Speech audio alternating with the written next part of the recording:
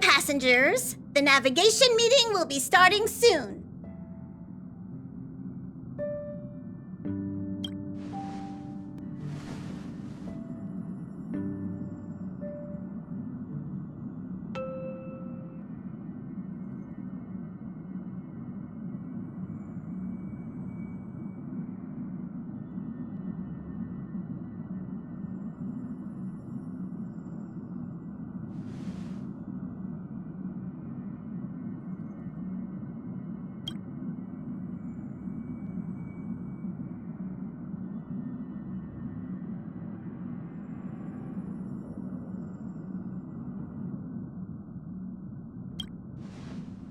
He isn't joining us for the navigation meeting. He went to the party card arrest. Don't worry about him. An unexpected destination could be a great starting point for Sunday.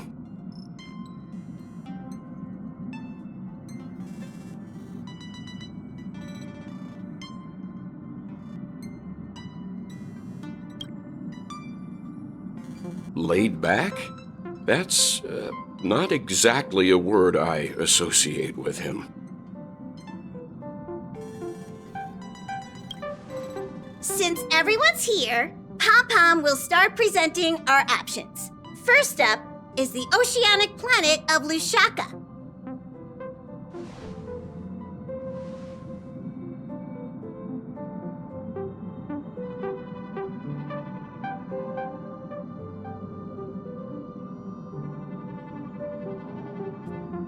Next, we have Melustanen, the agate world.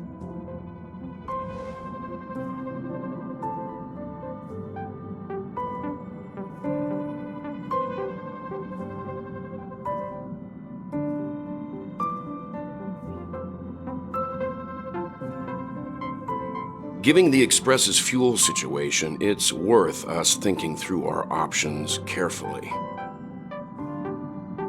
And finally, the most adventurous option, the eternal land, Amphorius.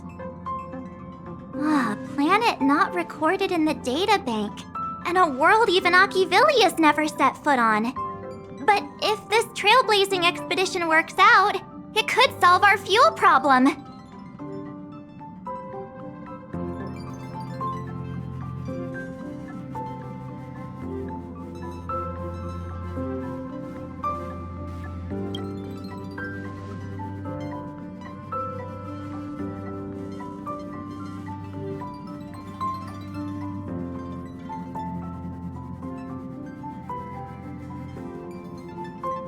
Amphorius does have something to offer, unlike the other options. Plus, it's a completely unknown world. What better place to trailblaze? I feel the same. While we know nothing about Amphorius, we know the other two worlds aren't exactly safe options. Anyway, if it's a risk we're taking, we might as well throw in some adventure for good measure.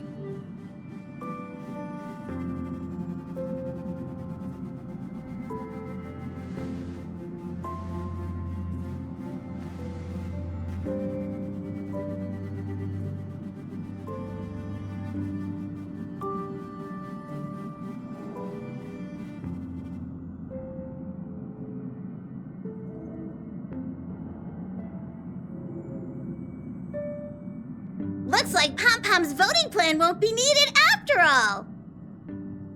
It's official then. Our next stop is Amphorius. Great!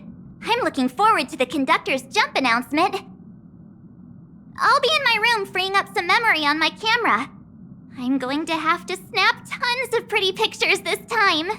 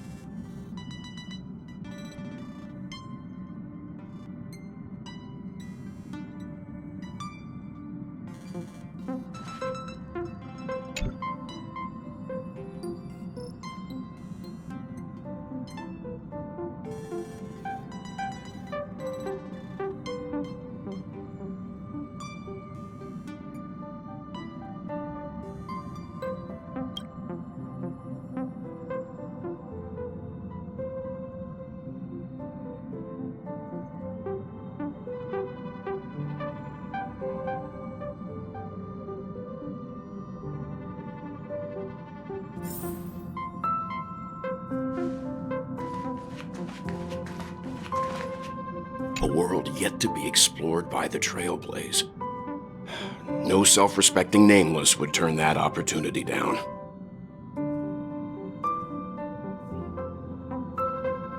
Absolutely. The Astral Express has always traveled along the silver rail laid down by Akivili.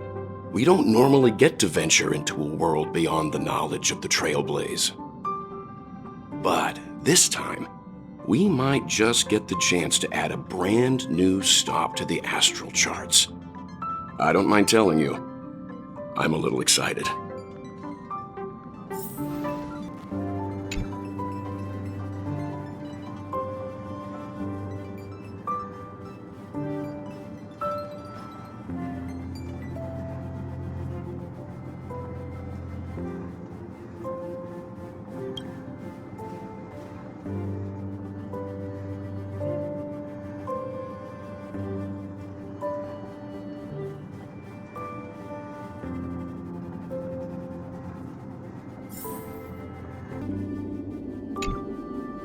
Oh, hey, great timing! I just turned on my camera and was looking through some old photos. Can I ask you something? What's your favorite part of a journey? From start to finish?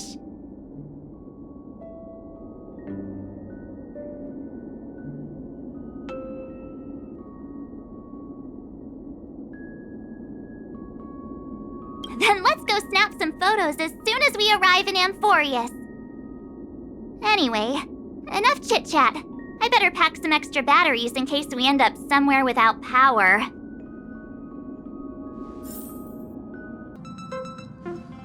Ah, you're here. I hear the Nameless are going to Amphorius. A very wise decision.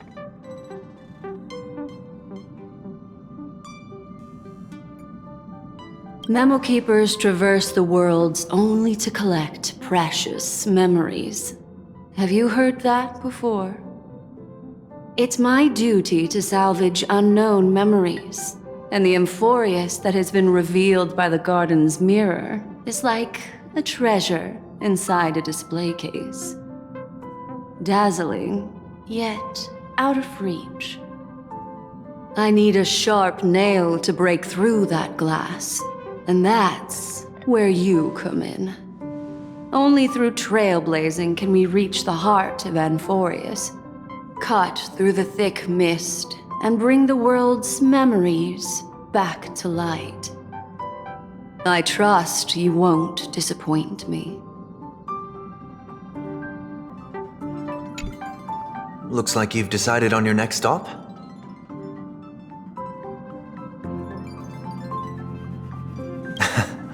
I see. Those who embark on a long journey simply need to set off.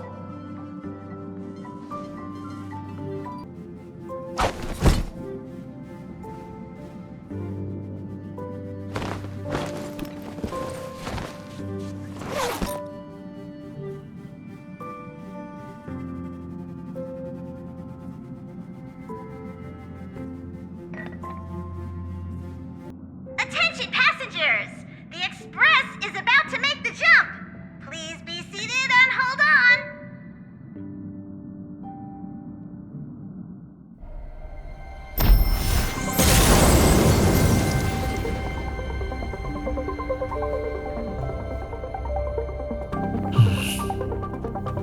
There's nothing there. Confusing.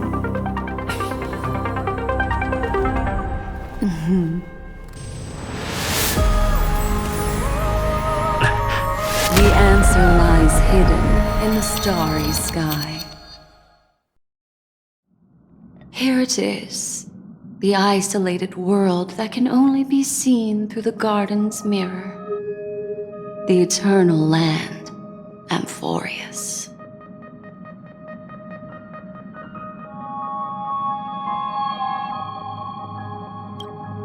As you can see, Amphorius is surrounded by a mass of chaotic matter that conceals it from the outside world.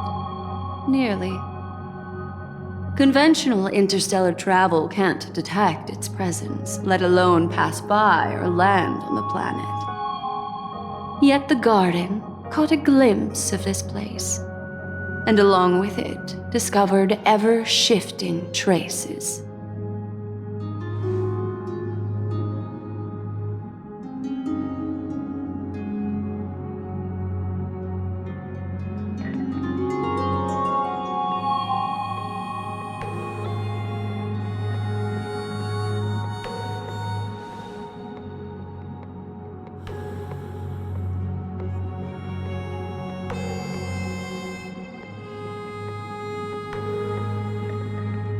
I would even go as far as to say, eons themselves. For a world to have nurtured such marvels, yet still remain unheard of throughout the cosmos? Now that is hard to fathom.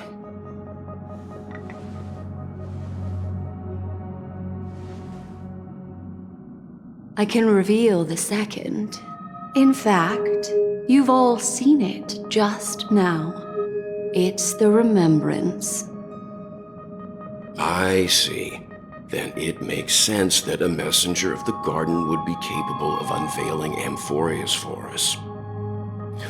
What about the final path? Unfortunately, fate is keeping the third path a mystery. I don't know what it is either. Hidden beneath the brilliance of erudition and remembrance, yet possessing enough power to rival the other two paths. It could be the equilibrium, the enigmata, or perhaps the permanence. I have no clue at all. This white ribbon of light encircling Amphorius might very well be a product of the three interwoven paths. Only when path striders of the Trailblaze enter the center of the vortex will its true nature be revealed.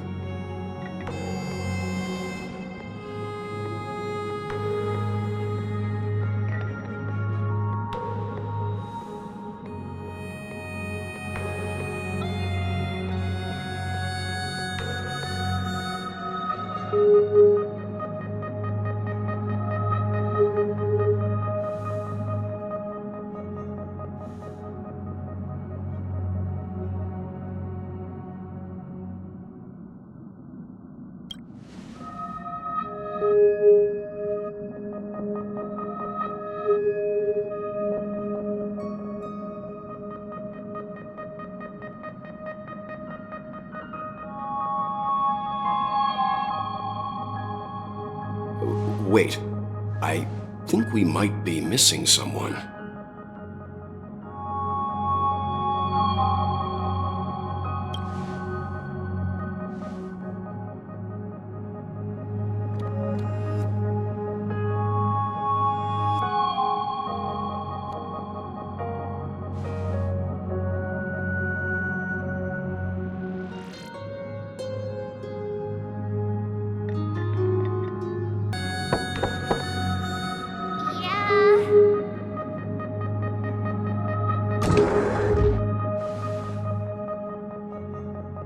Sorry, guys. I don't know what's wrong. I just feel really weak after the warp.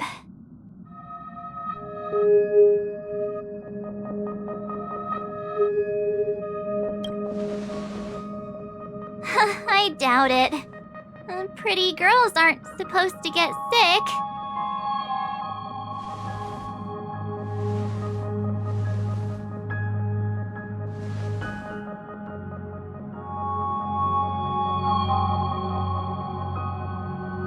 Gladly.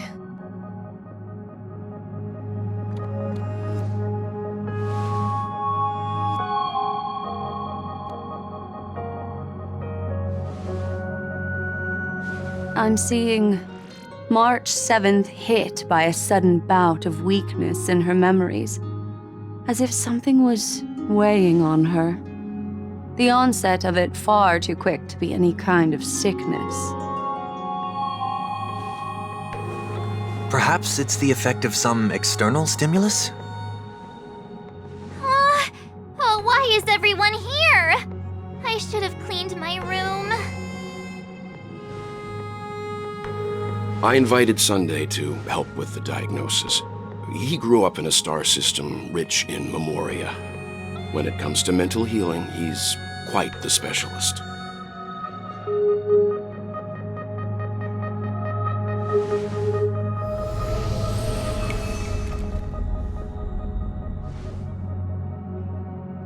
You've all been to Penacony before.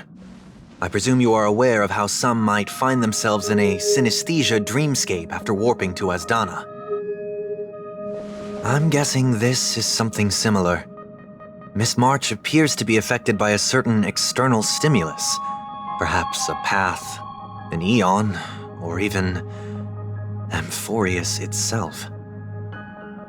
I agree. That's likely the case. Why is she the only one affected? There's no way to tell at this point.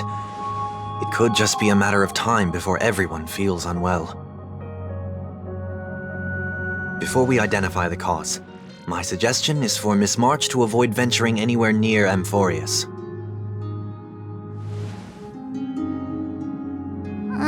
It's okay, Himeko. I'll be good on my own. Go ahead, guys. I'll catch up once I feel better. Here. Take my camera along. I was planning to take photos when we got there, but looks like you'll have to help me with that now.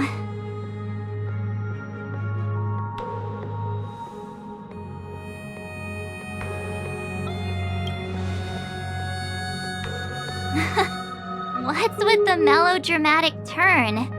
I'll be fine.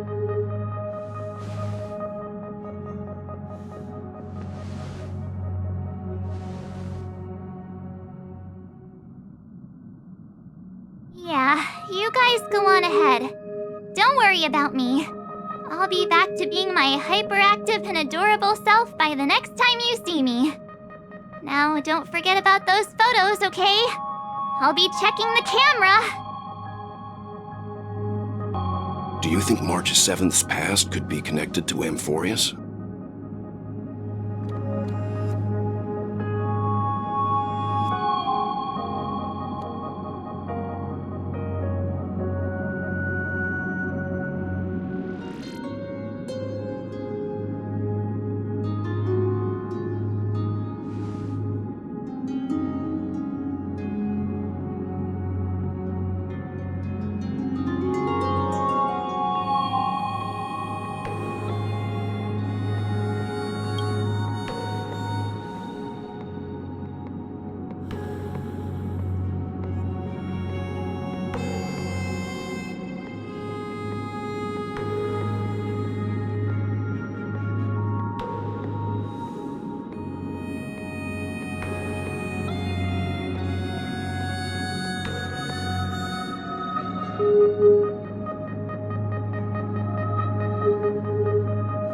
So we're staying behind to take care of the grown-up stuff.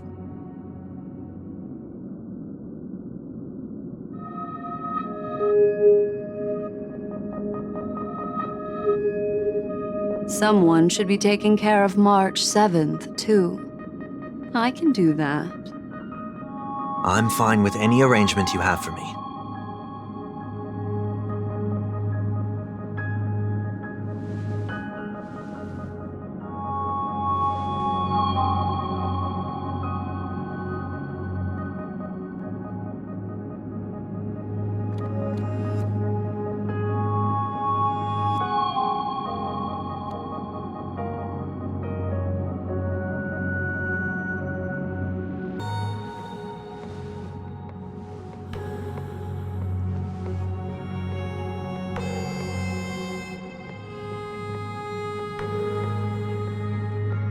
Yes, seeing how this is going to be a perilous expedition, Pom-Pom and the Navigator have come together to prepare a special trailblazing gift for you. Your very own car!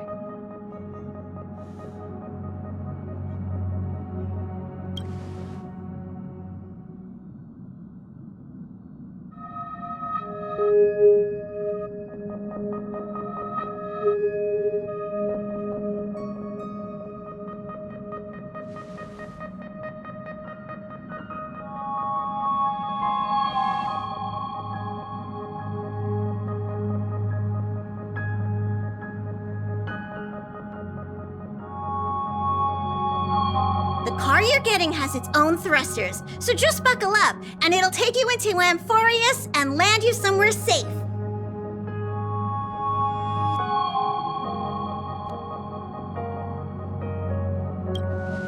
Only in extenuating circumstances. Don't go thinking you can detach cars from the Express every which way, alright? Get going whenever you're ready. Pom-Pom can't wait to hear about your exciting discoveries.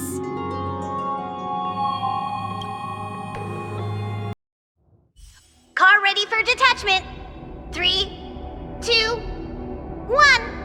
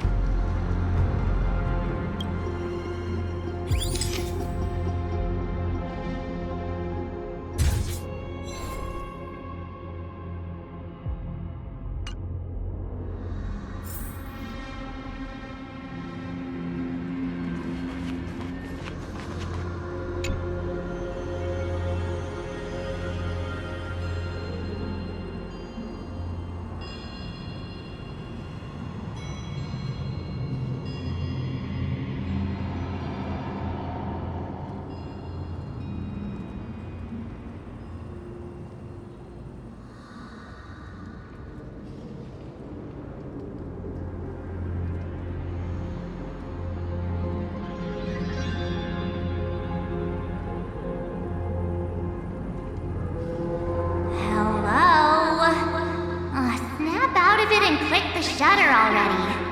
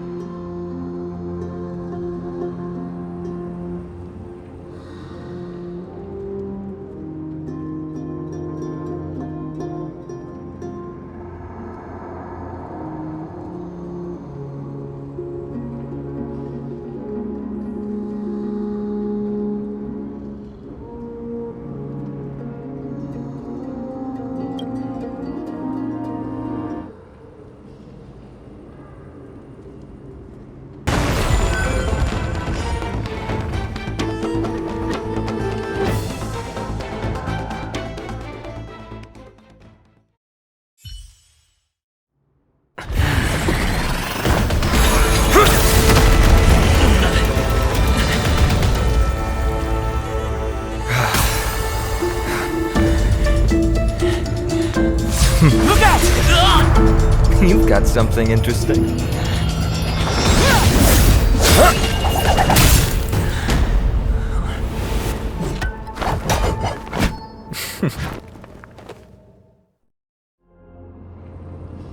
I bear no harm. I just want everyone to be safe.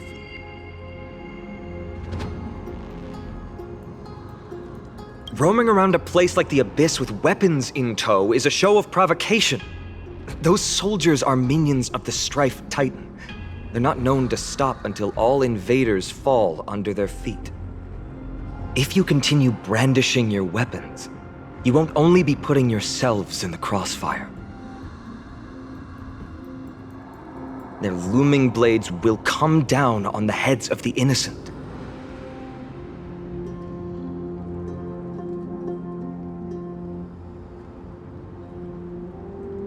It's difficult to tell if you're friend or foe when you appear out of thin air. Even without your weapons, a great power still lurks within you. I could be putting myself in harm's way for all I know. I'd be unwise not to take precautions. So, care to share the reason for dropping in on us? Visitors from above. Ainon, look what you did again! Taking off only to get yourself into trouble? You even ruined his weapon! Now you've really gone and done it. This is no way to be treating strangers! I was just trying to fix our problem in the safest way possible. How is this safe? Hello, friendly strangers. Let's all simmer down and cool our jets. We're all humans here. No need for things to get so heated. Snowy's just worried you're baddies from above, but we know you two are nothing of the sort. Oh, right, you don't know us yet. We are Treeby from Yanisopolis, and this is Snowy. Hurry up and apologize to them. All right, if you say so, Treeby. I apologize for my earlier behavior. I was overly wary because both of you landed in this tumultuous region. It put me on high alert.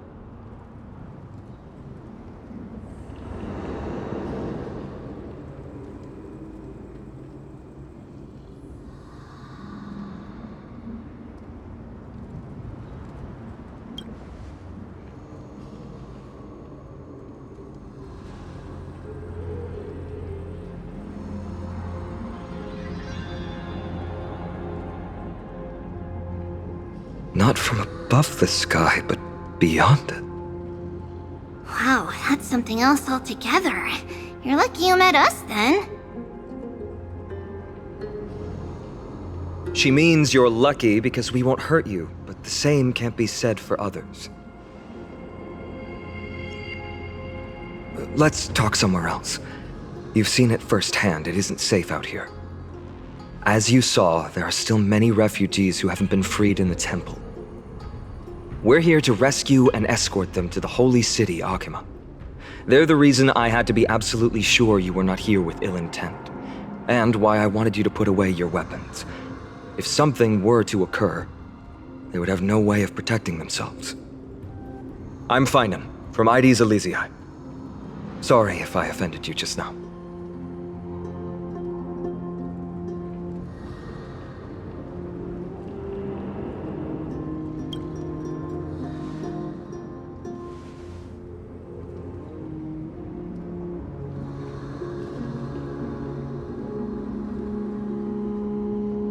Friction really does spark friendships, huh? Here, you can have your weapon back. And here's your spear. Don't worry, this is entirely on Snowy. I'll make sure he fixes it for you.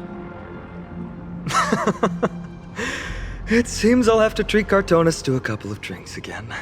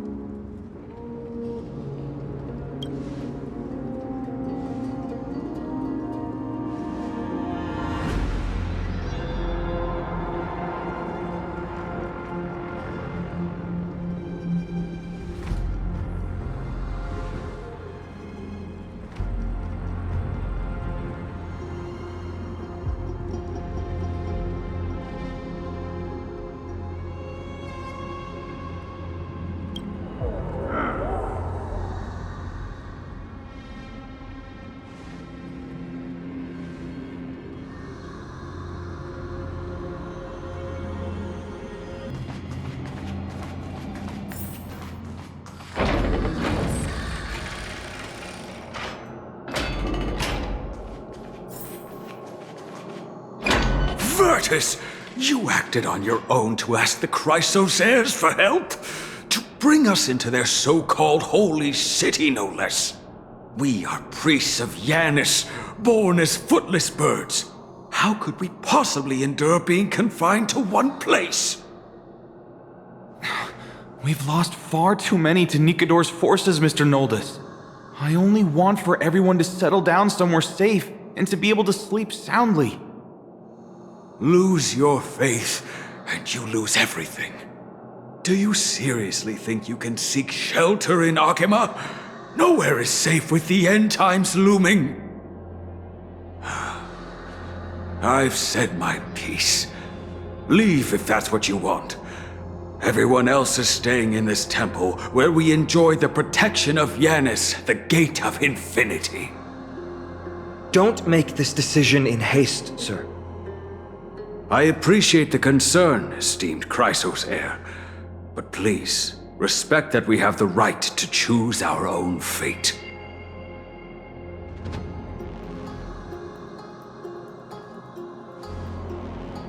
I'm sorry you had to see that, esteemed Chrysos heir. These two with you are... Travelers from afar. They're also headed for the Holy City. If memory serves me right, you are... Virtus? Please, you may call me Finan. What was that just now? It's an honor you remember me, Finan. We are priests from Yanisopolis. Armies of the Strife Titan destroyed our home, forcing us to flee across many lands until we arrived here. A few days ago, I watched another companion fall to those monsters, and I was shattered. I offered a prayer to Akima, thinking the answer would take time, at least enough for me to convince Mr. Noldus. I didn't expect your arrival to be so swift.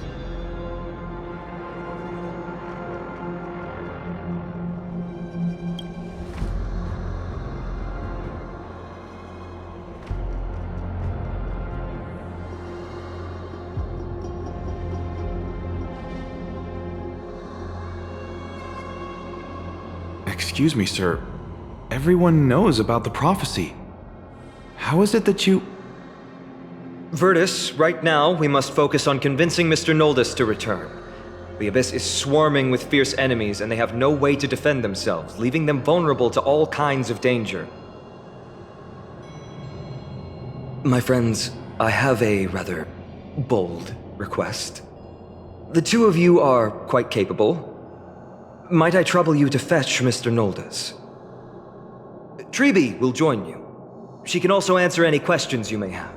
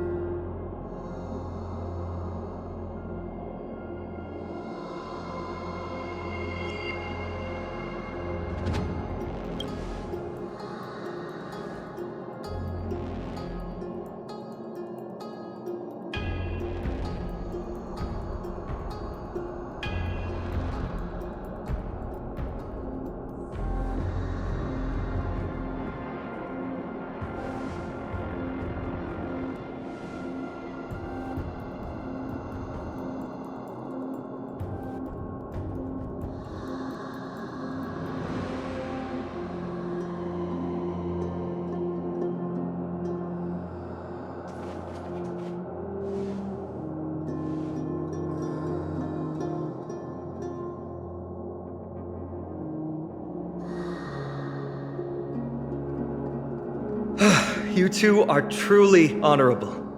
I'll stay behind to guard Virtus and the rest. Go quickly and come back safe. I'm sure you two have a ton of questions, don't you? As for why we should speak in private, that's because quiet places are better suited for communicating with one another.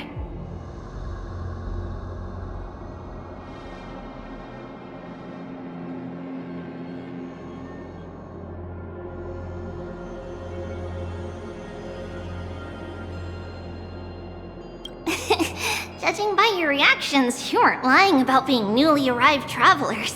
In that case, don't blink or you'll miss the next part. Also, Snowy wouldn't dare make plans for us. It's more like the other way around. Alright, silence please! We are about to summon a miracle. We, thy humble descendants, doth surmount the myriad of passages of Yanis to stand before thee and receive the scales of judgment. O selfless arbiter Talantin, declare us innocent in the name of the law. Weigh the fruits of the present in exchange for the sweetness of the past. We summon thee, Orynyx, to lift thy curtain of memory. Once again stir the ripples of past reverie.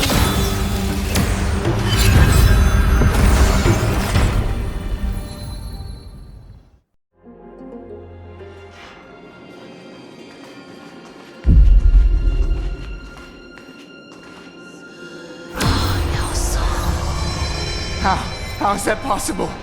Did Orynyx's prayer fail? My two friends, don't stray too far away from us. Stop panicking. As long as we're with them, we'll be fine.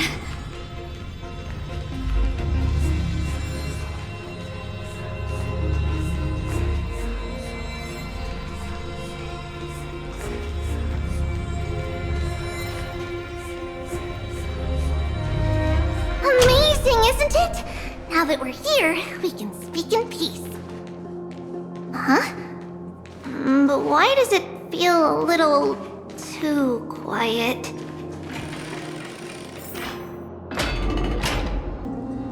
Just what I was afraid of.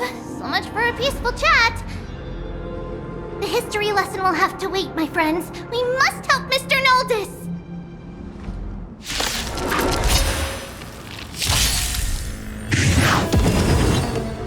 Time for a detailed overhaul.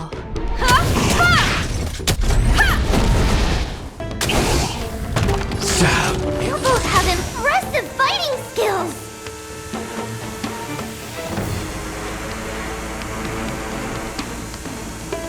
Oh, I'm sorry. Oh, thank you. The three of you saved our lives. Mr. Noldis, Virtus was right. It's too dangerous for all of you to be here. Please, come back to Akama with us. I believe I've made my stance clear, my child. Us priests would rather die in the pursuit of faith than live in a foreign land. Sir, we deeply understand your faith in the Titans. Perhaps in your eyes, Kefali, the protector of the holy city, is but a god from a foreign land. But we swear to you in the name of Yanis, the gate of infinity, that so long as the Chrysoceres live, Akama will protect all followers of the Titans. We are one and the same. You swear in the name of Yanis? Who are you? Don't you remember, Noldis? Our name is Trebios. What? You're the High Priest? Why do you look like a child?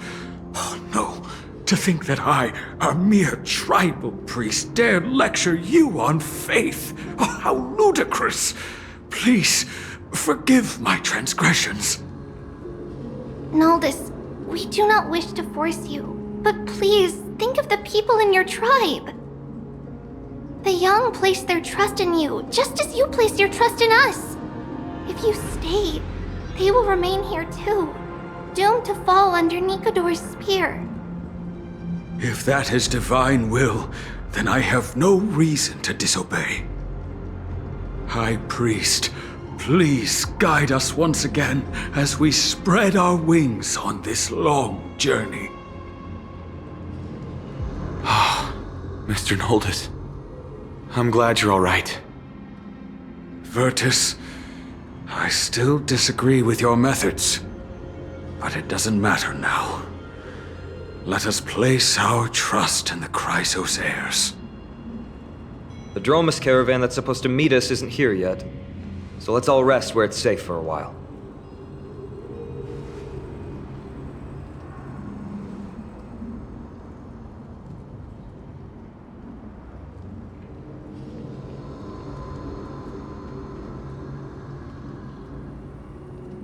Of course. Please, come this way. I see you've both been made aware of our troubles. I'm grateful for your understanding, so in return, please ask me anything you wish to know. Just as the word implies, it's the time of strife before the world meets its end.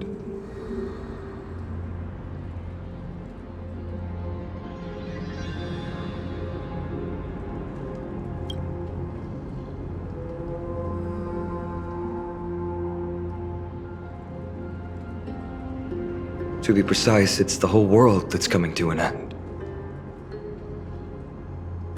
The ancient gods of Amphorius, once worshipped by humanity, they now stand as their foes. The prophetic deliverers, with golden blood coursing through their veins. It's a gift from the three titans of fate. With their blessings, priests can awaken shadows of the past to alter reality. You're putting it too lightly. Don't make miracles sound like a tool. You can simply use at will.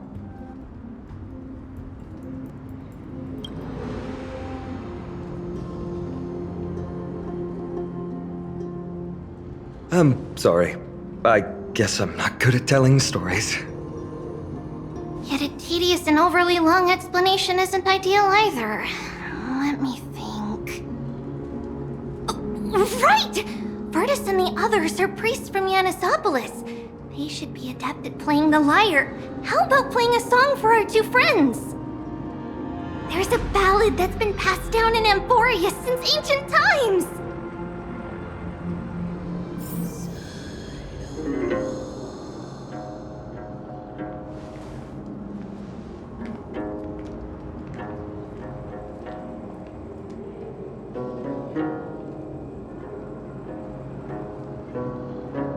Happiness abound in this lush land by God's chosen.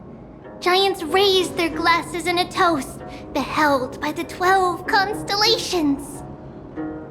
3 carved the heavens and the earth. 3 wove the threads of fate. 3 molded life with their hands, and 3 guided calamity's gate. They declared the world too unstirring, hence wished endless laughter upon the living. Thus, you and I were created, with words and song to weave, and love and intimacy to give. Thus creation was complete. Who then will bear the weight of humanity's souls, to lighten the steps of the living as a whole? O great Kephali, all-knowing Father of stature so tall, yet low does their gaze willingly fall. With light of dawn heavy upon their shoulders, golden ichor spills unto the land, forming the boiling river that flows through the legacies of heroes who take their stand.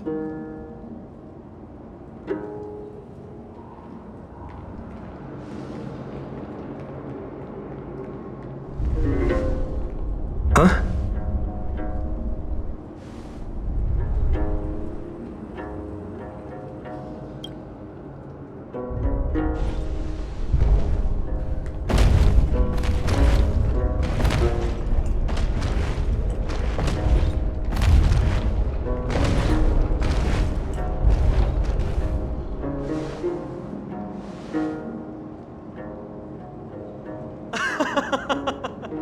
Don't worry, that's just our rescue. Time to get up, everyone!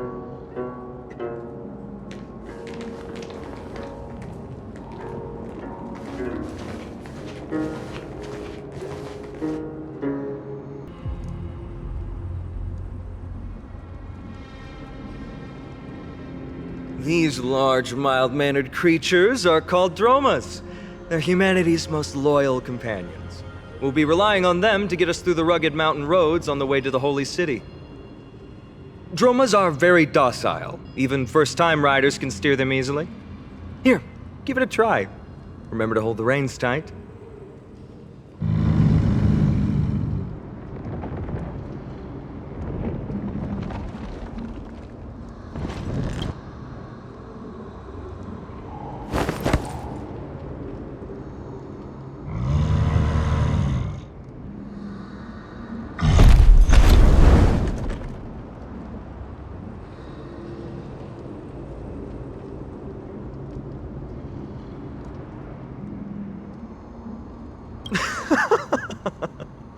I forgot to mention, don't touch their white stone humps.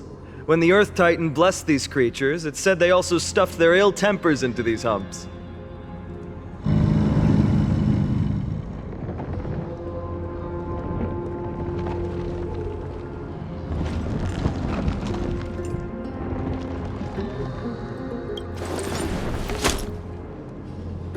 See?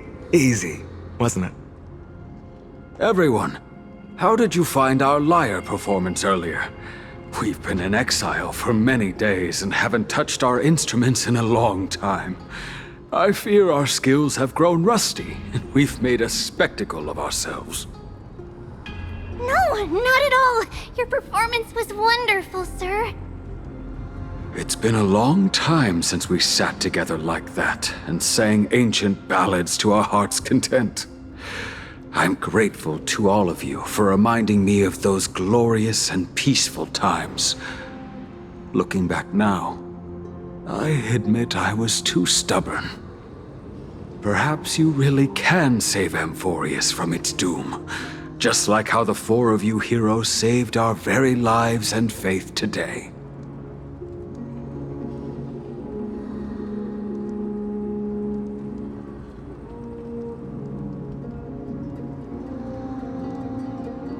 Suffering's bad for your health, and it won't help your faith much either. That's why it's our inherent duty as Chrysos heirs to free everyone from suffering. It's also the reason for the holy city Akima's existence. The only human city left in our present day. Hey now, don't be so serious. You're bringing the mood down. Anyway, in short, the holy city is absolutely safe. Everything will be fine once we get there.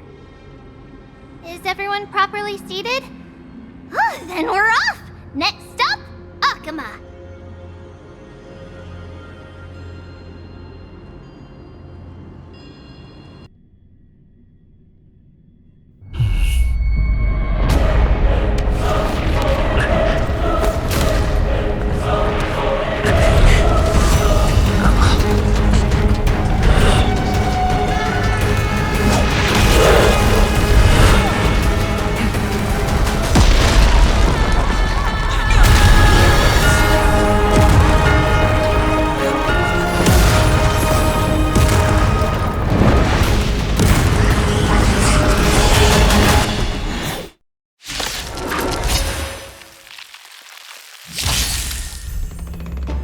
Combat is a series of precise machinations.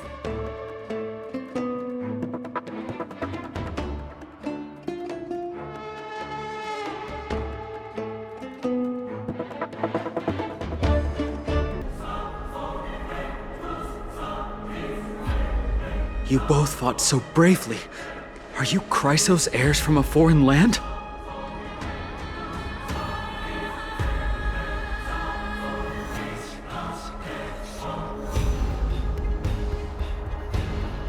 Please, I beg of you, save Akima.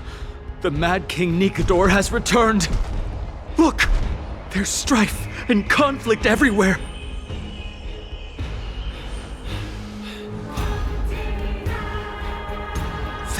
Thank you. Your comrades are fighting inside the city. Fate will guide you to them.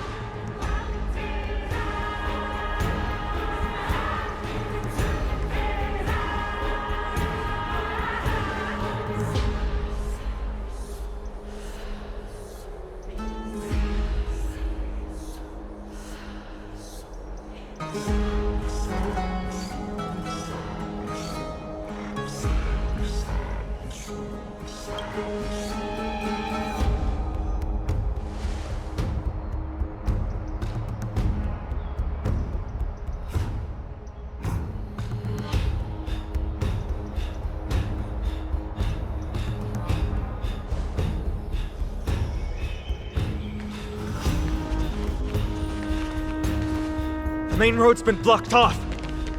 Treeby? Don't panic. Leave this to us. I summon the Oryx!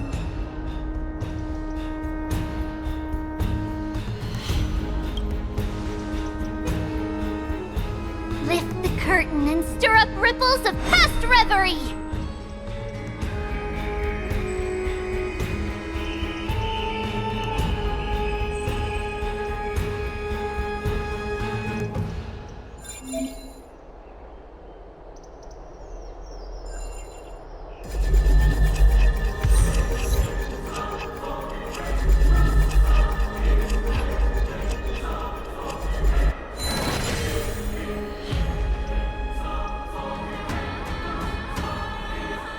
It's you two.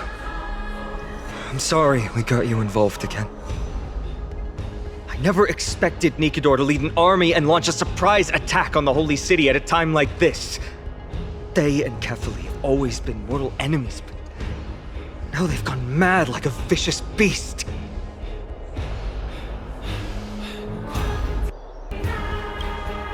You have my gratitude. Thankfully, Akuma is not completely unprepared. The prophecy had warned us about this. This is a catastrophe, but it's not the end. Mr. Noldus and the others have gone to seek shelter. Leave the rest to us. You should evacuate along with the citizens. I don't doubt your skills, but... Very well, but please remain by my side. These pests can't hurt you, but our companions, those known as the Chrysos heirs, their attacks do not discriminate between friend and foe.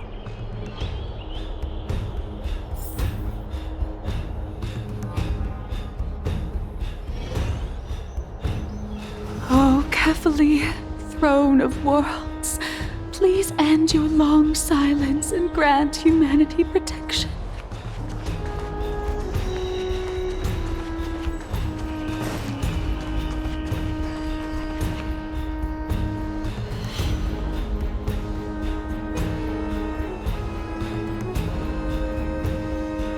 No.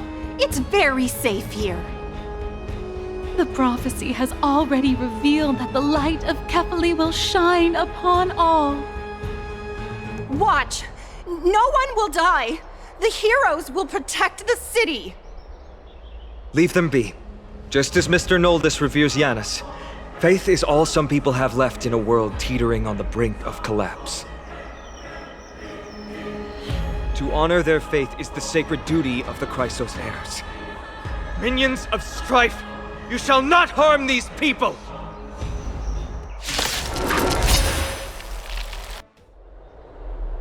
Bodies everywhere. How could so many enemies have made it to the front gates? Where were the city guards? Snowy! We're back.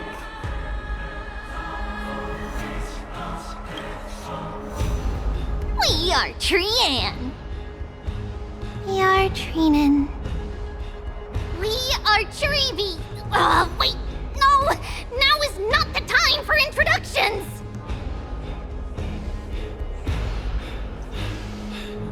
Snowy, D has been trading blows with the main forces for what feels like forever. From the skies to the city. Hurry up and assist him! I knew it. He gets reckless once he gets the urge to kill. I'm relying on you three to handle the task of getting the citizens to safety. Don't worry! With us here, we can just use the Sentry Gate to whoosh the people to the safest place in Amphorius! Wouldn't that be Akuma? Stop messing around and help the people!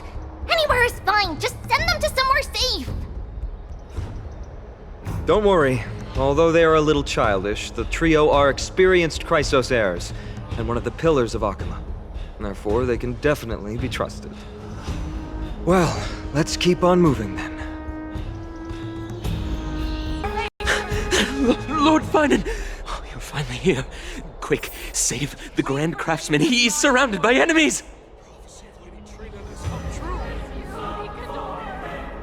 What?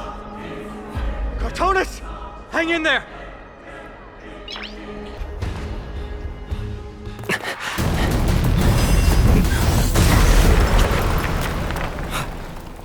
The rear is secured now. This is the result of your efforts? Quit messing around. You know who we're dealing with.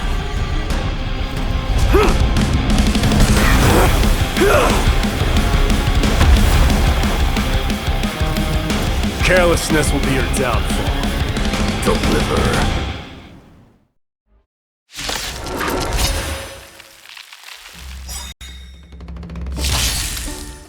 Mere child's play.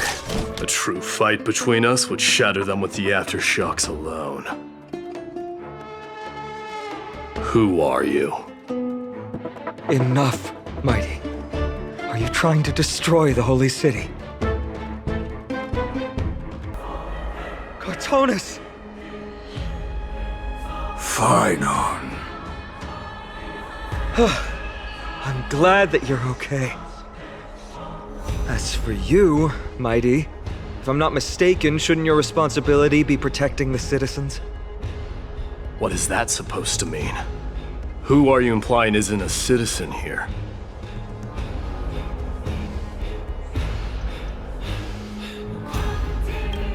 Don't evade the question. Aglaya told us to protect the citizens. Are you ignoring what she said? It is you who forgot the second half of her words. Her original words were, protect the citizens and eliminate the invaders. The crisis in the Holy City will be resolved once we've eliminated Nikador. Speaking of which, since you've never considered the pair over there to be citizens, they seem to fit the definition of invaders.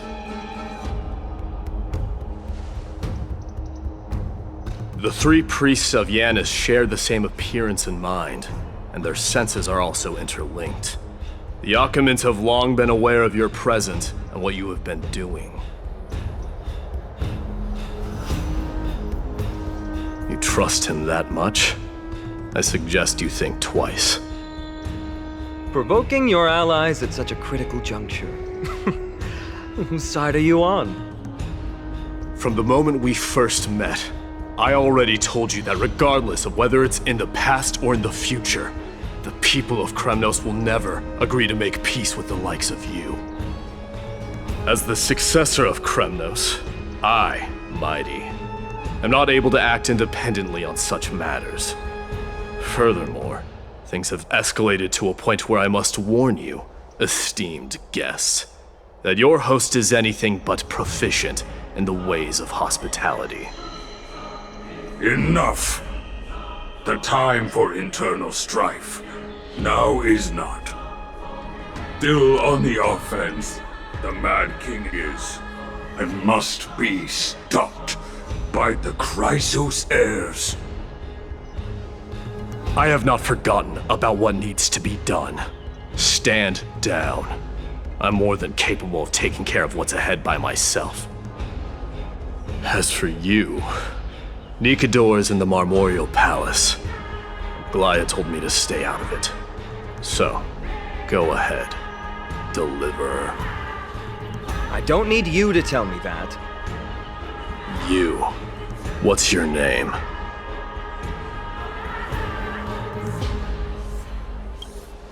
Is that not also strange?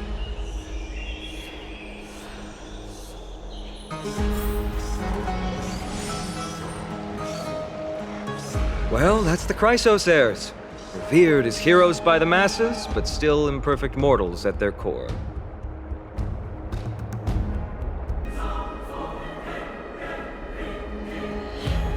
What a mess.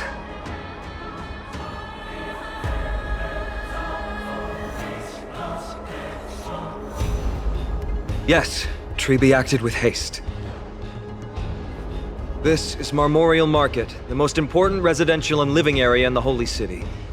Pushing through by force would undoubtedly result in needless casualties. But now our backup is here. Lord Phainon, and the two guests. Welcome to Achaema.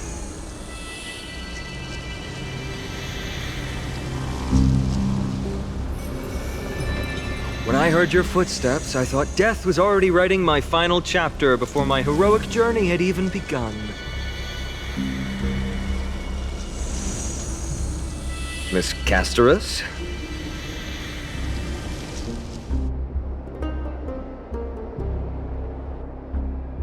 An abrupt ending to an epic that has barely begun might also amaze the people. But today, Lord Phainon, Achaema needs you. Well, if the Mortician of the Holy City says I'm needed, then it sounds like I'm gonna live through this mess. Well, that isn't for me to decide. All I can do is clear the obstacles and guide you to the place of Nikador's descent. Dear guests, if you would, I'd like you to please follow me. And kindly keep 5 paces distance.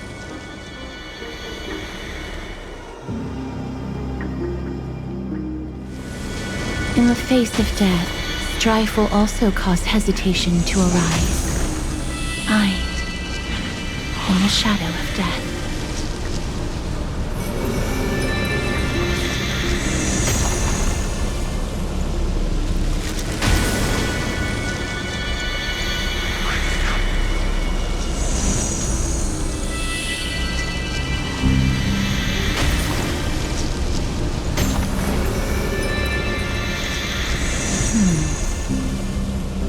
There are also some enemies who are difficult to subdue by presence alone.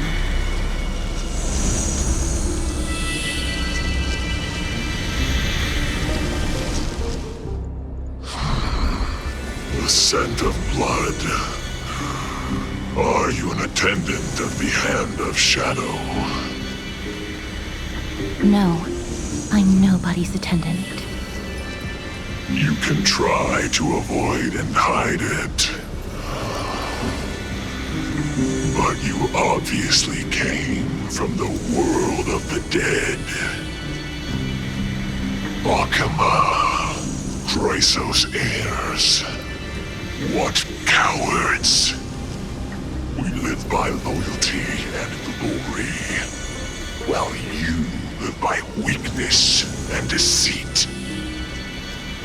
I'm so glad that you're not my history teacher. How much can we trust the words of someone who has sunk so deep into madness? However, if you're standing here out of loyalty and glory, then I shall draw my blade and grant you a warrior's end. Come to arms.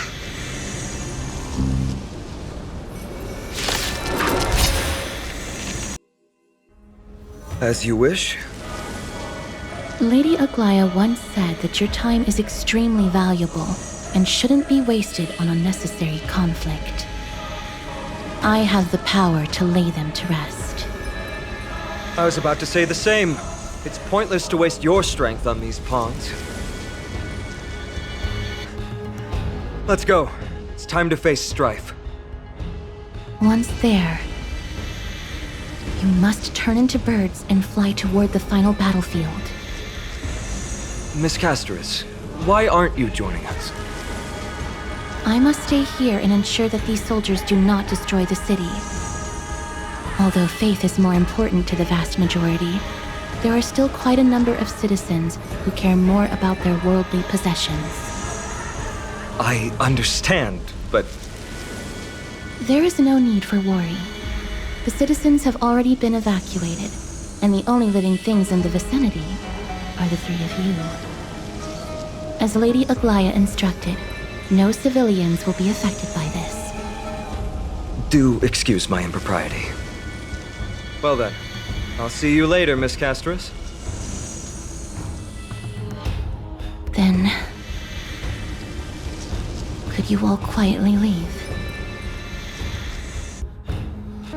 Memorial Palace, the Lance of Fury, Nikador. They're all there in the distance.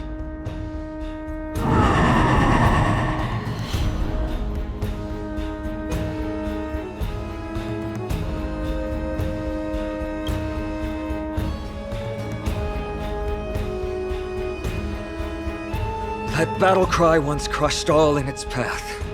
It knocked down foes and allies alike, leaving people as fragile as reeds in a gale. My limbs trembled uncontrollably as my weapon clattered to the ground. I could hear nothing but the frenzied and shameful beating of my own heart. Fear. This is why the Strife Titan is revered. If a warrior can face this terror and still step forward, no trial thereafter can shake the weapon in their hand. You two, if you wish to retreat, this is your final chance to do so.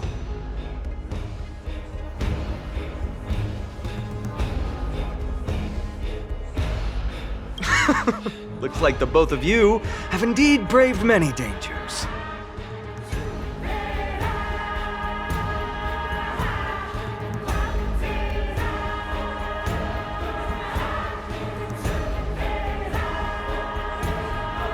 Trailblazer? What an interesting concept. Surely on your worlds there must also be a titan which is revered by the masses. But there's no need to further confirm your resolve. We shall soon cross swords with the embodiment of strife. And yet, faced against this menacing threat, your resolve only gleams more intensely. Let's get going. In the era when Kefali had not yet fallen silent, none could stand as their equal. Today, we inherit the duty of the gods, safeguarding the inhabitants of Amphorius. Stand with me and become heroes!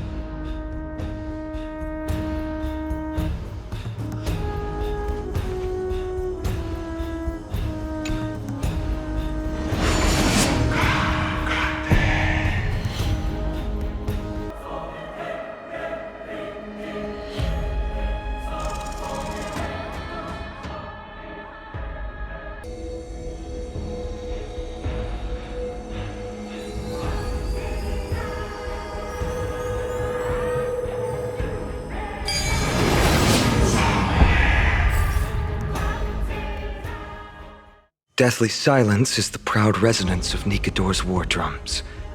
Behind this watery veil awaits the arena of conflict.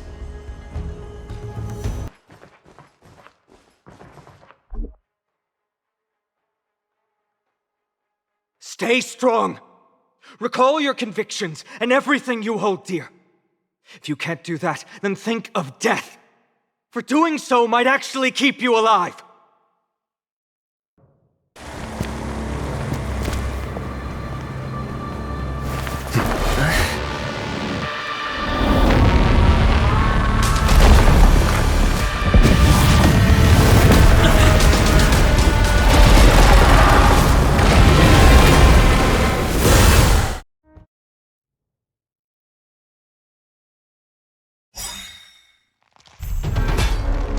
Careful! They look different from what I remember.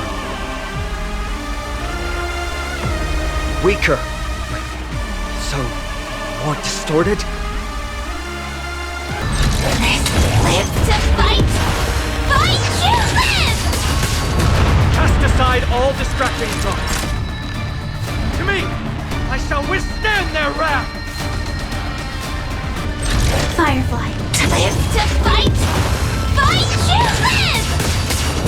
Even gods can bleed. I shall extinguish your core flame, Titan!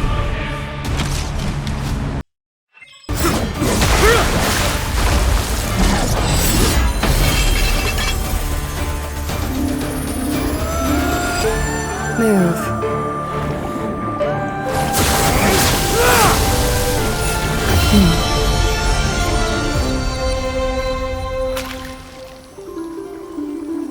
This is not the true Nikador, just one of his many godly forms. The core flame isn't here.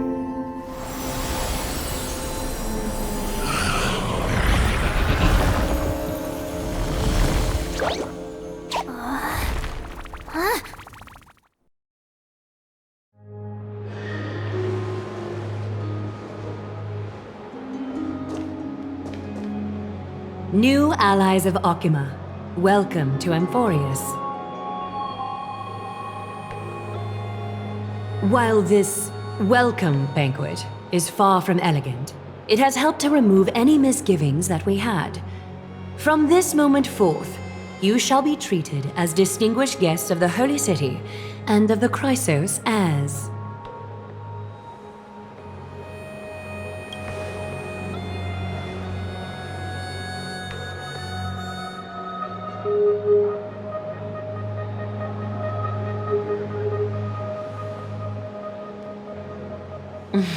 Curious about my eyesight? Well, I'm not blind. On the contrary, I can see much more than the typical person. Those with golden blood always have something extraordinary about them. For me, it's perception. I don't need light to measure the world. The wind carries messages along golden threads, delivering countless sensations to my fingertips. Just like how at this present moment, the virtues possessed by the both of you have turned into a warm current that pleases my skin.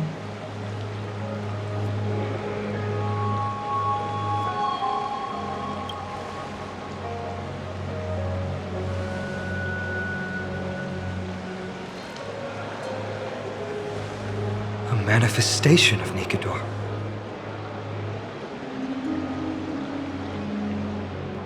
Could it be that my trial has not arrived yet? By following the threads of fate, you have begun to write the opening chapter of your story. How do you feel? Well, truth be told, I don't feel any different. I anticipated a greater challenge. When Trianne followed those escaped soldiers, was that part of the plan too? Naturally. We have long foreseen this attack and didn't intend to waste such a golden opportunity. After Nikador succumbed to madness, their fortress disappeared into the fog, with no one being able to ascertain its location anymore. However, now that they have acted out of character and attacked Akima of their own accord, then the Holy City shall also uncover their hiding place and sound the horn of retaliation. What an intricate plan indeed. I gave my word that after the situation stabilized, I would reveal all about Amphorius to our allies. However, given that Akima has just barely survived a calamity, and there are still many shaken citizens who need comfort, Glava, would you mind taking care of this in my stead? Distinguished guests, since you have spared no effort in aiding the Holy City, I will naturally take care of you as well. I've woven many unforeseen events into the tapestry of fate. This is but one instance. You two can find me at Marmorial Market after you've grown tired of listening to her tales. In any case, I owe you my hospitality.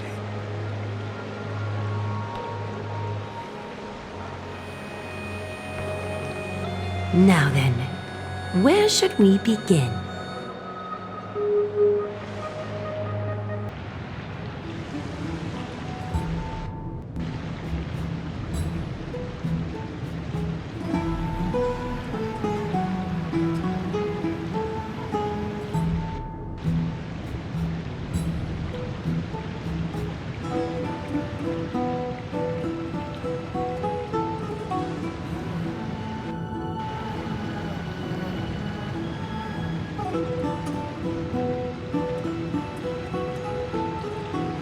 Beacon of the Trailblaze. No problem. Go ahead.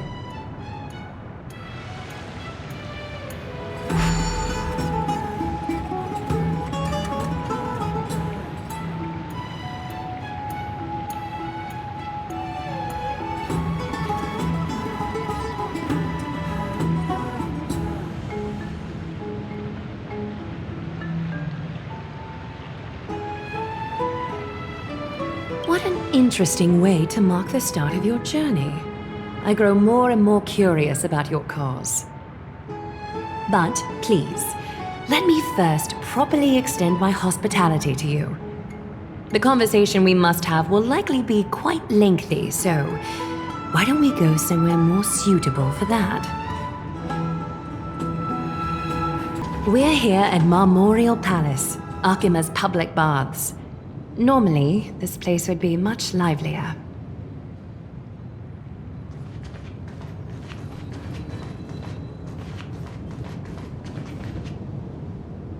This is a good place for our chat. Both of you are new here, so it's only natural to be confused about the prophecy, titans, and Chrysos heirs that have been mentioned in passing. But I'd like you to learn about Amphorius' history before I tell you more.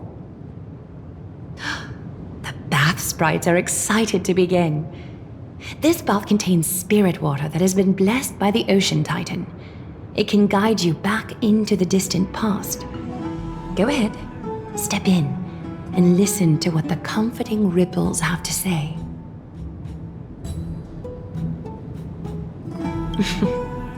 If it'll make you feel better, I can avert my gaze.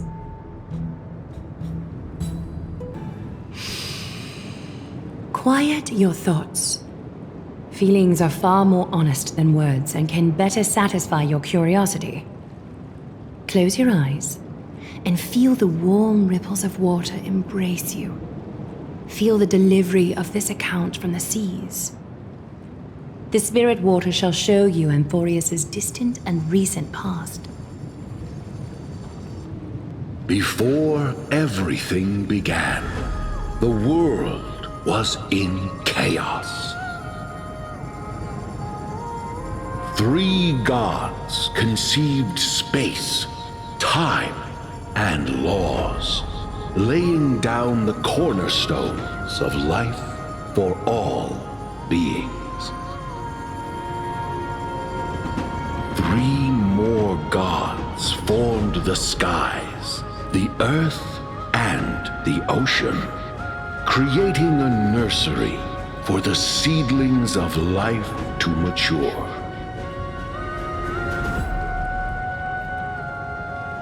Then came Kephili, throne of worlds, and the father of all people.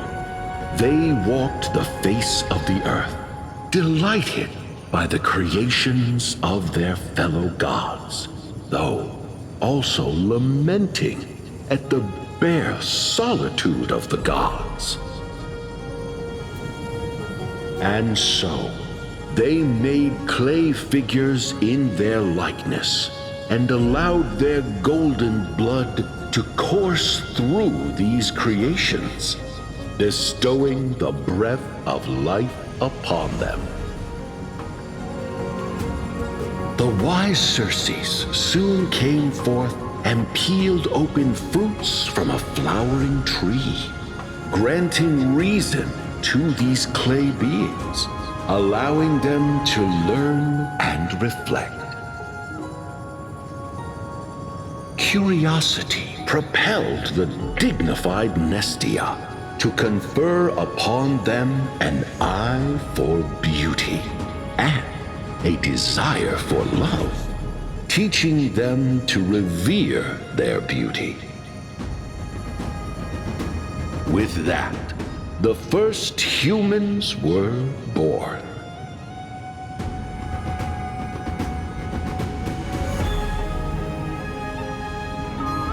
In this fleeting golden age, all forms of life thrived and civilizations sprouted one after the other. Disasters and suffering were unheard of in this world. Landforms did not erode with time, nor did humans age or die. Not until the 3 calamities fell upon the world: trickery, strife, and death. Their descent burst open the short period of prosperity, as though it were nothing more than a dewdrop. The black tide swallowed the world whole, inundating it in blood. Fear permeated every corner of the world like a plague, inebriating mankind far more easily than ambrosia would. Mortals took up arms against one another, waging war in the name of the gods, marking the beginning of a tumultuous age. The wrath of the gods enveloped the earth and hid the firmament in shadows, ensnaring every living being. The divine war only led to one outcome: a shattered world on its death march toward destruction.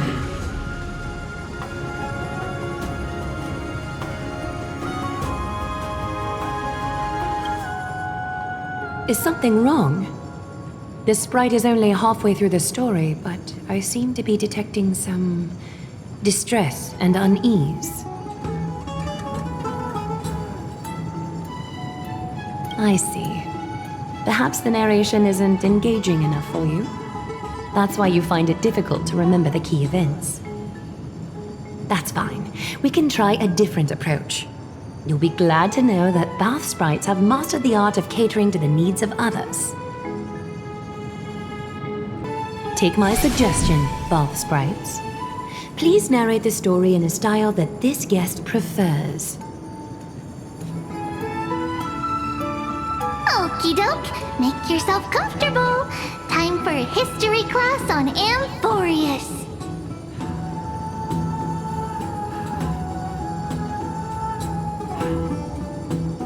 Hey, no butting in. Class is still ongoing. Where did I stop the last time? Oh, right. Amphorius started off as a ball of chaos. The 3 Fate Titans wrote laws to govern the world. Another 3 Foundation Titans created the earth, ocean, and skies. And a different 3 Creation Titans designed and gave life to human beings, like you and me. But 3 baddie Titans soon snuck in, bringing a terrible, horrible disaster with them. So, the Titans got angry, and no one was willing to give in. Their followers then decided to do the same, fighting and killing each other. Everyone fought for a really, really long time, disturbing and hurting all people living in the world. Until one day, something big happened.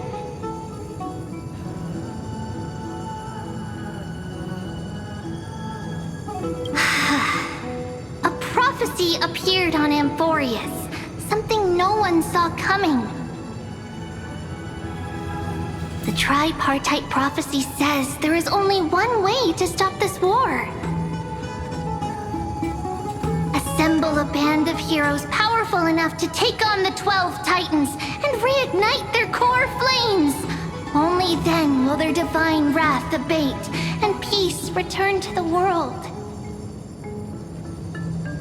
We know this band of heroes by a certain name. Any guesses? That's right! The Chrysos Heirs! So, here's the takeaway. Eat well and train well, so you can grow up into a powerful hero and do your part for Amphorius!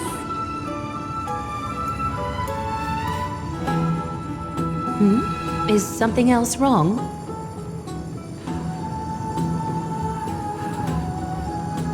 Is that so?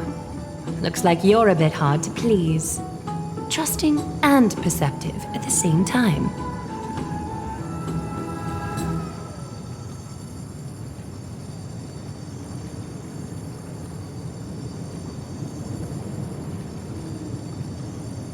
I seem to hear a note of pity in that question. Perhaps you find us to be weak and defenseless.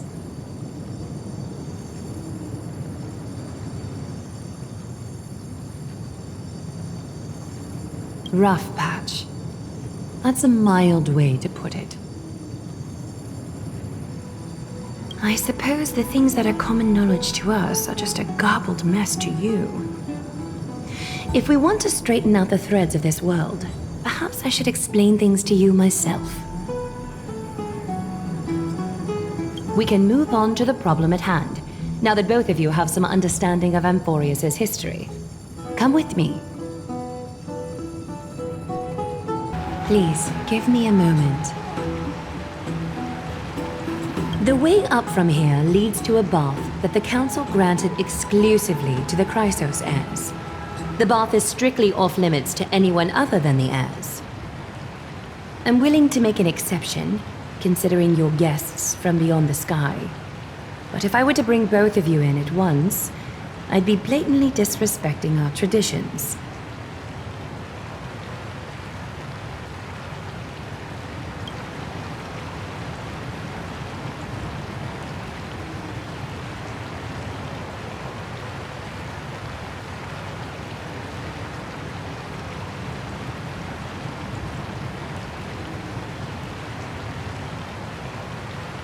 You have a very considerate partner.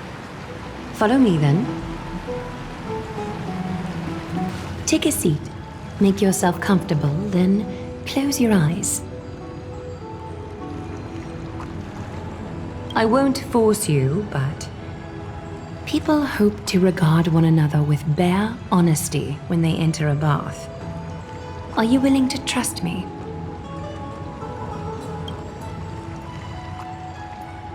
Thank you. You can also move a little to your left. The water is warmer there.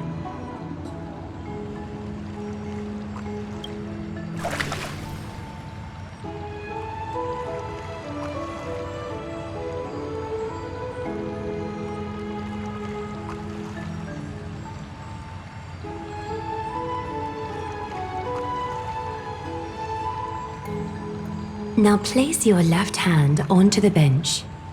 Lift up your arm with your palm facing forward and part your fingers slightly.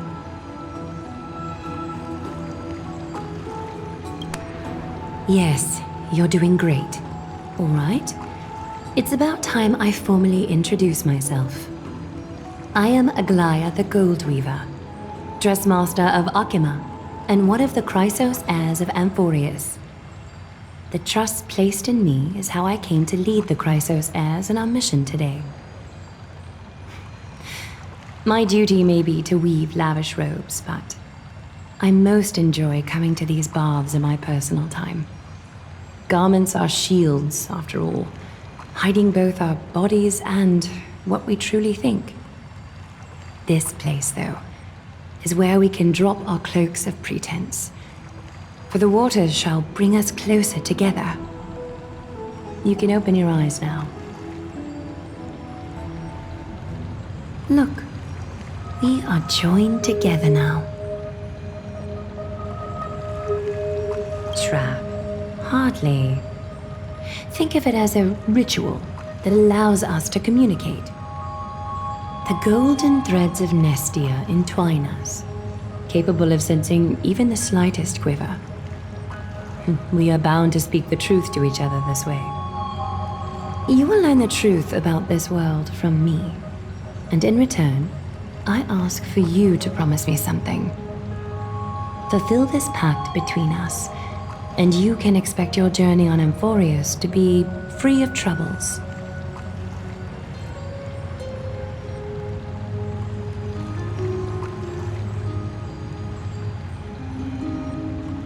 Did you feel that?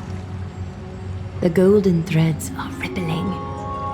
They reveal the distrust you still have for Akima, and I take it upon myself to dispel these concerns.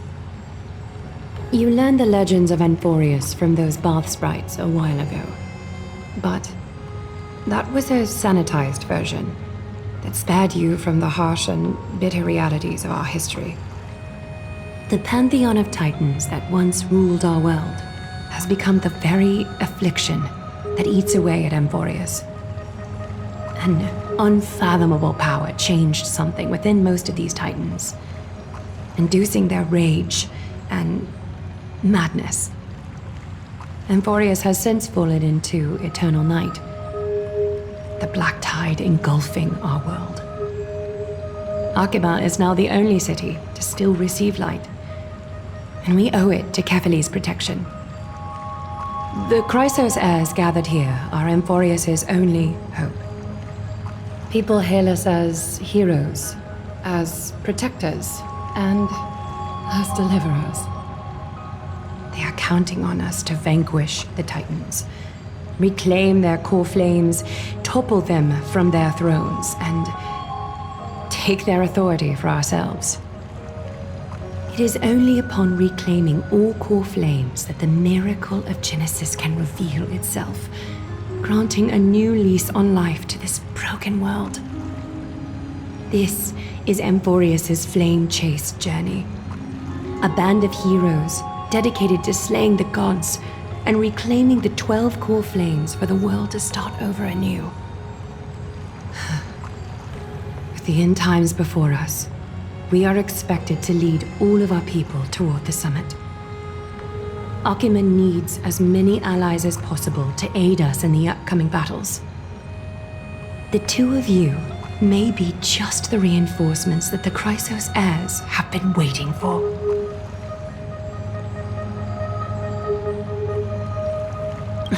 You must have been blessed by many miracles to say that with such unwavering confidence.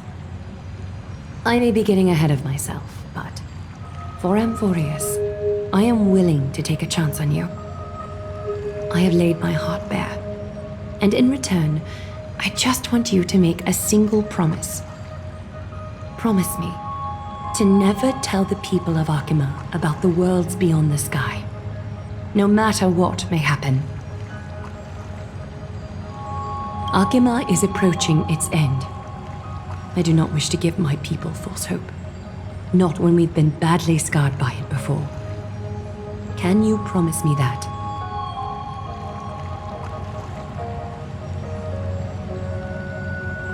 Thank you. The agreement between us is now complete. I apologize if this ritual upset you, but I hope you understand. I had no other choice. As much as I am interested to hear your story, I'm afraid I've already taken up too much of your time. Mr. Dunhung's worrying has created ripples in the water. Why don't the both of you tour our holy city? See how our people make ends meet in this difficult time. I will have your welcome gifts ready later today.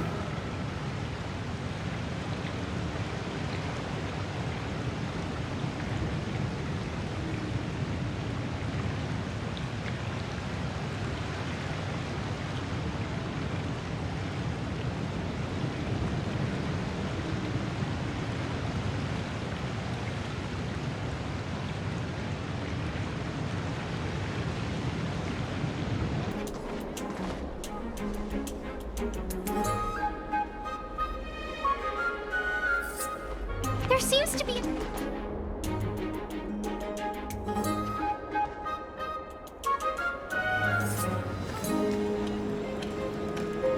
You are... What strange clothing and accent you have. Oh, are you the warriors that followed Lord Finon back from the frontier?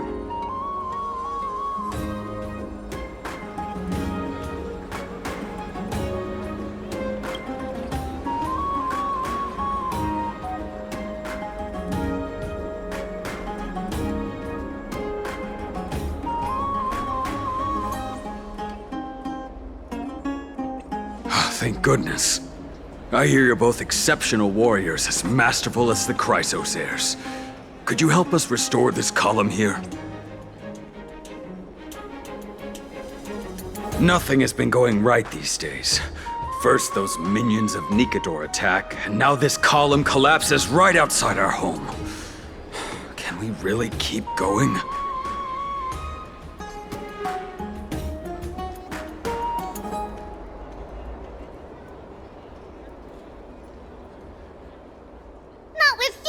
part, of course, silly. High Priest Treeby, oh, Kefali on high, our prayers are heard. We won't need to trouble you any further, kind warriors.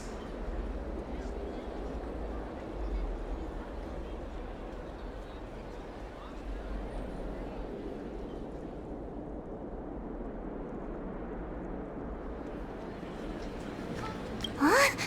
You can recite this too? Wait, did you also chant this when we arrived in Akama?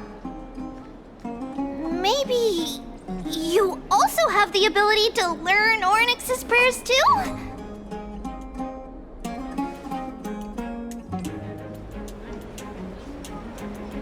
Not at all! We have lots of priests here, but some are more gifted than others. Why don't you both try chanting? Treeby will see if you get it.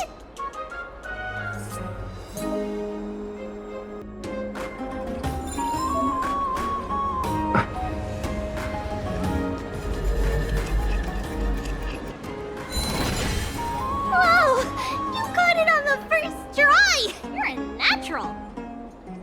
A miracle. A miracle fresh from the oven.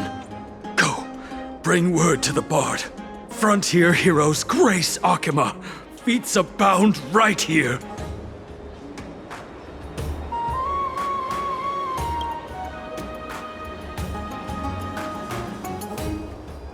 That's okay. There are many others like you. It just means you're meant to be a warrior. Oh, you met Aggie, right? How did your chat go? Alrighty, as long as things are going well. You know, we are pretty certain there's more to your sudden arrival to Akama. And Treeby has never seen a priest achieve resonance with Ornyx on their first try. But with this, you should be able to clear any obstacle when traveling around Amphorius. Most of the time at least. Oh, right! We came by to check if you have teleslates with you. It'll be a lot easier to get around Akama with them.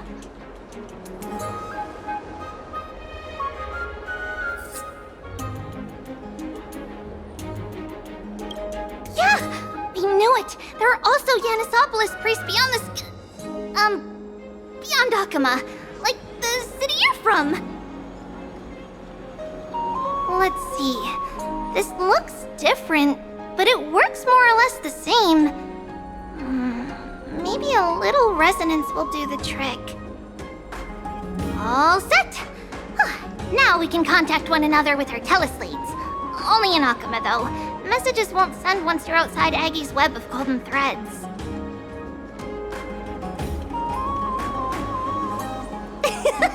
Did you think we were some backwater people who don't understand anything? You can also use any currency you have on you. Talantan scales will determine the value of all items, so there's no need to worry about being penniless in the Holy City.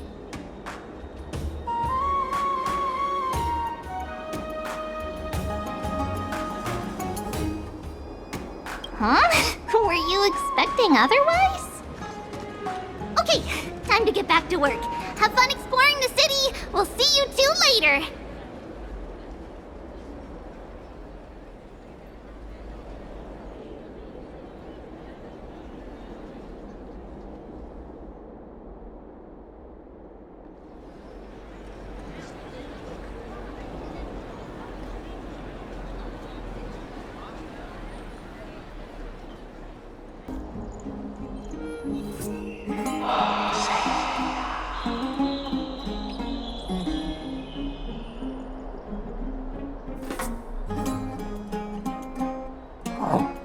What are you two doing up here? I know you! Oh, you're the heroes who helped defend our city, right? Damionis, saw your valiant figures in the battle.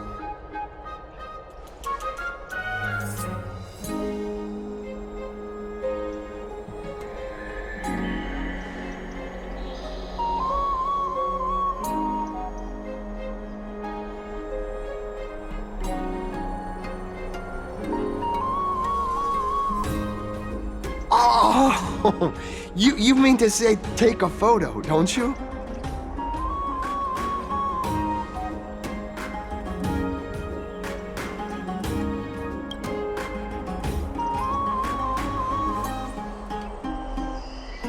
Aha! See, you met the right person. The name's Damionis, and I may have some humble insight on travel and photography. After all, everyone in this holy city knows me as the explorer. All right, pass me your photo stone.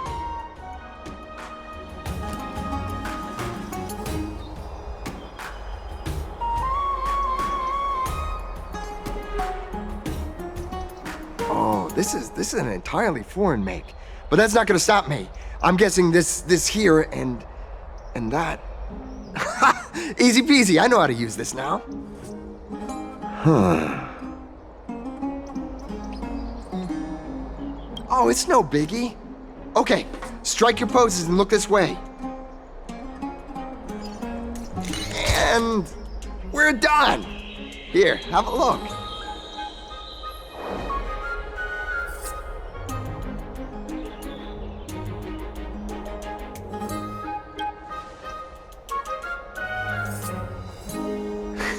Well, I mean, as long as you're happy with the photos. Say, I've been wanting to ask you guys something. I didn't think I'd actually get the chance, but you're not really from another city, are you? I've heard some things here and there. I mean, refugees that just came into the city are saying that the people Lord Finon picked up are from beyond the sky.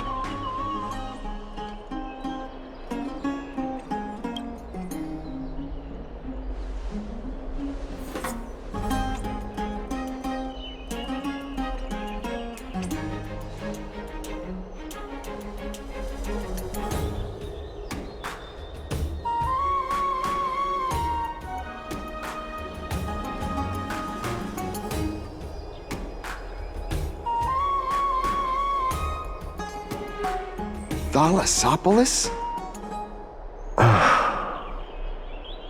Oh. Is that so? I thought I'd finally found proof that a world beyond the sky exists.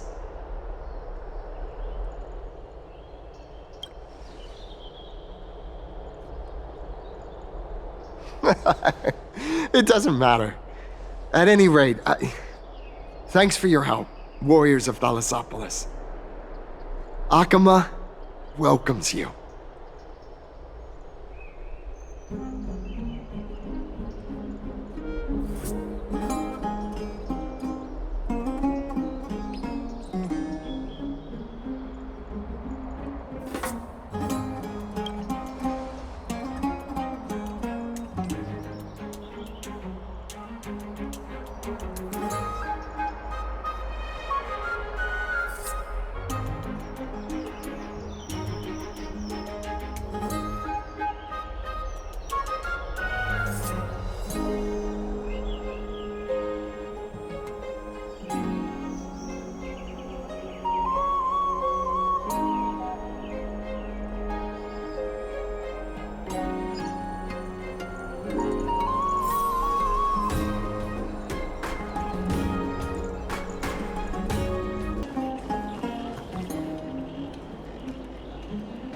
Out of the shadow of the past, you've not stepped, Chrysos heir.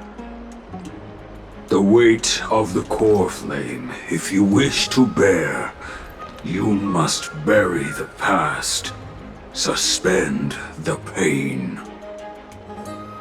I'll try my best, Cartonis, but why keep mentioning it if you already know I can't do it? Here, your guests are. You two. You're back much quicker than I imagined. I thought that Aglaya would keep you for a bit longer.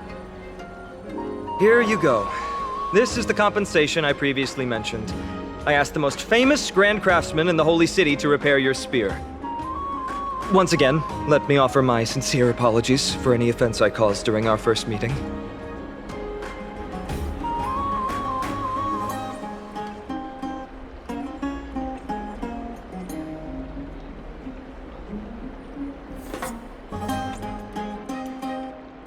one who crafted this spear must also be a renowned master. I guess there's always someone greater out there. Although I still can't imagine a world outside Amphorius. Or perhaps I've just never given it much thought until I met you two. You've probably now heard about the tripartite prophecy that descended upon Amphorius and the mission of the Chrysos heirs. For us, pursuing the prophecy is the purpose of our journey. Therefore, thinking too much about other things is unnecessary. The reason it's a prophecy is because it appeared in the form of a miracle. No one knows exactly whose will it represents. There's another theory that it is the whispers of Kefali before their eternal slumber. It was the Skyfather who scattered their divine blood all over the land that gave rise to the Chrysos heirs. Of course, that is just one of many popular folktales. Please, don't simply dismiss it as silly superstition. The people of this world have already experienced the transition from skepticism to firm belief, and this transition wasn't easy to achieve. Many have paid the price.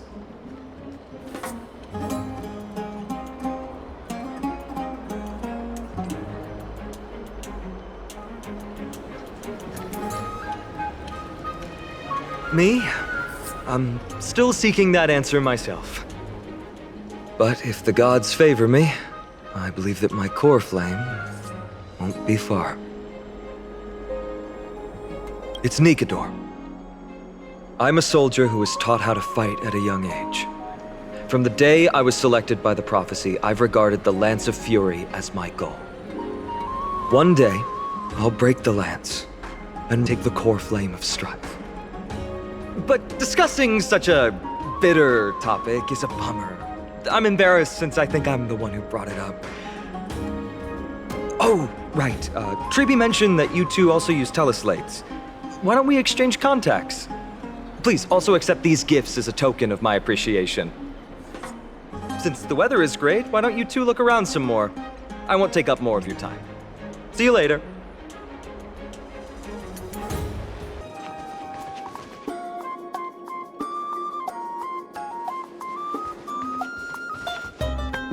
Ah, it's our two distinguished guests.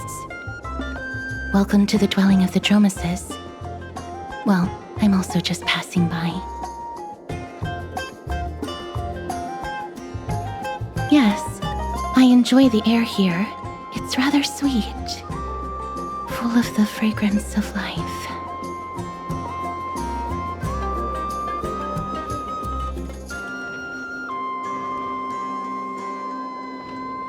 Yes.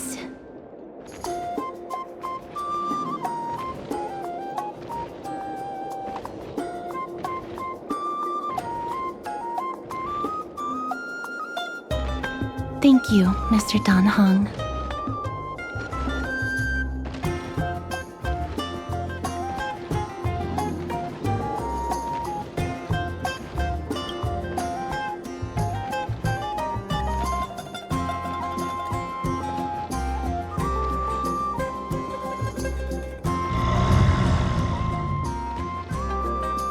Oh, this child looks hungry. Since you were here, do you two want to try feeding the Dromeses? Their feed is dry red soil and it's very clean. There's some over there. Since it's your first time feeding, just a small piece will do.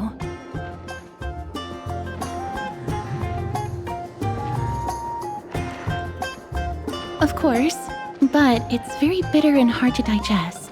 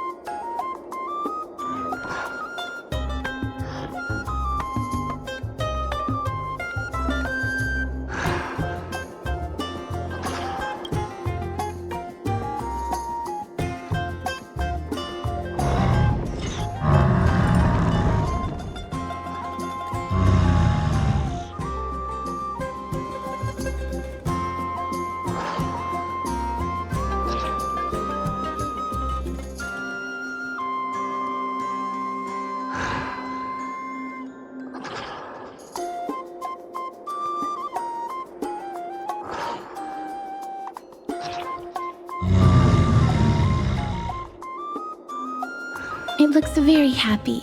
Perhaps you could try petting it?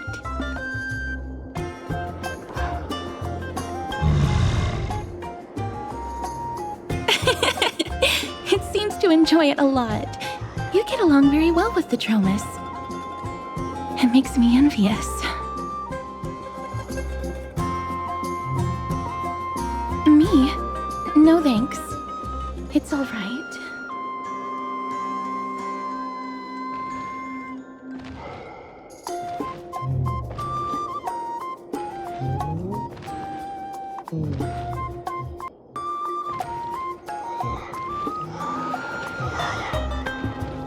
Please don't misunderstand. When you helped Akama, you already showed ample goodwill.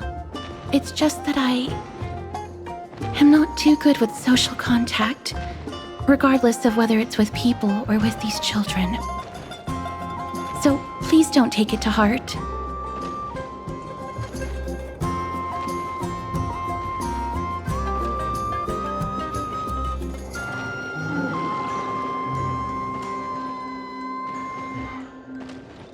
Would you two like a photo with this child?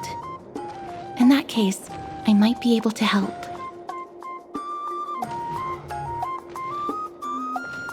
Yes, it is an interest of mine.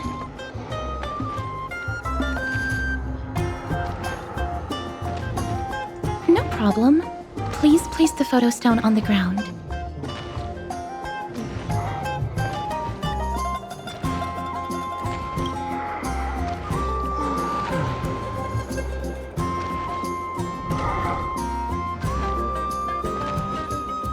What beautiful colors!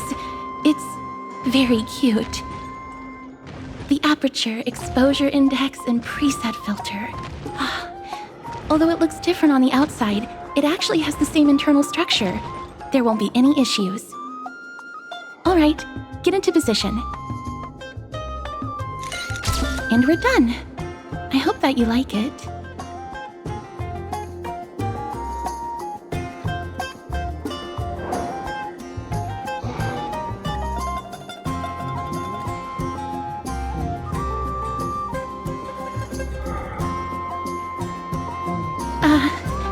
My apologies. It's just personal preference. I like black and white photos. If it bothers you, I can take another photo.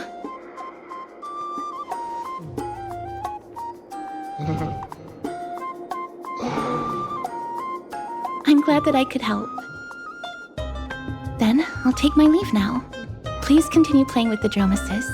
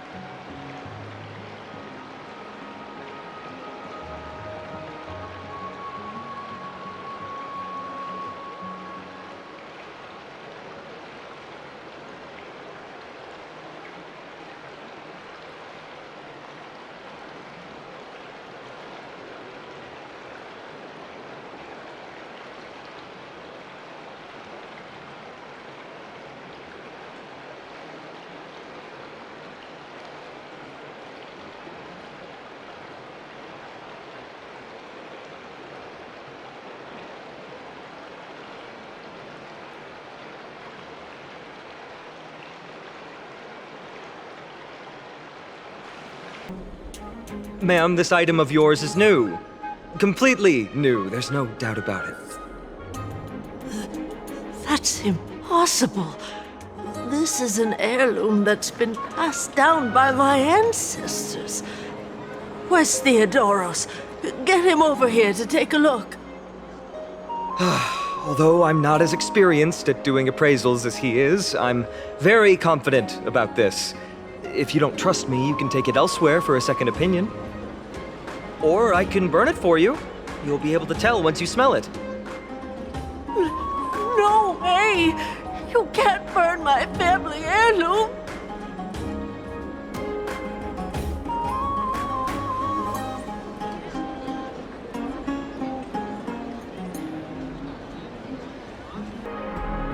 Hey, are you in the forum? Forum? Which one? The one about the rosy celestial maiden? It's getting more popular by the minute. I don't see you in there yet. Hurry up! It's filling up quickly.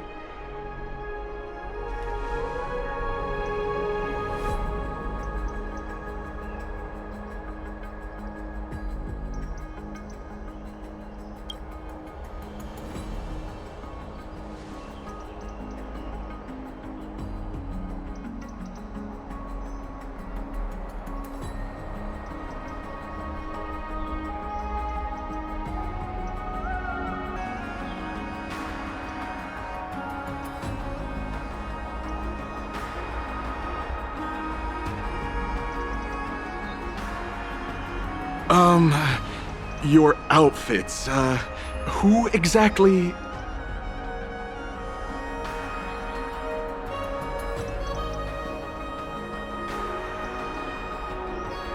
Ah, brave warriors, pardon me. I didn't expect you to be interested in such social affairs, but sure thing. Please, take out your teleslate. I'll help you connect to Akima's World Wound Web.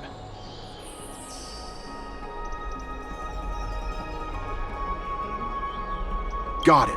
Please take a look.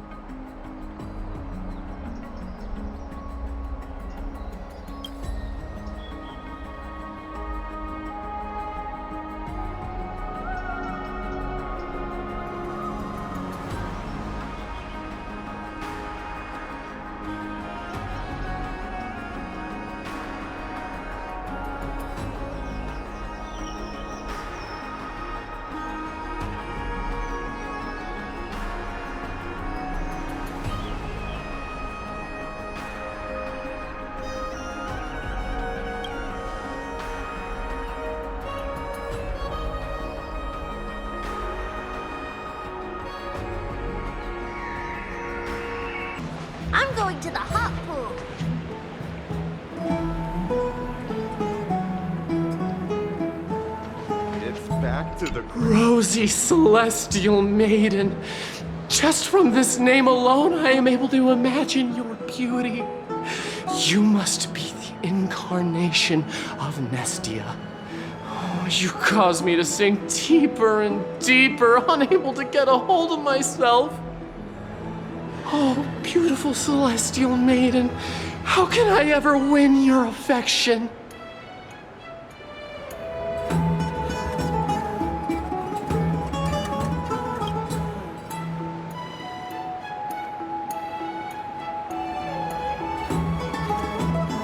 Damius? Ominos? No, I don't know what you're talking about, friend. Right now, I only have the rosy celestial maiden in my heart.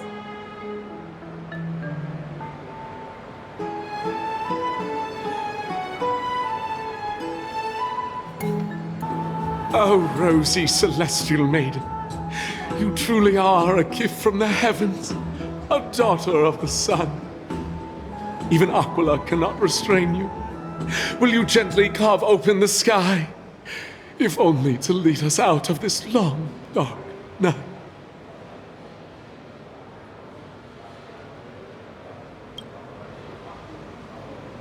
Who? No, I do not care about any Damiones. Right now, I only have beautiful fantasies and poems in my heart. Oh, rosy celestial maiden, the light of Akima. Dear citizens, please stop spreading images of unknown origins. Please wake up! The Rosy Celestial Maiden is a lie crafted by Zagreus as a prank. We should follow the lead of Lady Aglaya and not subject ourselves to such mind-numbing fantasies.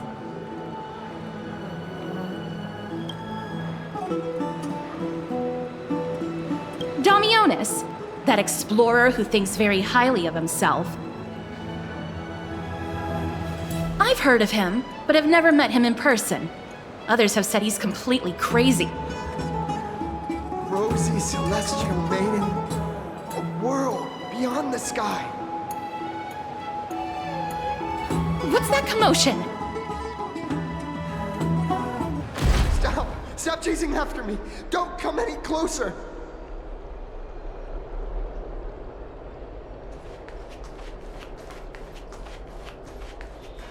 He's running toward the Garden of Life! Give chase! I'm done. Barged into the Chrysos Airs baths? Citizen, calm down. Don't do anything foolish. This is the Garden of Life, the holy ground of the Bow of Rift. Are you trying to defile the gods? Defile the gods? No, you guys are completely wrong. The wise Circes will be proud of me. Just watch.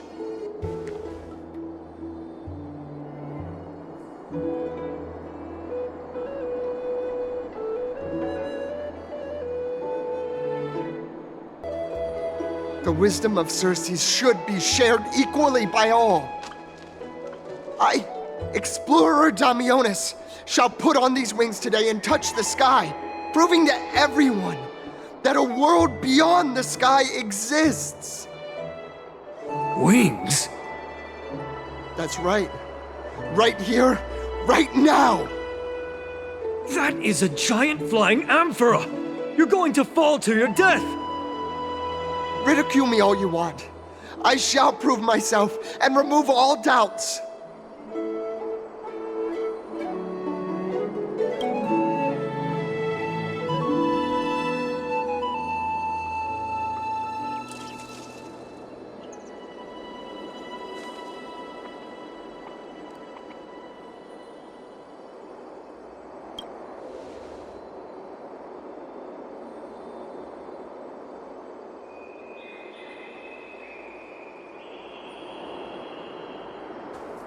You two are the distinguished guests of Lady Aglaya?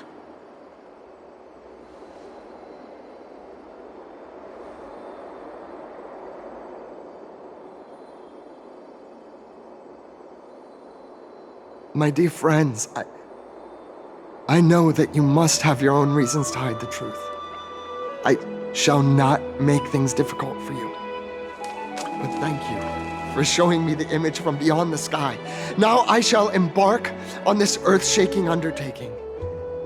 Damionis always follows through on his words. Save your words of persuasion. I've made up my mind.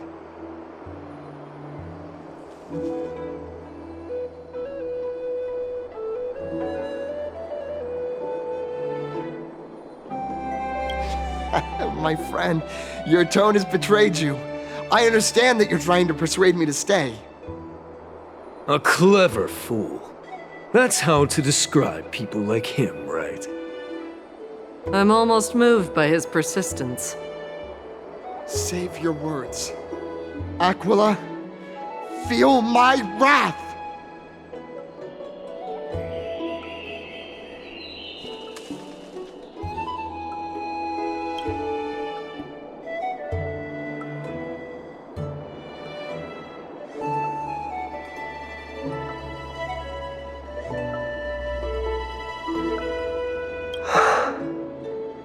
What did you just say? So, I was right? You really are from beyond the sky?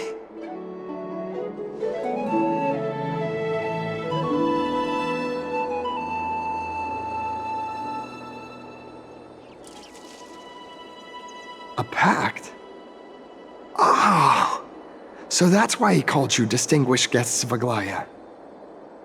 Damionis, we're taking you in for an interrogation.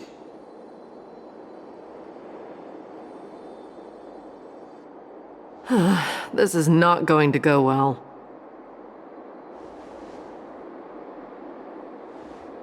He learned something that he should never have learned. We can only hand him over to Lady Aglaya for judgment. Instead of worrying about his safety, perhaps you guys should worry about the impact of the rumors. Although no one believes what Damionis said about a world beyond the sky, the rosy celestial maiden has already spread everywhere.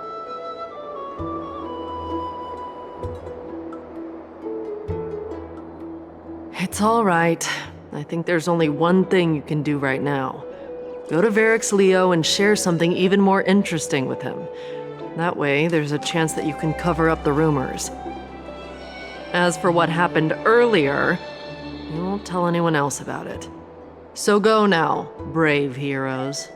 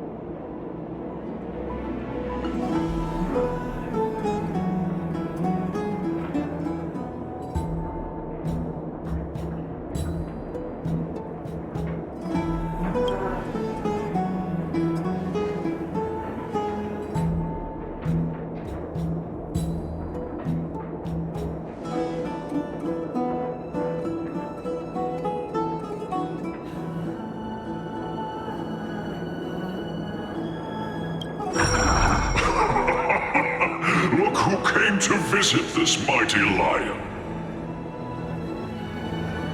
Aren't you Akima's 2 new friends? The brave warriors from a faraway place. It's an honor to meet you.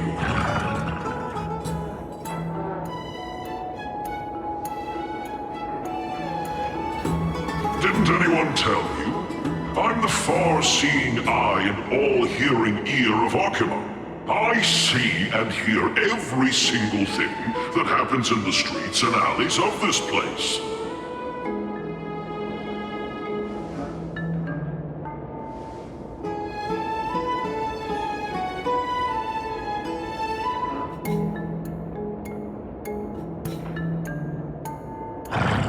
Brave warriors.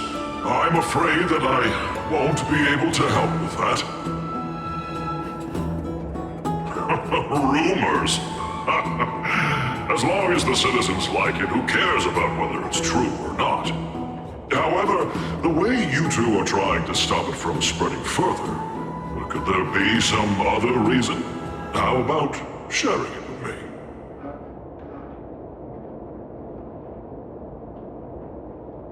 Don't be fooled by it. This lion loves engaging in gossip and rumors.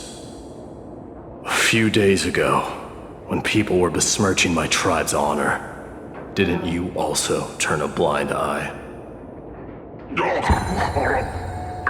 Isn't this Lord Mighty? How have you been lately? The face of a lion, but the courage of a soulless hyena. You and your brothers will do anything for the sake of entertainment, even encouraging despicable acts such as fabricating history. There's no limit to how low you would stoop. How can you call that a fabrication? At most, it's just a little reinterpretation. Artistic reinterpretation. Shut it. Do as they say. Otherwise, I'll turn you into iron dust with my bare hands. You got it. I'll fix that right now. I assure all of you that from now on, you'll no longer hear the words Rosy Celestial Maiden.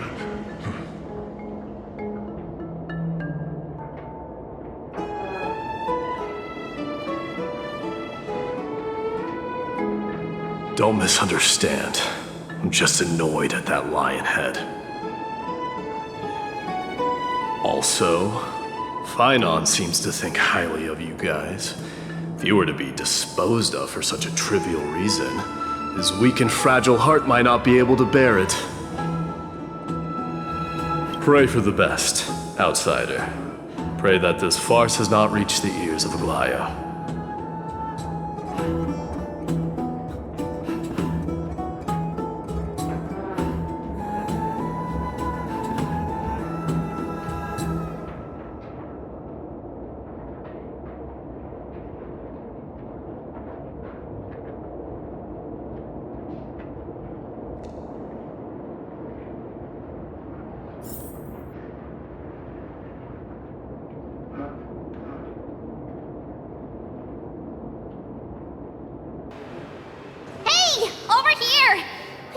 For quite some time. Where have you two been? We've been waiting here for quite some time. Even our wings are tired.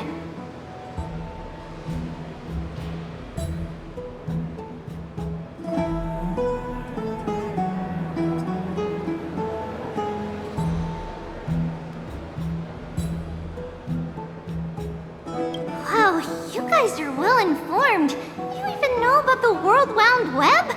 Young people sure are full of energy. But it's been such a busy day. Where would we find the time to surf the web?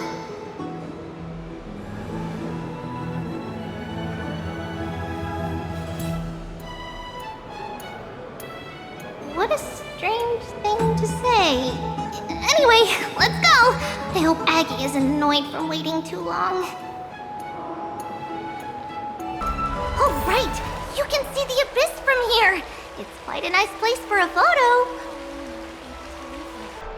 Look, the Gate of Infinity! It's very eye-catching, isn't it? That's where we met!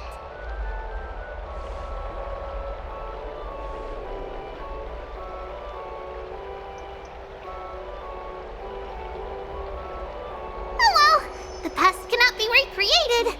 All we can do is follow the prophecy and move forward.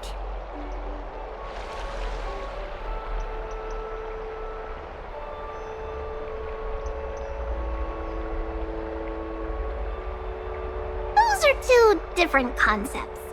We can draw upon the power of the Veil of Evernight through prayer, and then salvage necessary items from the past for our own use. It isn't actually reversing time.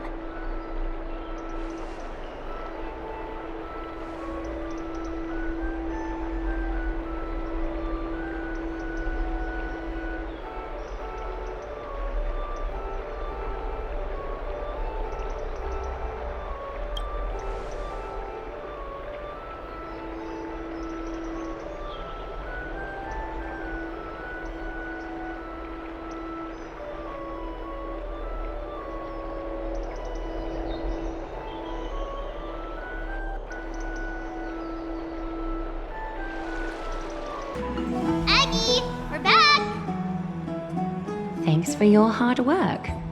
Is there any news from Trian? Not yet, but we've already figured out where the deserters are headed to. With a little more time, we'll be able to track down the location of Castrum Kremnos.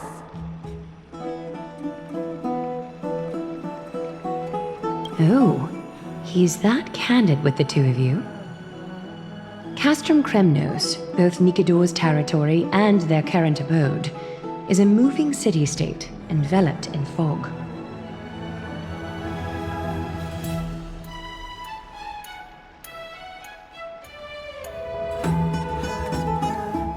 Let's talk about something less serious for now. Would you mind giving the three of us some space, Treeby? Of course. Hope you like this gift. As Treeby mentioned, the both of you spared no effort in protecting the holy city. I would like to present you with a gift in recognition of that. If you are to stay in Akima, you'll need a place to rest. This gift will address your troubles.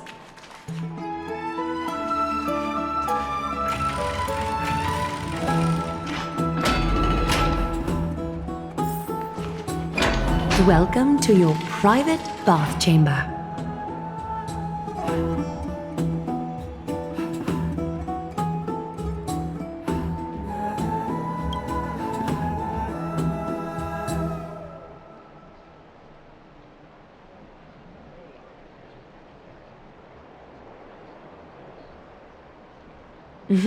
I'm glad that you're satisfied with the arrangements. Here, take some time and get to know your surroundings.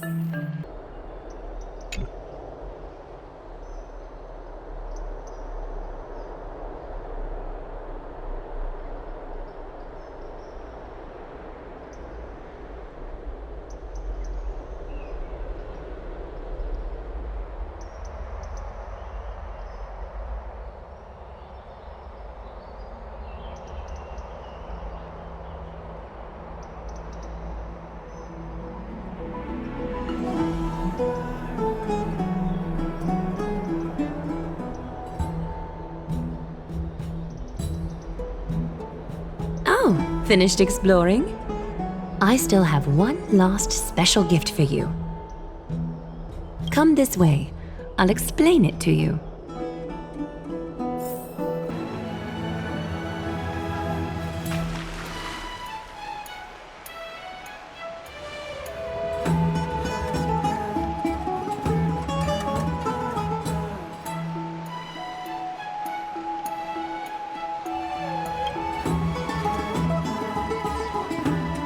It's not your average wash basin. This ceremonial vessel belonged to the Chrysos heirs and is now my gift to the both of you. You have learned, to some extent, about the history of Amphorius and of the holy city Arkema. Now, I wish for both of you to witness the journey of the Chrysos heirs for yourselves. In ancient times, Fegusa, the chalice of plenty, concealed the beginning of the world amidst billowing waves. When the ancient ocean priests discovered that place, they used spirit water to build a barrier in order to prevent the site from being disturbed by external forces. However, they also left behind a passageway. That passageway is none other than the ceremonial basin in front of you. Clear yourselves of all distracting thoughts and wash your faces with the spirit water inside the basin. When you next open your eyes, you shall witness for yourselves the Vortex of Genesis, a great sanctuary that houses the original divinity of the 12 Titans. It's also the place where the prophesied miracle of Genesis will occur.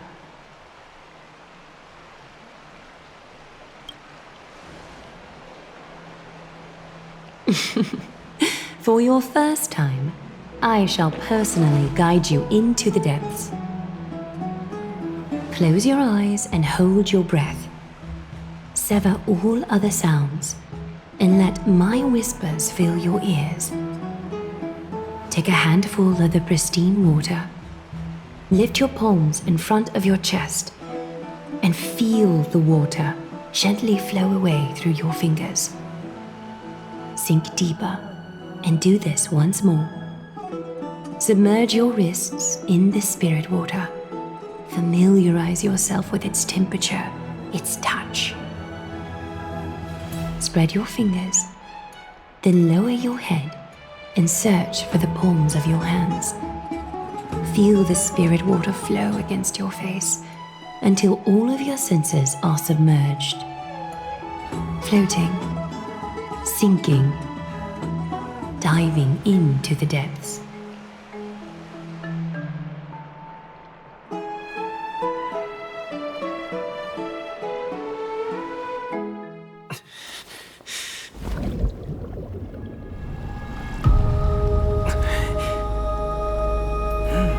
You now stand at the heart of this world. Now, I require your honesty.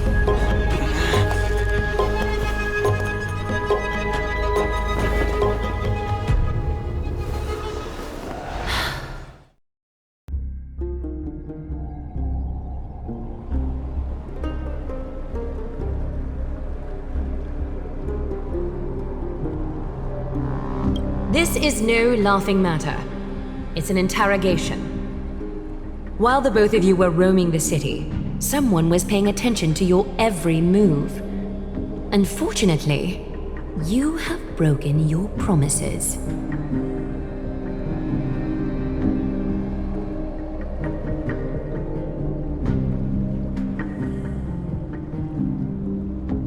The Holy City's fate is as fragile as thread.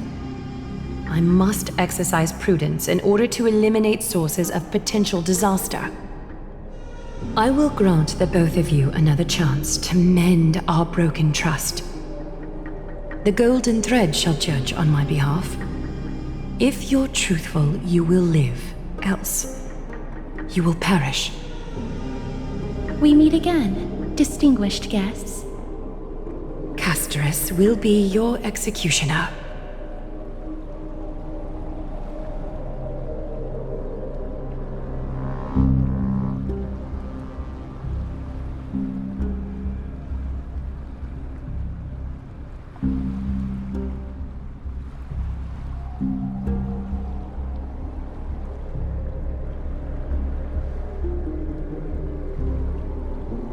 A reasonable request.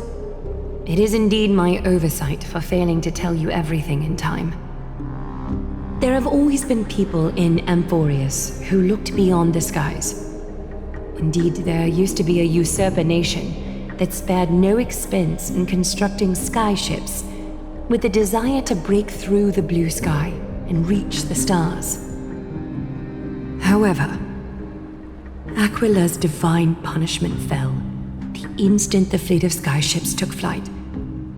An entire city-state, along with all of its subjects, was reduced to ash in that moment.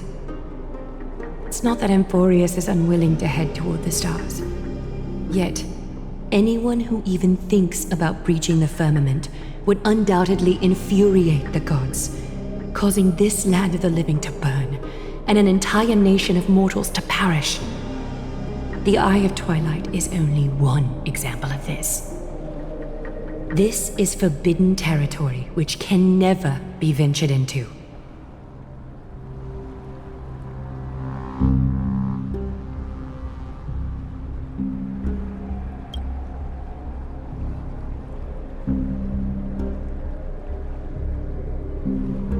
Divine punishment has never been fair.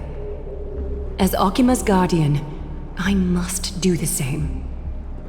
This is a world dominated by Titans, and that order can only be toppled by the Chrysos heirs. Therefore, the only thing that I can do right now is to ensure that the both of you remain devoted. 3 steps, Castrus. Yes, Lady Aglaya. I shall ask you 4 questions. Dishonest answers will cause the golden thread to vibrate, while truthful responses will not affect the thread.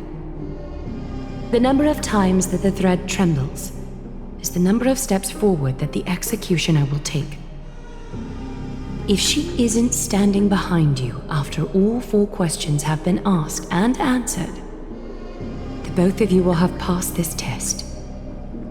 If she is, your journey will end here. You'll fall asleep amid the warm embrace of flowers and feel no pain. That I can guarantee.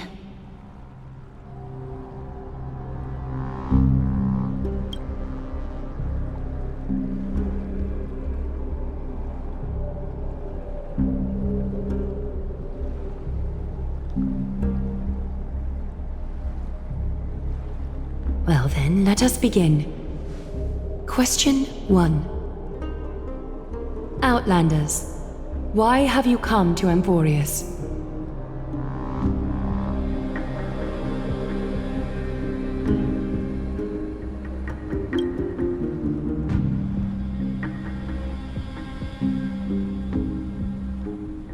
A truthful response. A step will not be recorded. Question 2. Outlanders, why did you lend your aid to Akima?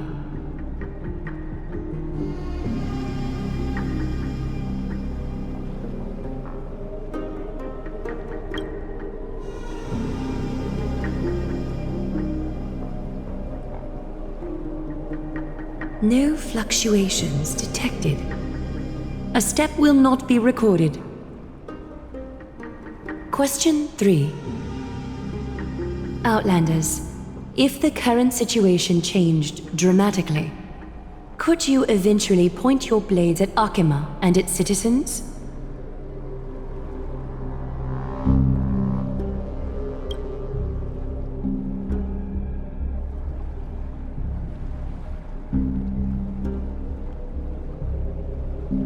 A response that lacks embellishment.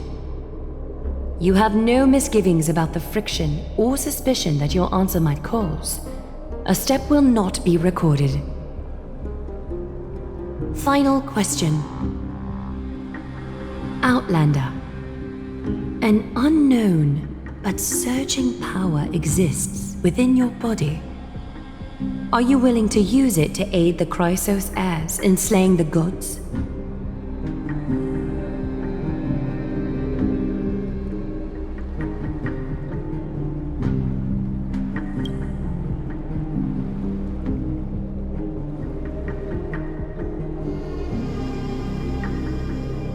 such determination. It makes me wonder what secrets are hidden within you. A step will not be recorded.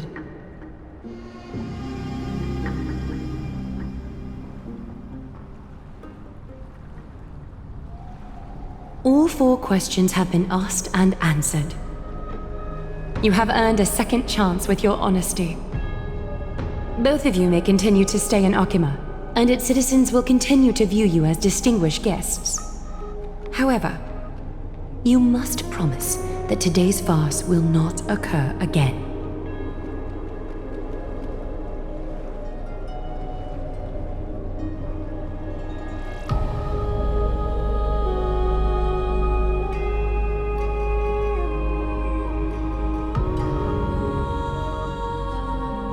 Regardless of your choice, the Chrysos heirs will continue to follow the path in the prophecy. You may be a ray of hope that fell onto Amborius. However, until all has been proven, you cannot be allowed to pose a threat to Amborius.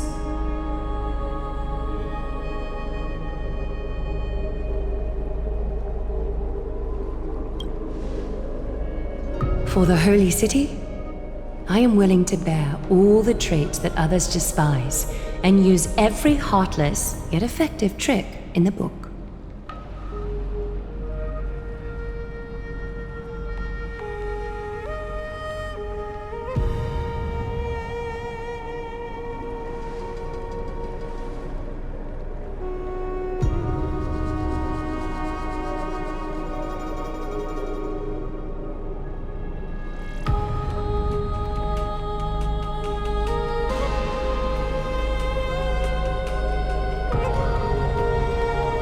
I respect your decision. Hold on! Please, wait a moment. Finan? Aglaya, as the first person to encounter them, I have some thoughts I would like to share regarding whether they can stay. Do speak your mind.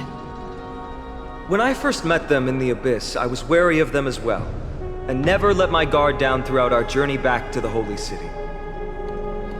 However, during the battle to defend Akima, we fought side by side numerous times. The look in someone's eyes in moments of life and death never lies. And I was able to detect the conviction in their eyes back then. That's why I was willing to put my life in their hands. Please believe a warrior's intuition. At present, Akima is desperate for aid, and I am loath to lose 2 allies just like that. Isn't this what Miss Casterus believes as well? Yeah. I'm more willing to view death as a peaceful farewell than a punishment.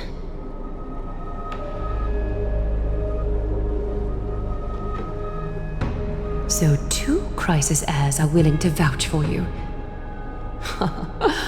It seems my actions were too high-handed. Finan, will you fulfill your duty as host and look after our distinguished guests? Well, I'm not good at formalities. I'll do my best. Cass... Next time, I hope you will express your thoughts openly. I will. Now, it's time to welcome the newcomers to the Vortex of Genesis. As you both have chosen to trust these Outlanders, ensure they are adequately informed about the mysteries concealed within.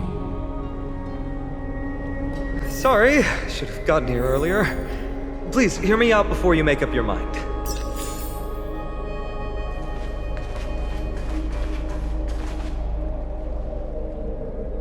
I swear by the honor of the Chrysos heirs here, that your lives were never in danger. Before the interrogation started, Miss Casterus already sent a message to me, hoping that I would stop Aglaya.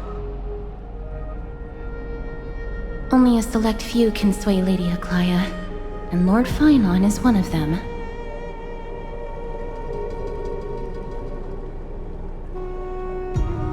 Aglaya.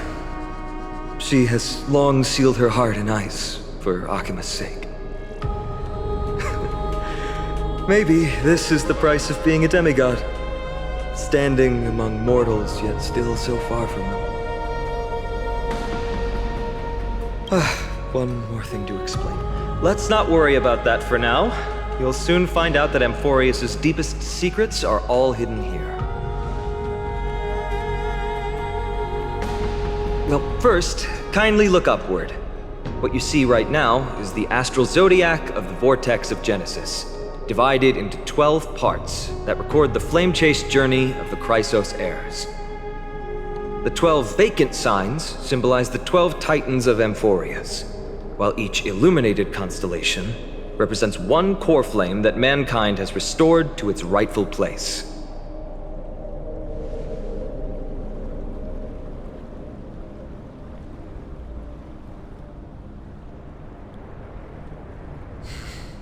The generations before us paid a heavy price for that.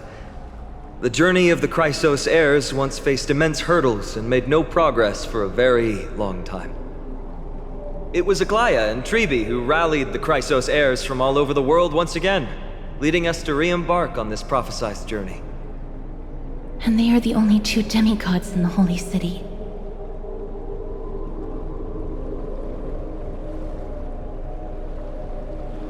Worry not, I haven't forgotten about that. In the past, the Titans were the pillars of the world.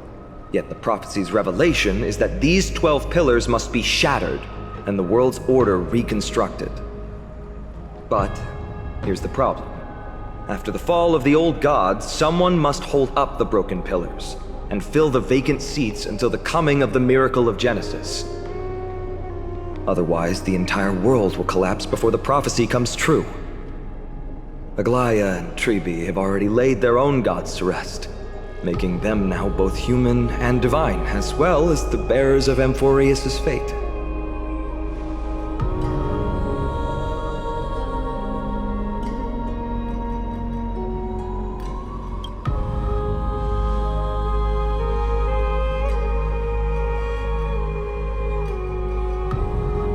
Bringing down the Titans, retrieving the core flames, and filling the vacant seats.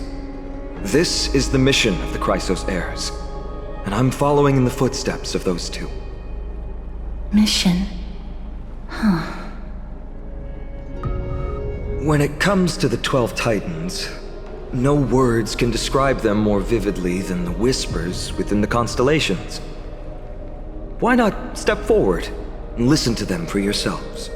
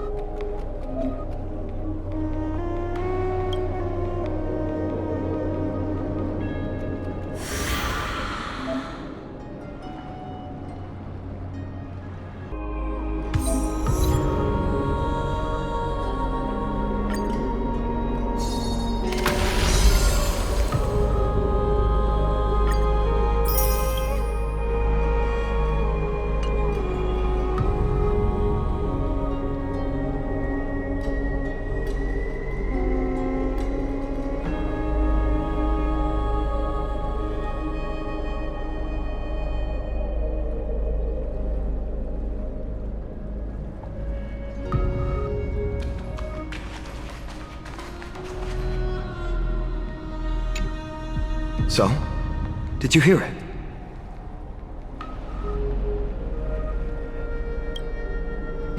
The first time I heard the voices of the Titans, I was just the boy playing with swords, oblivious to the meaning of life. To this day, I still don't know why the prophecy chose me.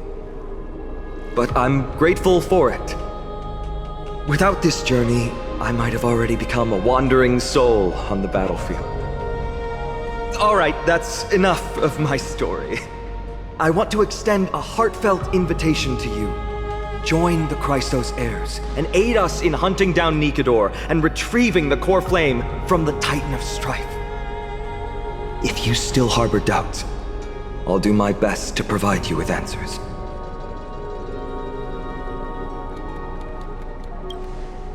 Unfortunately, the workings of the prophecy still remain a mystery to us all. The only reliable speculation is that it favors those caught in dire circumstances and bestows miracles upon them.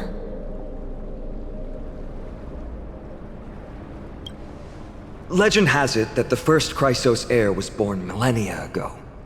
Since then, the Chosen Ones began to walk this earth. Then came the Chrysos War. A conflict backed by the gods, yet one that brought much bloodshed and claimed many heroes. By the time of my birth, the tales of the Chrysos heirs had become more like legends than historical accounts. If there are others called forth by the prophecy, I trust that fate will guide them to us. Armed with courage and unwavering resolve, our quest will begin as soon as Trian locates Castrum Kremnos. Without a doubt, it will be a momentous battle to the death. Prepare yourselves.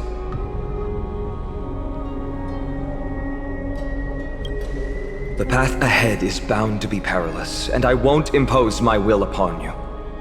Yet, if you choose to stay, I, Finam, from Aedes Elysiae, will spare no effort to bridge the gap between you and the Chrysos heirs.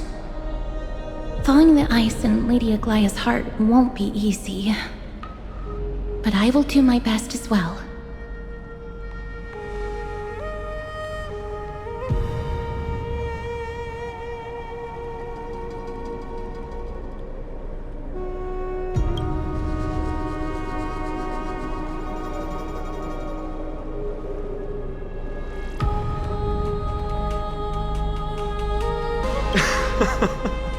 That's wonderful to hear.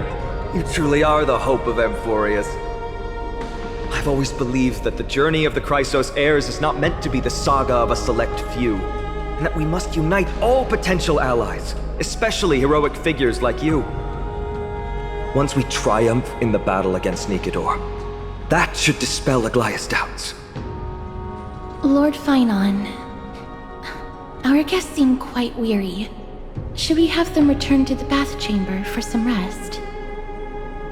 My apologies, I got a bit carried away. It's been a long first day for you here on Amphorius. Be sure to rest well in the bath chamber. I trust that Trian will have returned with news about Castrum Kremnos by the time the two of you are fully recharged.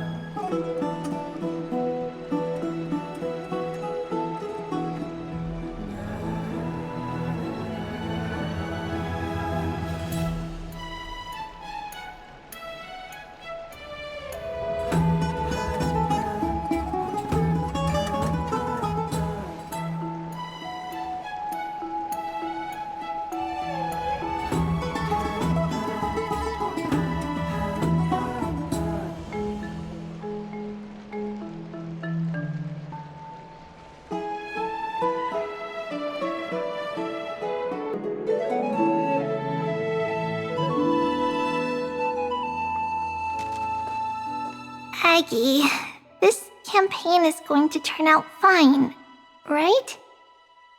Do not harbor doubt, teacher. As the interpreter of the prophecy for the Chrysos heirs, any uncertainty in your words may undermine people's resolve. All right. But it's just you and us here.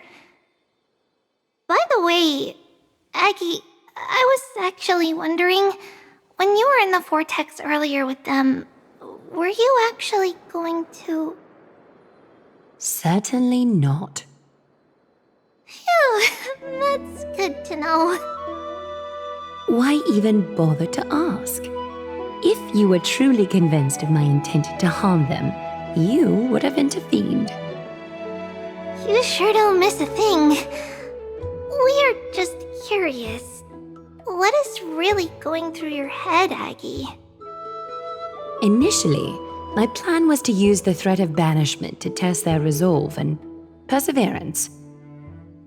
But I noticed a sense of unease in Castris. She trusted in them and even reached out to Finan in secret, believing I was unaware.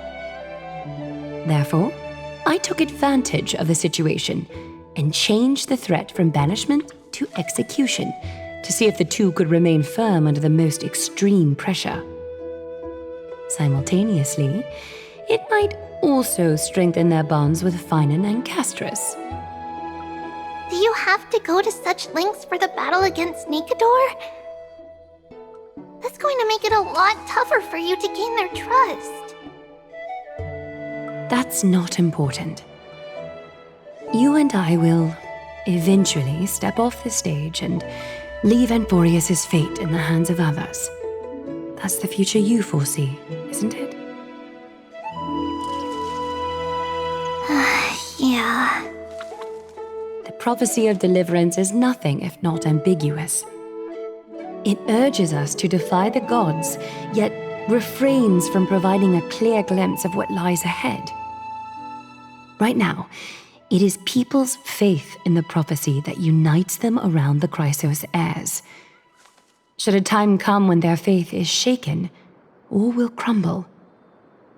Hence, we must be prepared. When our task is to craft the armor for the deliverer, what harm is there if you and I don humble attire? Aggie, have you noticed... You keep saying you don't believe in humanity's altruism, but your actions are a counterexample. Perhaps it's because my humanity is distancing itself from me. Another never-ending dawn. How bright is the day, and how long is the night. The golden thread hangs unusually silent today, as if the heavens, earth, and ocean are all holding their breath. Could they be mourning the impending downfall of a titan? Unwinding in a bath sounds appealing now. Would you care to join me? Let's go, Aggie. When have we ever been able to say no in all these hundreds of years?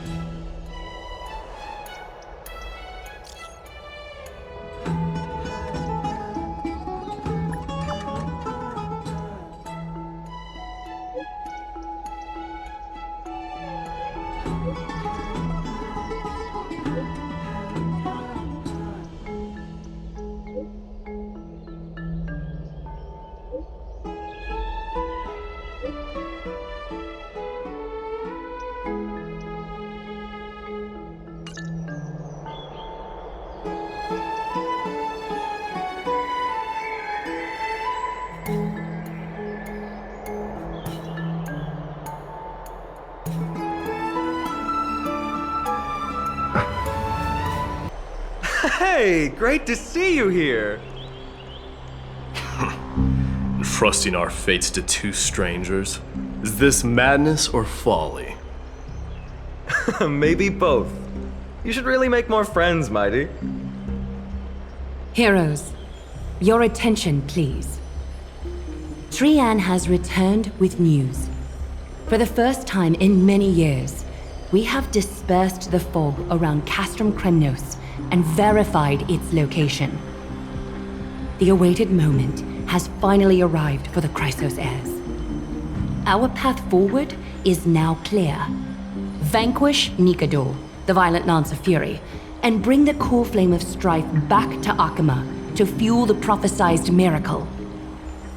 This is an arduous mission, and I must heed the voices of all to determine the best candidates for this campaign. Should you harbor any thoughts, this is the moment to bring them forth. I, Finan, of Aedes Elysiae, wish to join the crusade against Nikador. Furthermore, I recommend the two warriors from foreign lands. They have fought alongside me against Nikador's double, and I have full faith in their bravery.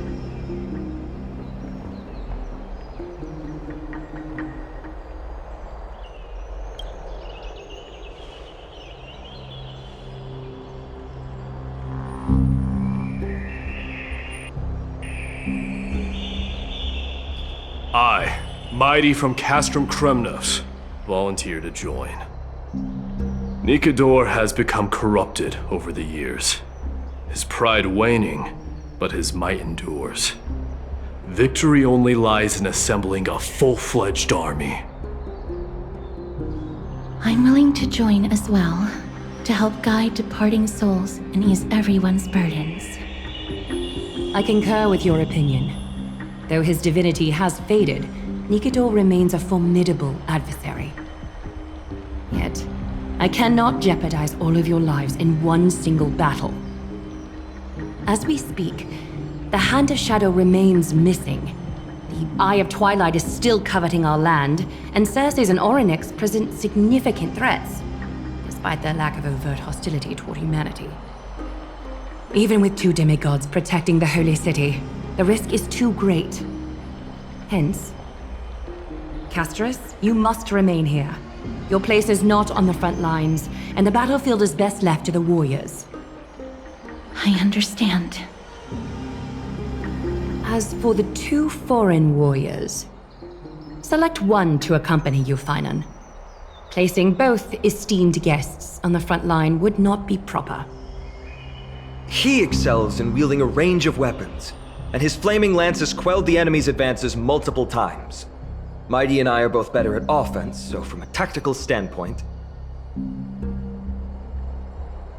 Would you be willing to fight alongside us?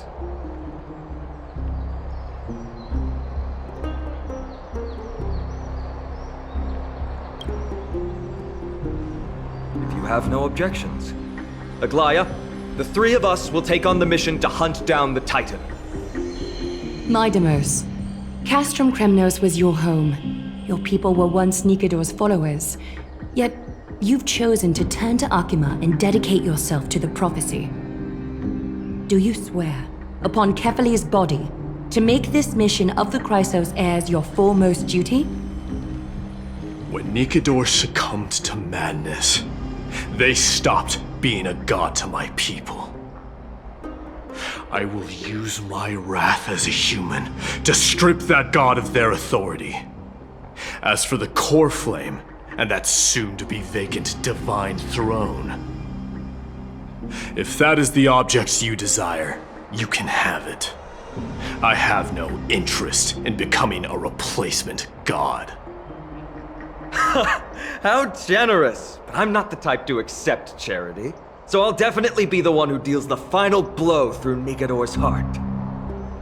The party that will embark on the expedition to Castrum Kremnos is decided. Finan from Ides Elysiae, Mighty from Castrum Kremnos, and the distinguished guest from the Outlands. I, Aglaya from Akima, Chrysos heir and the demigod who bears Nestia's divine authority, hereby bless your journey ahead. Trian will open the gate that will lead you to Castrum Kremnos. May the golden thread guide you on your journey and bring you safely home.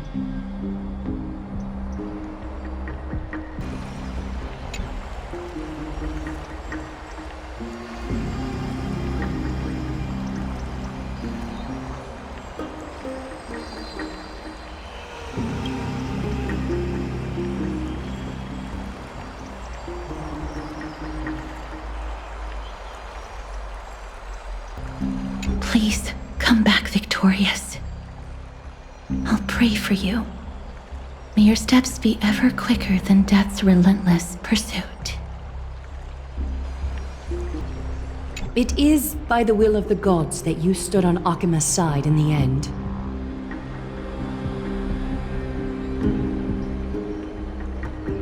You are Finan and Mighty's companion. So long as they're willing to entrust you with their lives, my trust in you doesn't matter. Go. Stand with the two Chrysos heirs. Akima has need of a true god of war. It's time for the mad god Nigador's reign to end. Blow, wind, blow! All the way to Castrum Kremnos! Woohoo! Snowy, D, let's fly together! All the way across! We don't have wings on our backs, Trian. Can you open a gate for us? Oh, a gate! Oh, boring. Alright, let's open a gate! Century Gate! Woo!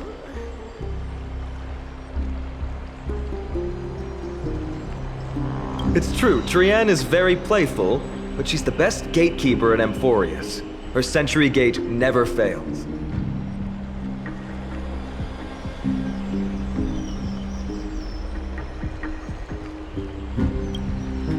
Instead of worrying about gates, why don't you take the time to think about how the three of us are supposed to fend off an entire army? That's not like you at all, Mighty. Don't tell me you're scared. Alright, Century Gate is opening soon. Right now! Snowy, D, and newbie Little Gray, are you all ready? Slay! Slay!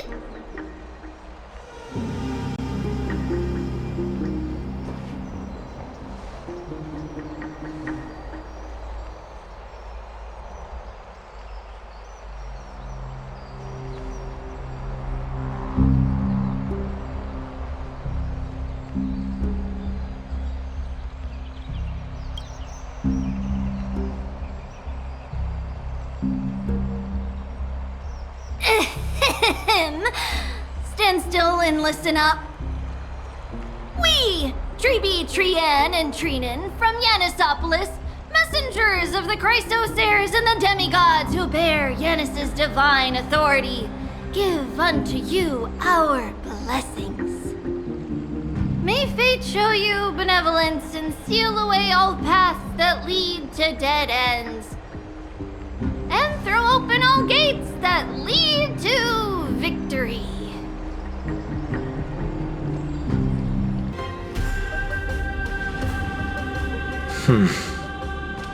It's quieter than I expected. It's corrupted, but still familiar. This is Castrum Kremnos. Times really have changed. Even Nigador's own lands are on the verge of collapse. I haven't seen any sign of Titankin. If even half of Castrum Kremnos' old might remains, it would mean that Glava sent us to our deaths. This is the Outer City corridor. It used to be heavily guarded by soldiers. Even with the two of us working together, we wouldn't have made it past 30 steps.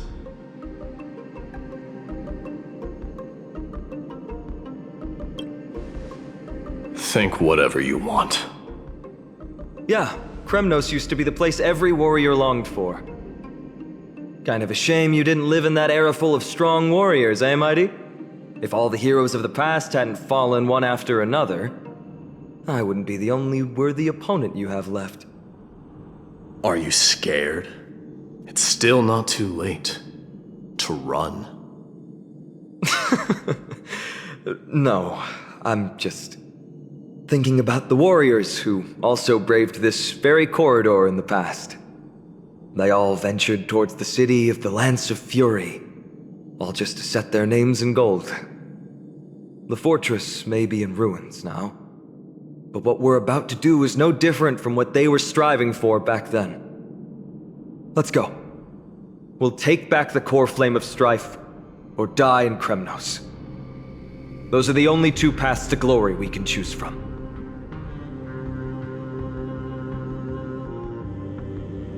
How does it feel to be home again after so long? Not here. I lived in the inner city. Oh, as befitting of the Crown Prince of Kremnos. There. Once we pass through that gate, we'll be in the Acropolis.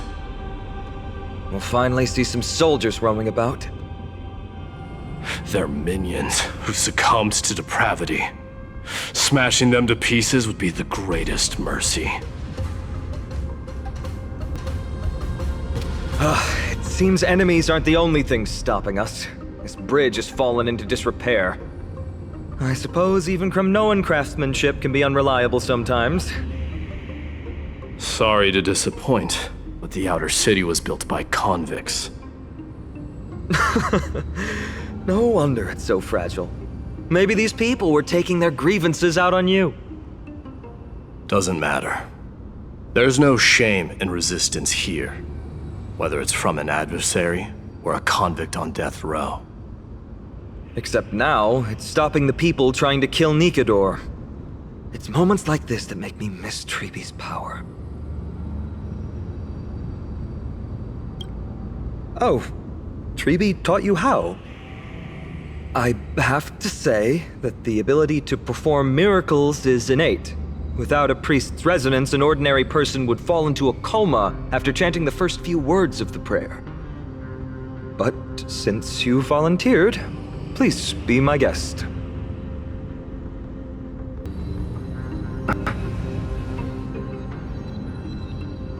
Amazing! You do have the touch.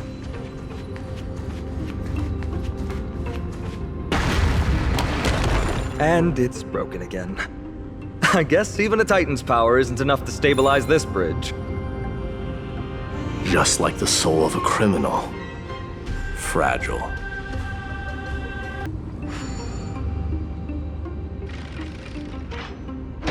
Look, the gate opened. Genius. We never would have known if you hadn't said anything. Let's go. We can take a detour from the broken bridge. Look! In the sky! That's... the Blade of Fury. Even if the world lay shattered, it would still hang high above everyone's head.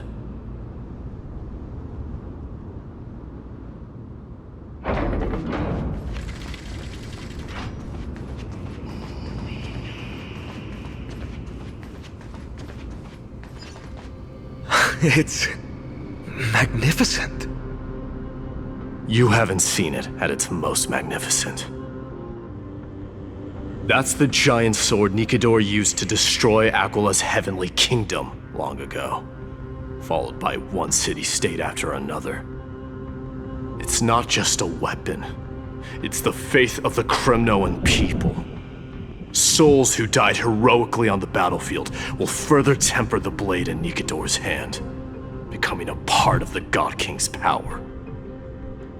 Such is the Titan's conquest. Nikedor, the Titankin, and the people who have faith and strife sweep away all their enemies. Even in death, they embrace eternal glory. I think you're exaggerating a little.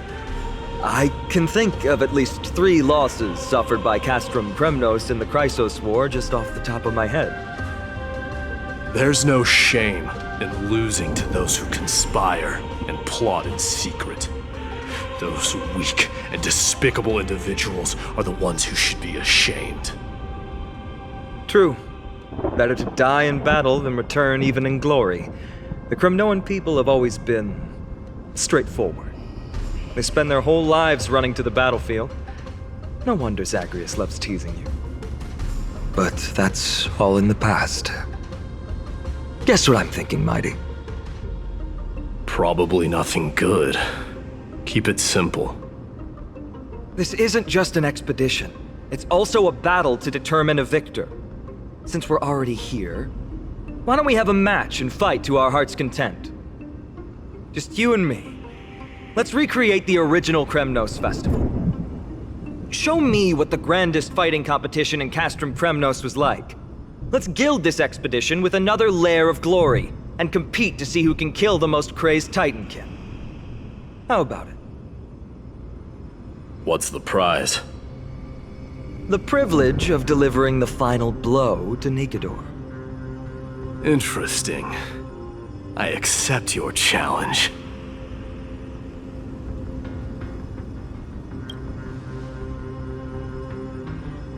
I know, Mighty. He prefers to fight alone. There are 2 paths ahead. You and I will take the same one. We won't compete on who's fastest, but on the number of trophies. So we'll each be responsible for our own tally. Don't worry. I won't add his kills to my own count. Doesn't matter to me, even if you do. You don't know the lay of the land, so I'll give you a 10-step head start. He already thinks he's won. But I won't decline the offer either. Let's get going.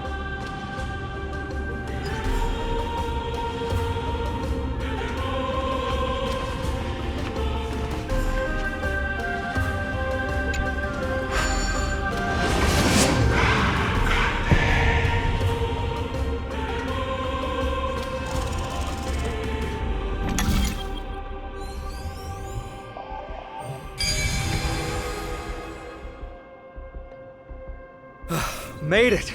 Hopefully the enemies on this side are worthy of our combined might. Finally, opponents who look like they can put up a fight. Let's go. We're going to win this competition.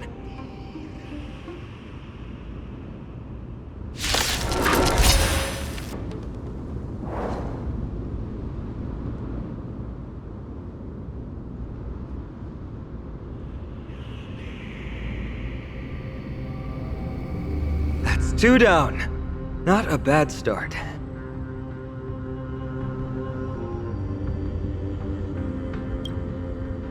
We fought them together, so naturally I can only take half the credit. That's what I call fair play.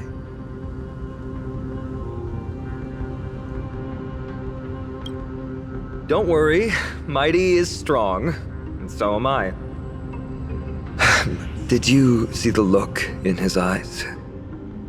He's racked by homesickness, and doesn't want to show it to anyone else. Nothing is more important to Mighty than his people and glory. The city may be in ruins, but Kremnos is still the only place where he can be free. Now that we've sent him away, he can go have a good cry wherever he wants.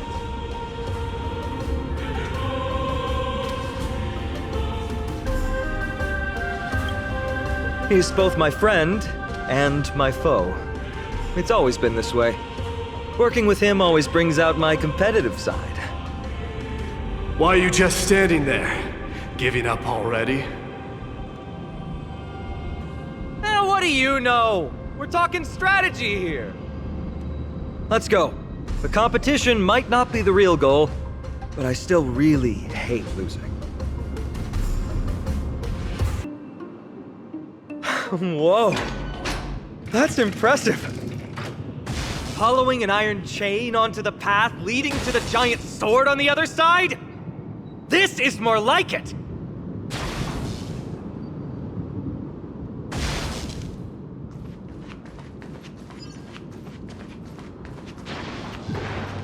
Huh? When did you get over there? I told you before you don't know the lay of the land in this city. That's why you won't beat me. And just so you know, I'm at 6. Wow! Seems like luck is on your side. Our path was a little lax on security. Not to worry though. I'll catch up once we cross this iron chain bridge.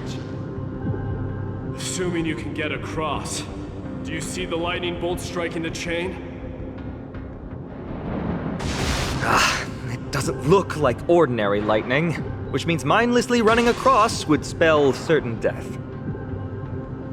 There happens to be a prophecy tablet here, though. Let's go take a look. Maybe it'll help us.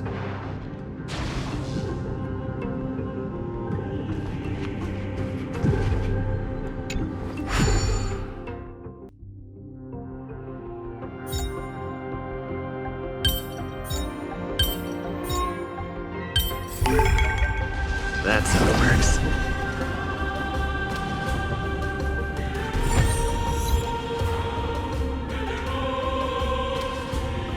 Great. Should be smooth sailing from here. How's it going? Oh, you look stumped.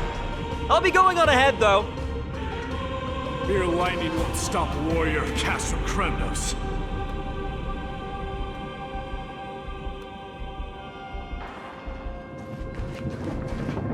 Whoa! You're nimbler than I thought. Worry about yourself. There's an endless abyss below us. That's more like it. You practically have 9 lives, and on top of that, you're lucky. I'm almost... That was a close one. Thankfully, we both have a remarkable sense of balance. So, this is a lounge. It feels out of place. Maybe this is where all the warriors in the past took their breaks during competitions.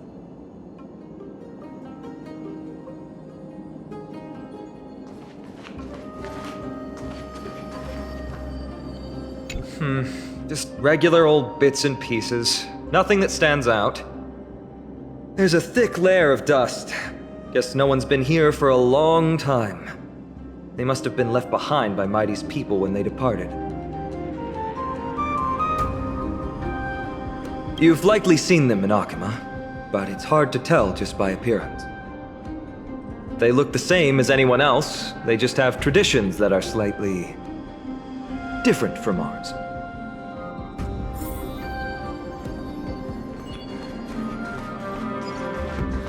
It's a gadget that records your voice. People don't like this sort of thing nowadays. Why don't you hold on to it?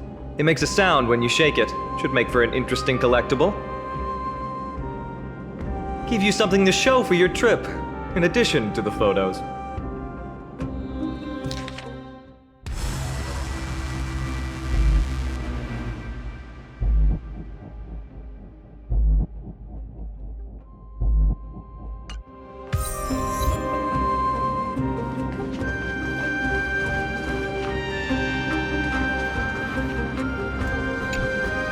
This is a proverb slate. Doesn't look like the rest of the things that were left behind. It looks kind of new, in fact. Who would have left this here? I can't read the runes either. Must be written in an ancient language of Castrum Kremnos.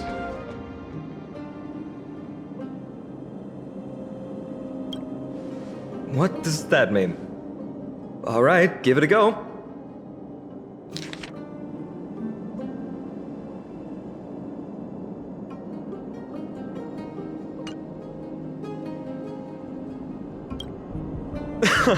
Don't worry. We have an expert next door. We can show it to Mighty when we group back up. Though that does remind me. I've been wondering how you can understand the language and writing we use in Amphorius when you're from beyond the sky.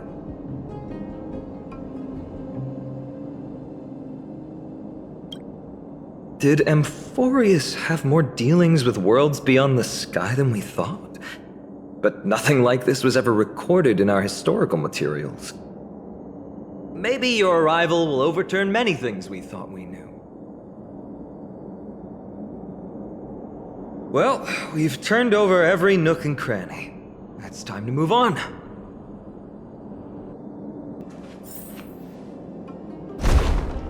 Wait, what's that creature doing? Is it trying to stop us? It even killed its own comrade. They truly have no honor to speak of.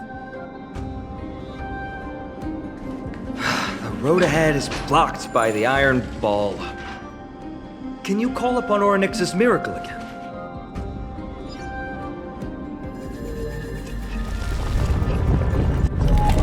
No, that's not going to work.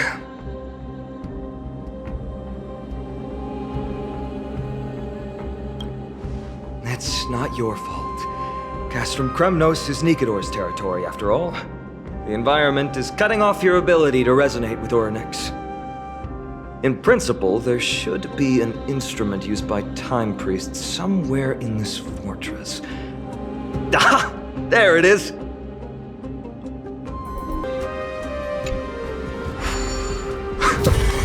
Not bad. Something feels different about you already. Why don't you give it another go?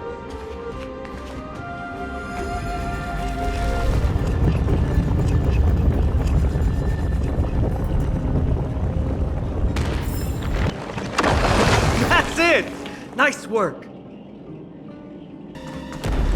From the sound of things, we're about to lose if we don't step it up. Careful. We're getting very close to the Blade of Fury. This is the center, all right. That's a sizable formation.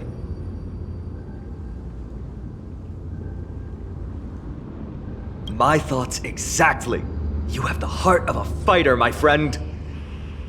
If the records are correct, directly beneath the Blade of Fury lies the world-renowned Kremnos Arena. The path before us leads either to glory or to death. Of course, glory is ours, and death is theirs.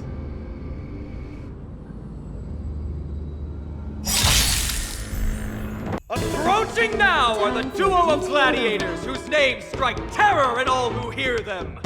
The one, the only Dark Swordmaster, Finan! Ooh, what a savage hit! The baseballer shows no mercy to their enemies. Can you hear that? The crowd's roaring in approval.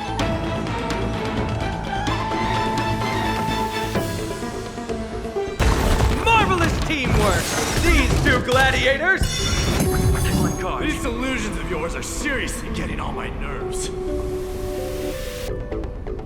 Must also contend with the noise from outside the arena. How unfortunate!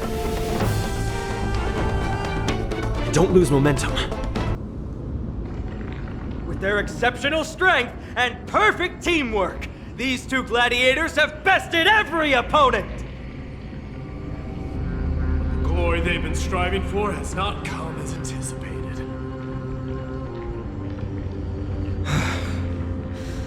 How disappointing. No sign of the Titan at all. Is Nikador hiding somewhere? They're most likely in the soul forging zone. The path is right behind you. Thanks! What about you? I'll take the other path. It's crawling with parasites. You've definitely had the upper hand in this competition. Shall we go? Well, it's not every day you see a view like this. Go ahead and capture it with the photo stone.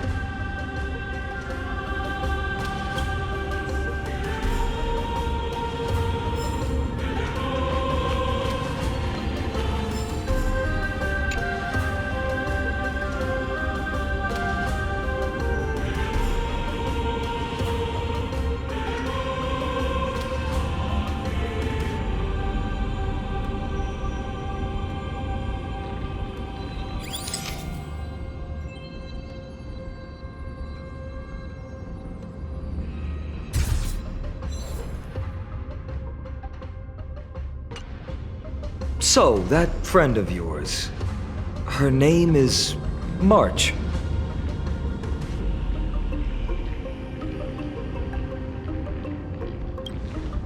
You guys mentioned her name in the Vortex of Genesis earlier. I must say, her name is pretty unconventional, wouldn't you agree? You must really value your friendship with her to go through all this effort to document the journey for her.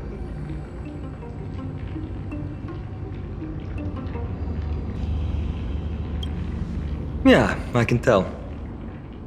Honestly, seeing how you both look out for your friend has furthered my trust in you. A person's true character often comes to light in their friendships. Most of what my teacher taught me has slipped away, but this sentence is still vivid in my memory. Especially in these tumultuous times, friends who you can trust completely are a rare and precious find. Let's keep going.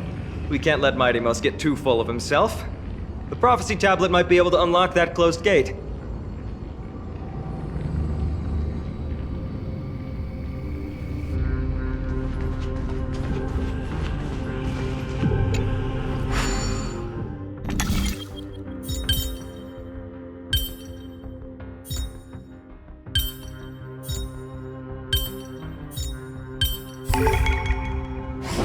There! All done. Let's move on. According to Mighty, we need to go deeper into Castrum Kremnos. It's that way. But there's another exit here. I wonder where it leads. Maybe we can use the iron ball to smash through the roadblock. Hopefully it leads to Castrum Kremnos' treasure vault. Otherwise it might not be worth the effort. There's one upstairs. Maybe we can figure out a way to get it down. Choose any path you like. It's entirely up to you. Locked path. That won't stop us.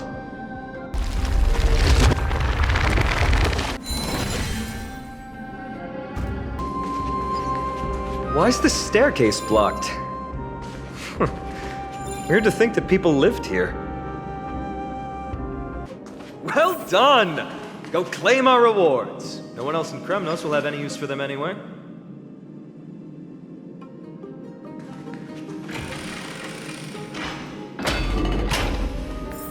A fallen titan, soulless kin, and a desolate fortress. This place has fallen pretty far from the way people remember it.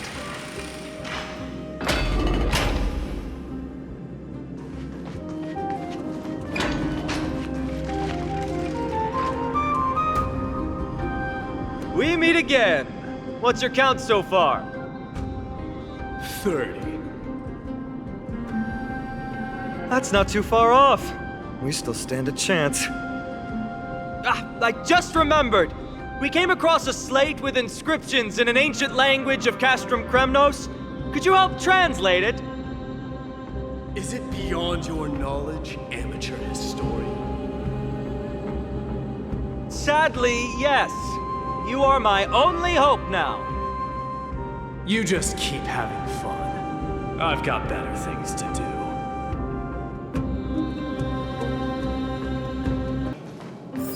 Huh, there's another mural up ahead. Want to take a closer look?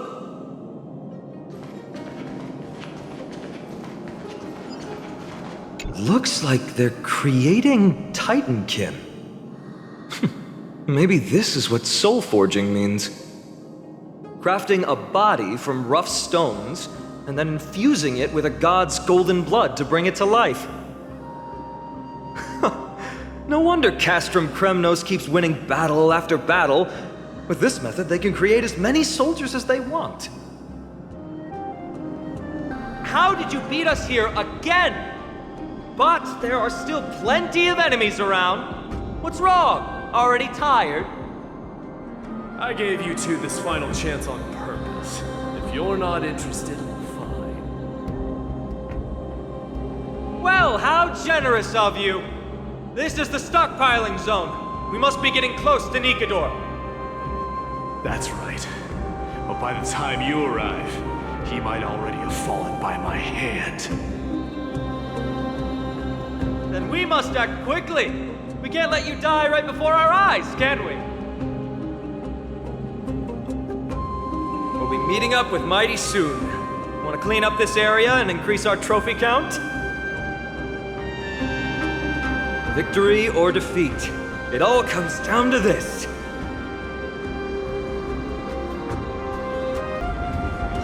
The path is cut off, but how did he get through?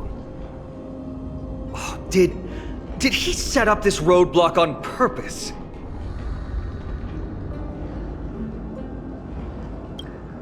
He might look honest, but he's a lot shrewder than he seems. Enough joking. Let's look around. This might come in handy. A stone table for the hand of Zagreus. Let's use it to fill the crack in the path. Simply put, Zagreus is the titan of trickery. Thievery, deception, and betrayal. These unsavory acts are all tied to them. That titan has fallen, but they left bewitching hands scattered all over the world. Now people use these giant hands to move things around. And, well, to steal things, too. I don't normally approve of this, but given the circumstances, let's use it this one time.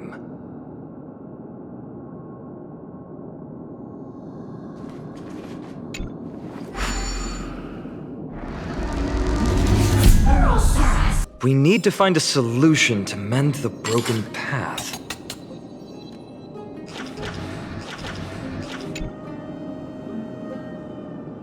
Flawless work! Great job! Not again.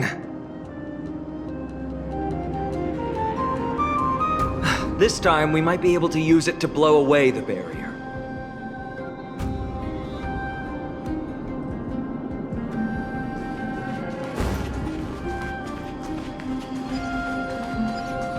So many stones here. I wonder how many war machines can be built with all this. But after today, we'll be slumbering here forever.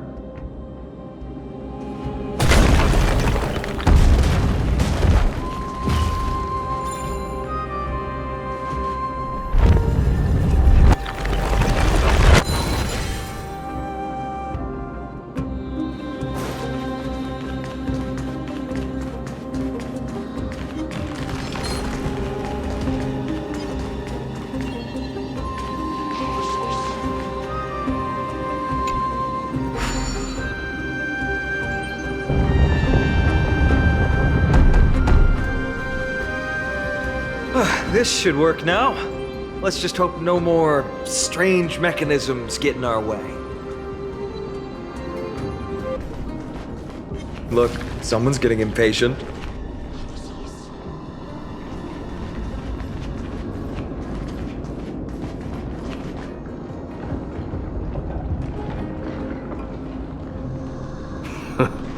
You took your sweet time. Apologies, but someone forgot to clear out the obstacles along the way. Enough chatter. Show me your tally.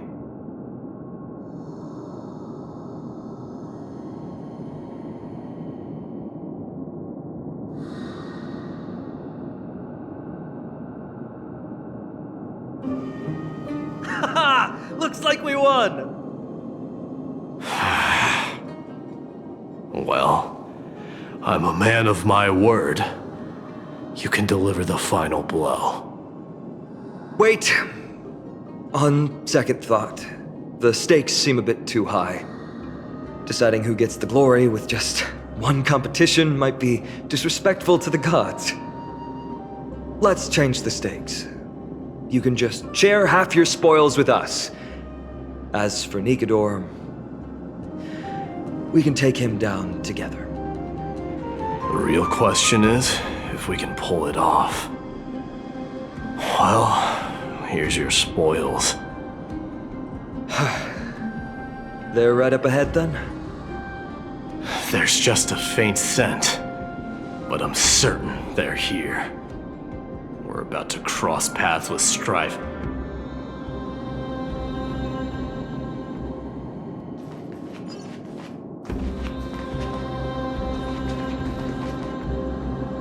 Wow! Look at this big guy!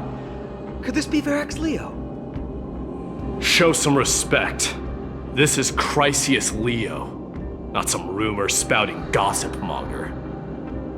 Chrysius Leo was the top advisor in Castrum Kremnos, whose wise counsel helped my tribe win many battles and thwarts numerous schemes. Sadly, he has lost his voice now.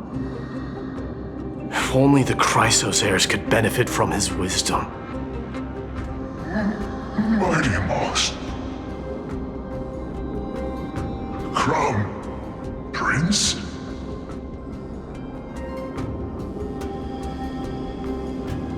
Leo, after all these years, you're still awake. Mighty Moss. I could never forget your voice. I've been waiting for this moment all along. Please, teacher, share your wise counsel with me. Crown Prince, Castrum Kremnos has lost everything. Its people, traditions, and most importantly, its glory. To survive, our people have migrated, and our traditions have faded with time. But glory, even though it has vanished into the mist and its walls have crumbled, Castrum Kremnos has never forsaken the glory of its warriors. Why say otherwise? Our god has completely lost their sanity. No longer a revered symbol of war, they have fallen and are now plotting an evil scheme. I urge you, Mighty Moss, to put an end to their endless suffering. Allow them to die as a warrior. They must go with honor.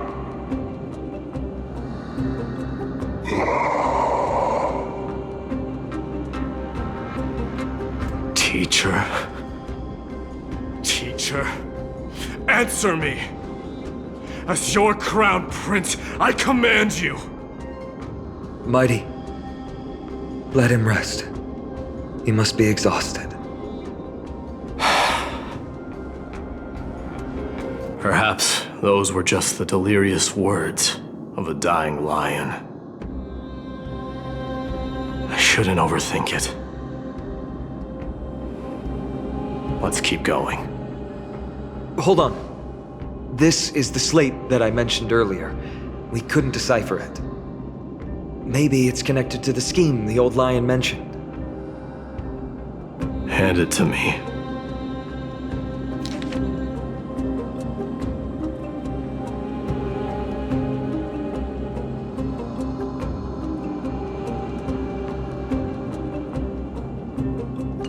No. Nikador would never. That explains the surprise attack on Akama. I didn't think that the Mad Titan could have orchestrated it. Akama is on the brink of destruction. Someone needs to go back and rescue them. No. We need to press on and finish our mission. Are you blinded by glory? As I said before, victory only lies in assembling a full-fledged army. We're just one step away from Nikador. Defeat the source of the evil and the threat will vanish on its own. Just like that decisive strike, there is no turning back for us. Nikador could drive Akama to the brink of ruin, but we can do the same to them. Besides, I have faith in Aglaya and Tribi. With 2 demigods and our allies watching over Akama, they should be more than capable of protecting the Holy City.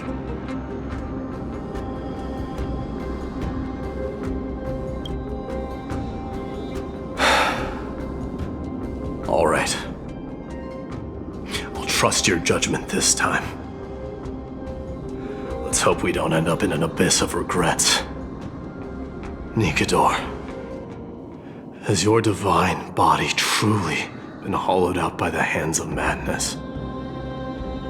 Have you completely forsaken your dignity as a warrior?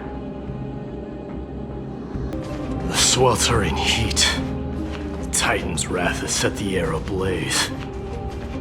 Yeah, we're getting pretty close. It's getting even hotter. Is this place still in use? After we pass through here, we'll reach the soul forging zone. The heat is unbearable. And all these thoughts are echoing in my head. On second thought, this could very well be where we meet our end. Right? Be careful. Your thoughts are being corrupted by strife. You're right. It was my decision to keep pushing forward. And with him here, we're sure to complete our mission and return safely. Just like the path ahead. Even though it's completely dilapidated, it will still lead us to our final destination. Let me smash it. Hold your horses. Don't waste your energy here. Use your head. Looks like we'll need to use the hand again.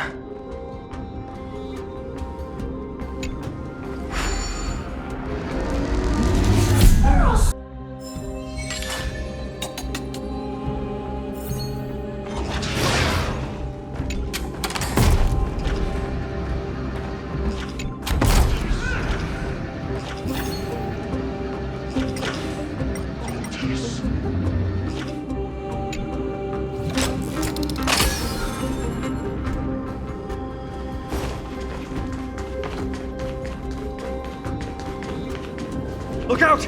An enemy! Put your sword away. It seems to still be rational. We might be able to get some clues from it.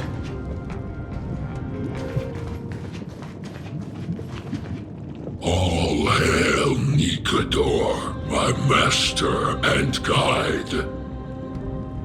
Immortal soul of war, ever by my side. Titankin, let me ask you this. Is Castrum Kremnos planning to destroy Akama?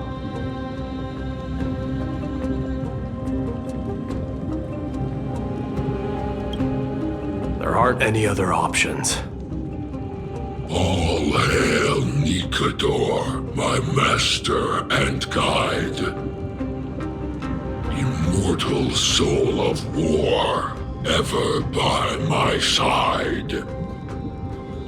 It is indeed rational, but just barely. Immortal soul of war. Let's keep going. There might be other Titankin nearby we can talk to. Aren't you going to take care of it? If you see it as a threat, go ahead. I have no reason to do it. Sculpt an indestructible body with steel that never rusts. The all-powerful Nikador, ruler of all lands. The all-divine Nikador, bringer of 1,000 fears. An indestructible body. The Nikador that attacked Akama was only a double. Considering what the Titankin said, could there be more of them in Castrum Kremnos? By the end of the war, Nikador had succumbed to madness, and their divine power dwindled. Now the Titan's remaining strength is less than 1/10 of what it once was. Creating doubles for themselves might have stabilized their power, but instead of a glorious death, they chose to drag out their miserable existence. How tragic. They seem to have forfeited all their dignity as a warrior. Leading your people away from here was the right choice, Mighty. There's no need to glorify my choice, Deliverer. It was just a self-imposed exile that cost me my pride. Not something worth celebrating in a song. What if the Titankin's words are true? Going up against Nikador is destined to be a bitter fight.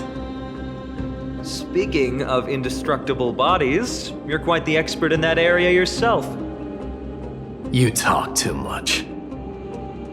Did I ever tell you the Chrysos heirs are all endowed with unique powers?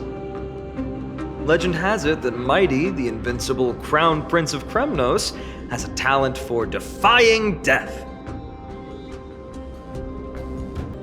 Martyrs, consecrate your souls of war for the lance of fury. You shall become Nikador's blade to pierce through the enemy's heart and core. You shall be the timber to nourish the core flame, to reduce the decayed world to ashes. Reduce the decayed world to ashes with nefarious schemes. They've been twisted by madness, just like cast from Kremnos. They remember how to kill, but they've forgotten why. I've always believed that killing with blades isn't any nobler than killing with subterfuge. Aside from one's mission and survival, no other reason can justify violence. That's where we differ. For my tribe, glory and conquest are also valid reasons. But deep down, you don't really agree with that, do you? Martyrs. Was it facing us the whole time?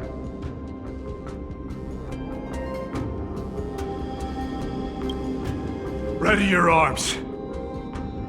For the lance of fury. Consecrate your souls of war.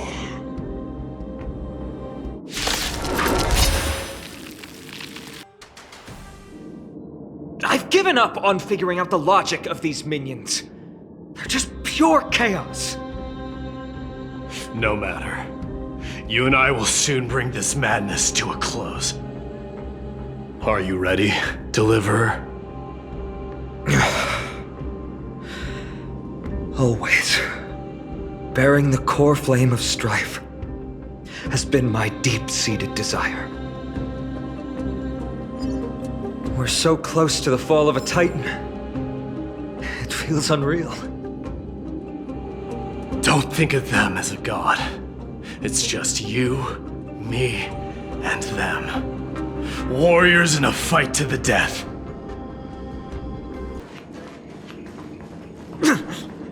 That oppressive feeling from earlier. It's back. Do you feel it? But that bluster is no longer pure. It's mingled with scent of blood and the cries of lost souls. The fate I've been hoping for lies behind this door.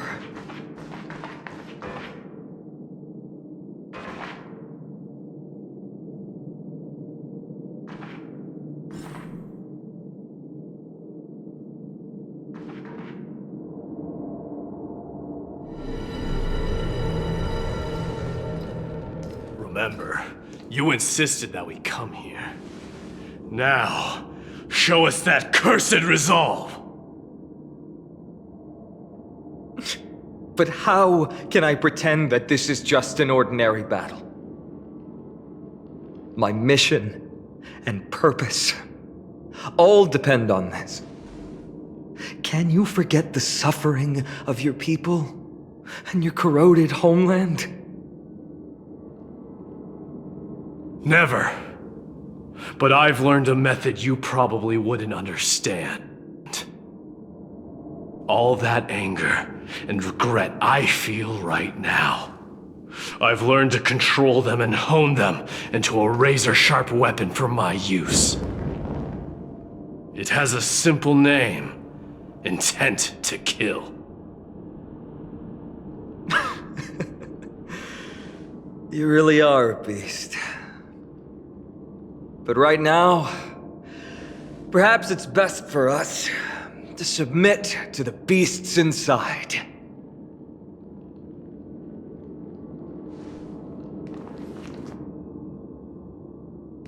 Corrupted God! Face me and meet your doom!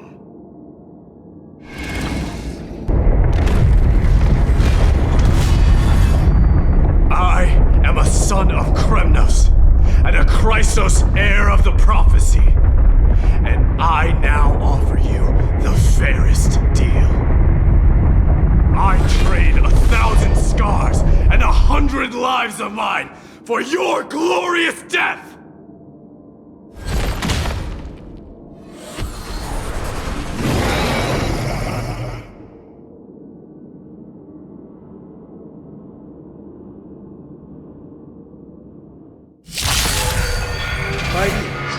I may not be able to fight like you, but I will do battle in my own way and bring down this god!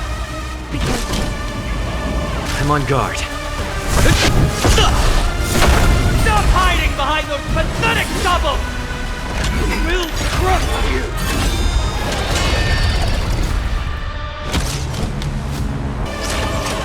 Executing attack! Titanus! Like fireflies, I will fight for myself until everything burns to ashes! Finally ready to reveal your true self, Titan? Feel the wrath of humanity, corrupted God!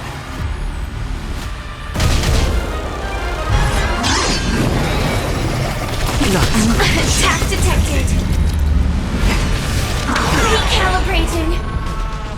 Time for a detailed overhaul. Come one, come all. I shall set the seas aflame! They're already near their end! Shatter the armor of strife and strip away the core flame!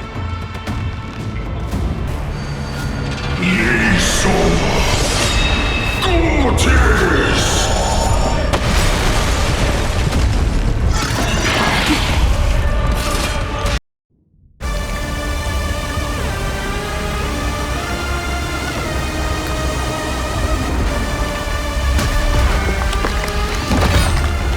Immortal wretch. How amusing.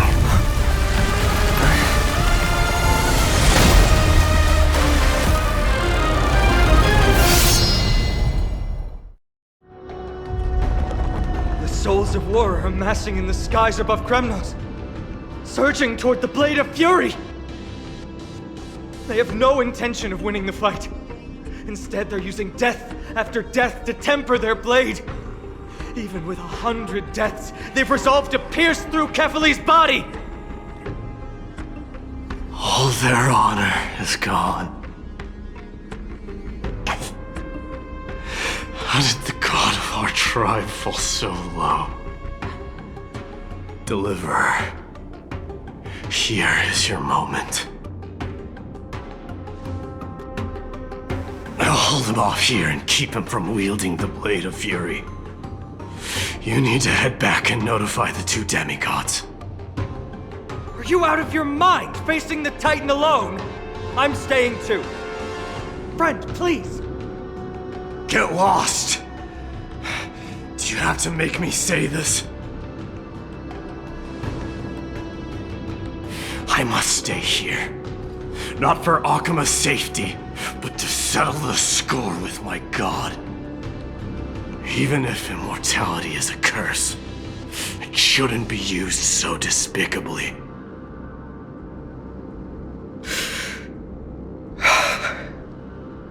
Go, Deliverer. Your battlefield lies elsewhere. Stay strong. Try not to get killed too many times.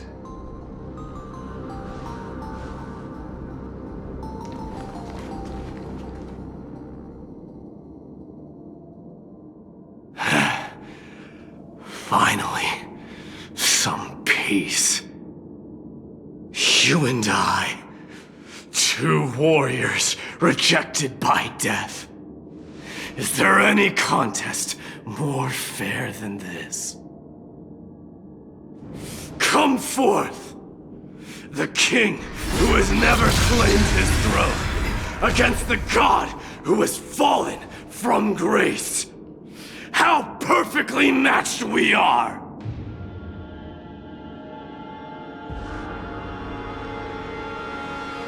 Let's battle till the world's final breath.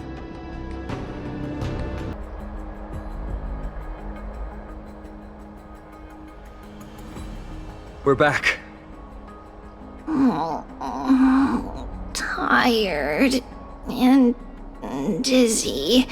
Will they be okay? He'll be fine. Midamos is the fiercest warrior I know. Something Mighty was born with. A blessing and a curse. The true mark of a Chrysosaur. Go get some rest, Trianne. We might need your help again before you know it. Okay. Don't worry about me. Take care of yourselves, too. Let's go. It's a race against time. We have to find Aglaya right away. They're back.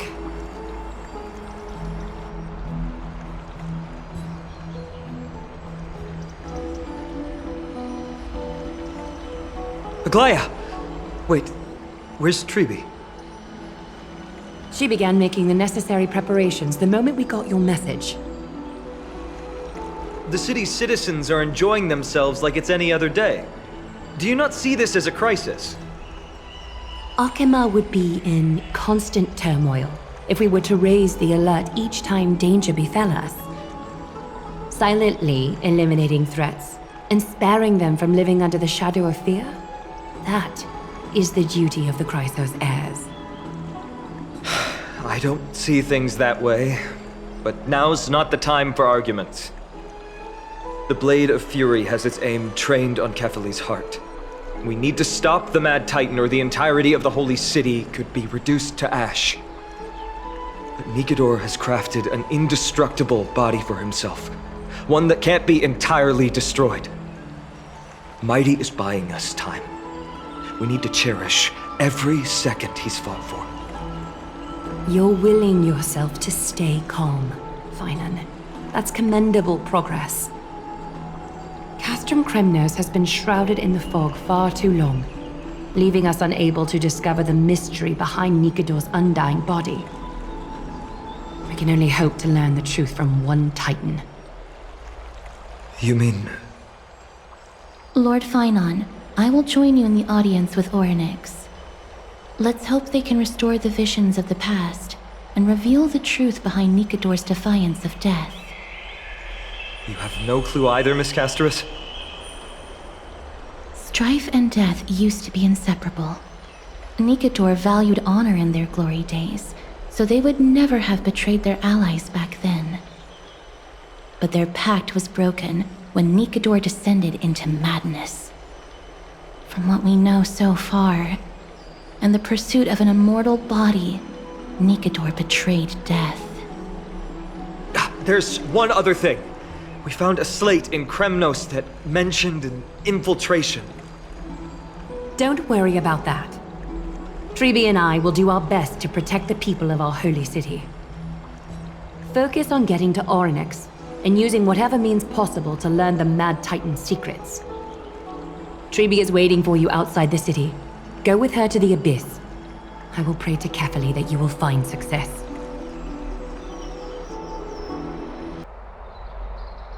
Treeby, we're ready to set off. Okay, we've been updated on what has happened. Let us send you into the abyss this time. Are you sure? It's always been Trienne doing this. The 2 trips to and from Castrum Kremnos have completely drained Trienne. She'll need some time to recover. We can handle this, Snowy. This is as much for Dee as it is for everyone else. High Priest Treeby, do you have any suggestions on how we can get Orynyx to respond to us later? Sorry. We wish we could help, Cass, but Orynyx has never been a Titan to chat or interact with humans. I suppose. We'll have to rely on ourselves then.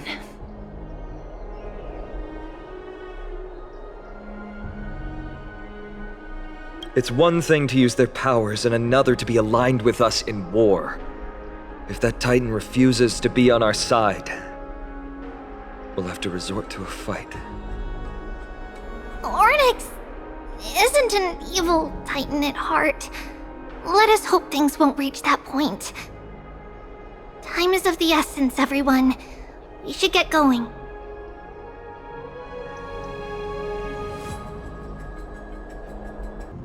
This is it! The Sentry Gate can only take you this far.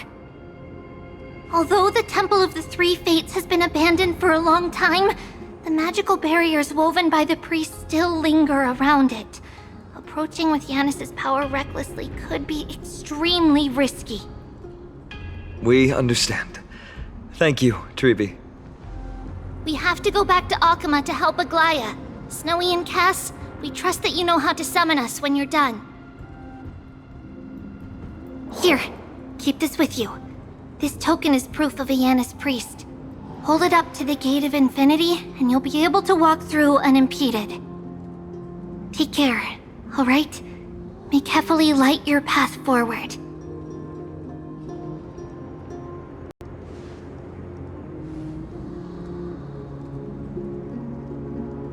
Important decisions will be waiting for us every step of the way.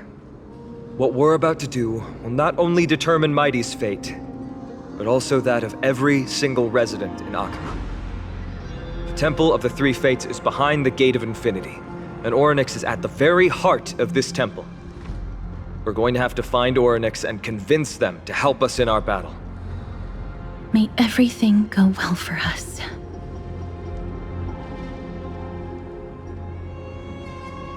It is. The world seems to have plummeted to its end in the blink of an eye.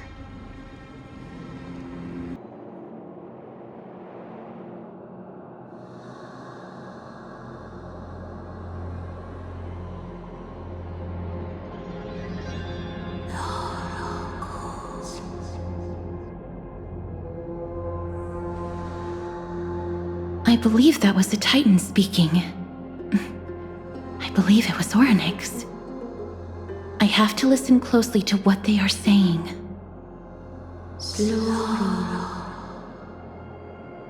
Devious and repulsive humans. Are you here to disturb my peace again, just as disaster approaches? Miss Castoris can understand the Titan's words. That's exactly why we need her on this trip.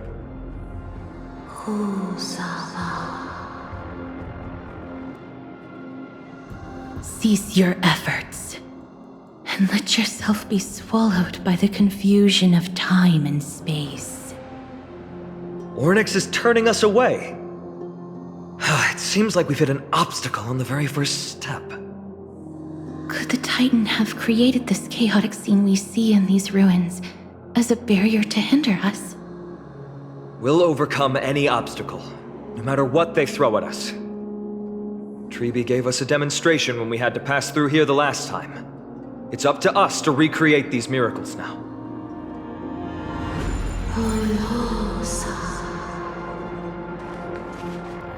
Curse you mortals.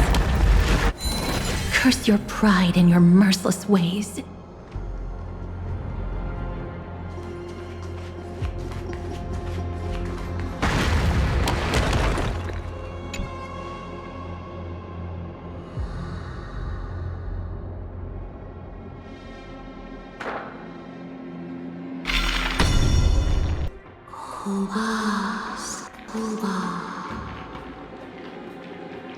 Orynyx is saying something again.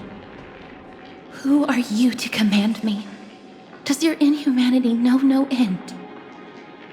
Are we actually forcing the Titans to do our bidding with these miracles? We can't afford to stop and think about that right now. Let's press on.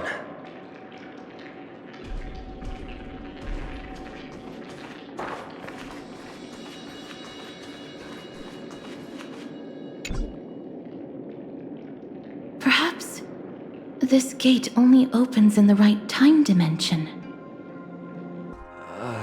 There! Those miracle orbs are instruments often used by time priests. They could prove handy.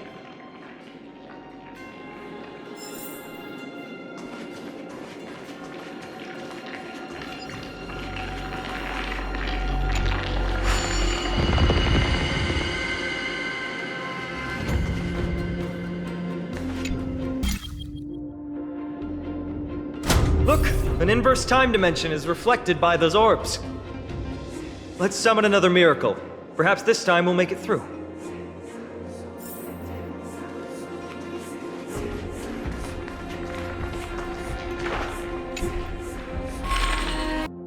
Great. Should be smooth sailing from here.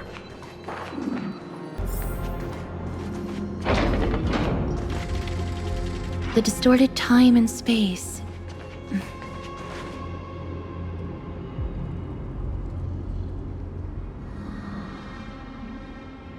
The Gate of Infinity. It represents the divine power of Janus. According to legend, Janus is the eldest of the 3 Titans of Fate. They created the space of Amphorius. But the Titan has long fallen and surrendered their core flame. Tribi is the demigod that inherited their divinity. Brute force isn't the only option. Some Titans can also be vanquished other ways. But that doesn't mean Tribi isn't powerful enough. She's one of Amphorius' most revered heroes. Let's go. With Tribi's token, we should be able to go straight into the Temple of the 3 Fates.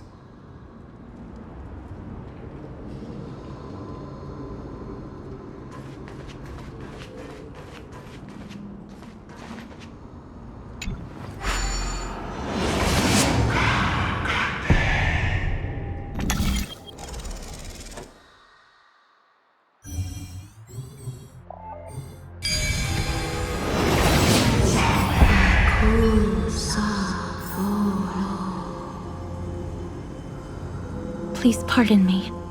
Words this vile should not be relayed. It's not going to be easy getting Orynyx's help.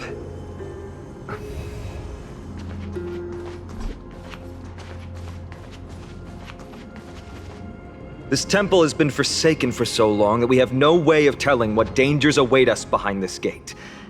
From the way Orynyx spoke to us in the ruins, I won't count on her being cordial toward us.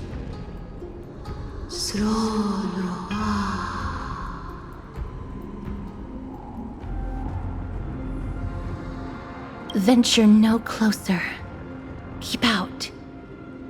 You won't find anything you desire here, save for despair and demise.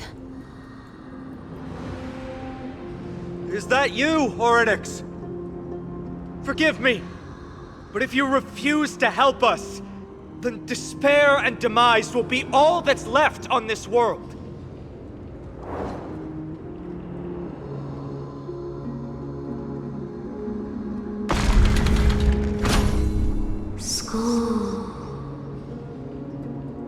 You are not welcome here.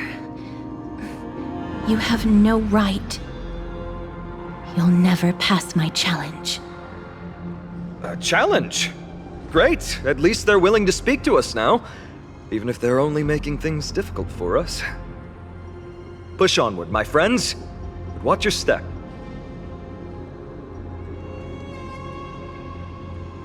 This place isn't as I knew it.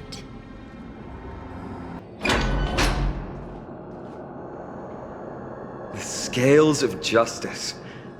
It's my first time seeing it in its full glory.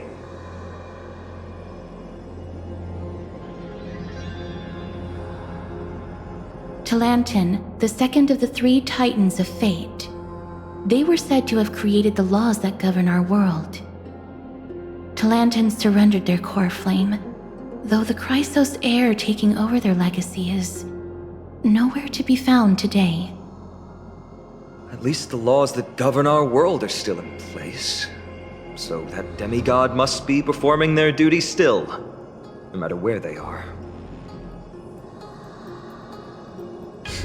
There's no exit in sight. How do we proceed?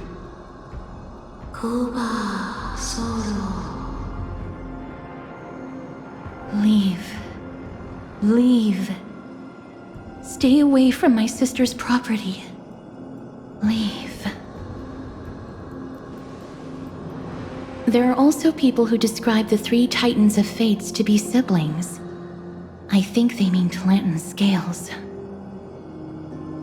Neither of these are paths we can take, and the exit has been concealed from us. Looks like Orynyx is bent on keeping us out. The Tome of Miracles. We'll just have to try our luck with this then.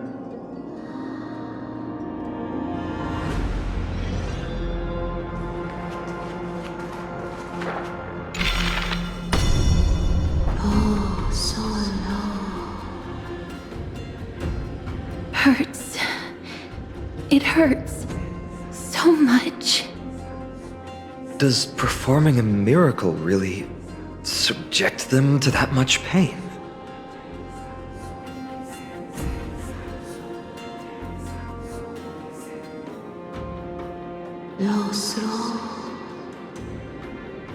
No, you cannot. You must not come any closer.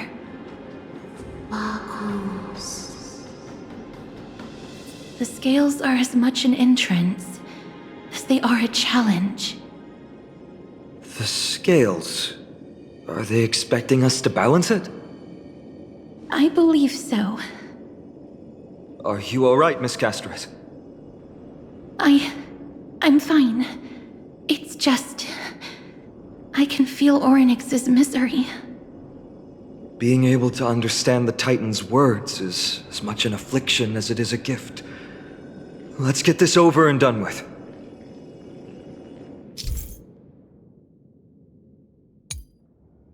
There's an abandoned hand of Zagreus here. Let's use it.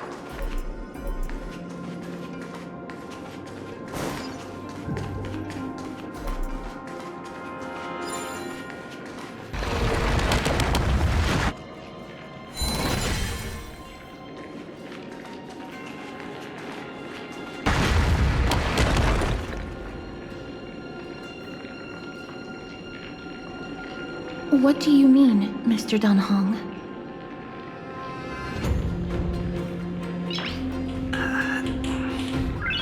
Nice. Orynyx, based on my understanding, isn't the kind that resorts to brutality.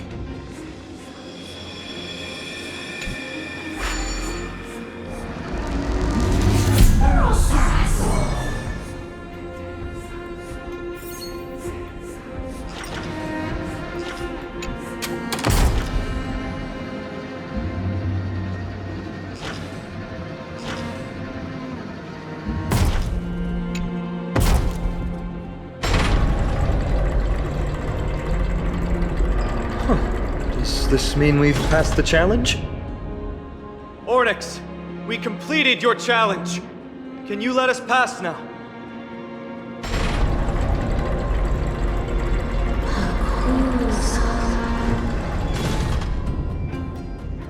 No. Unsatisfactory. You cannot pass.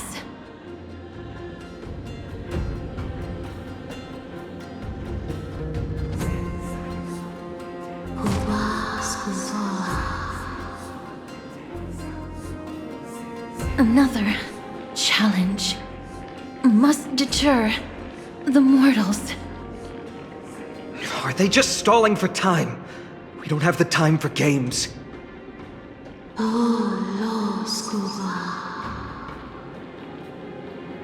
Weights in the left weighing pan represent the fate of Amphorius. Find something that weighs more and place it in the right pan. Find something that has more weight than the fate of the world.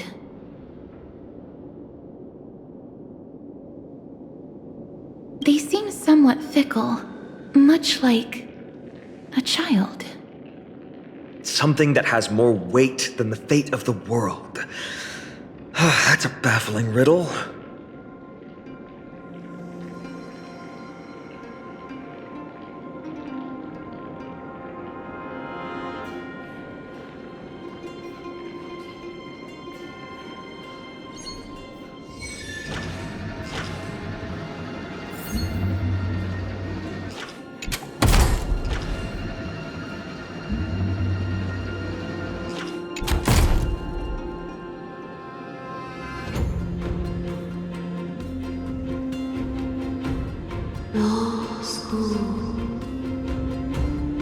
Obtuse, blind fools. They really know how to get under someone's skin.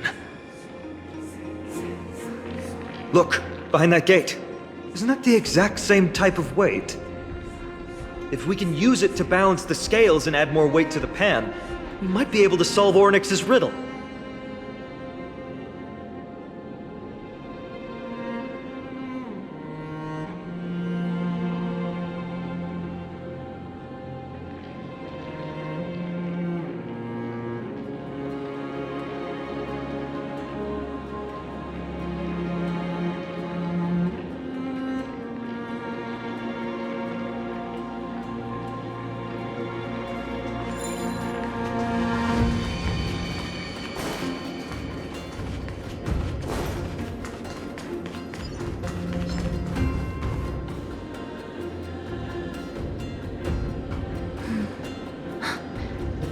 Perhaps the miracle orbs can illuminate the way forward.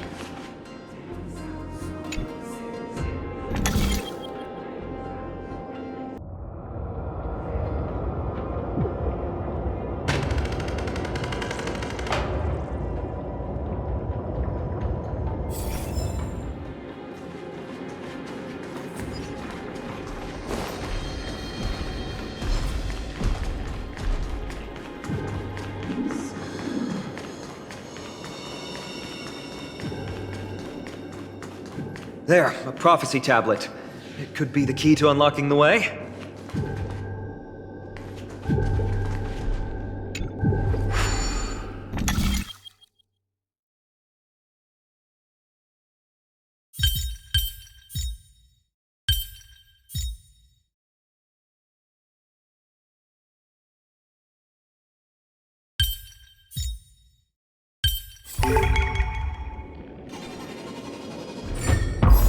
Everything's going well. So far. There are also stone platforms for the Hand of Zagreus all around. This will save us the trouble of doubling back.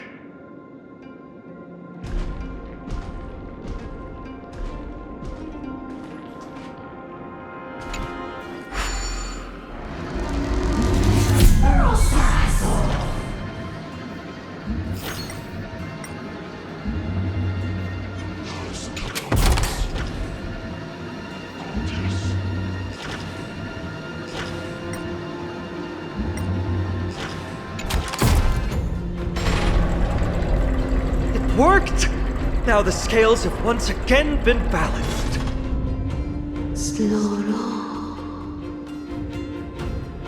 Futile attempts. Give up. Give up. We've played along with you for long enough. It's time you admitted defeat, Ornyx. Let's go and complete their challenge. Find something that has more weight than the fate of the world.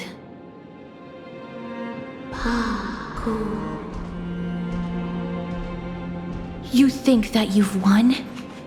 Arrogant. Foolish.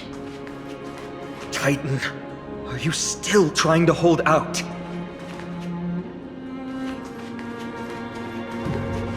We just have to make the weighing pan on this side drop, right? Let's think about it. It shouldn't be that difficult.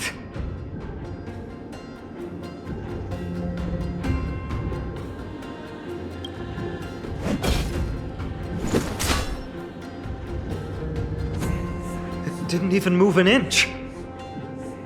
I've held his flaming lance before, and it's quite heavy. Seems like this isn't going to work.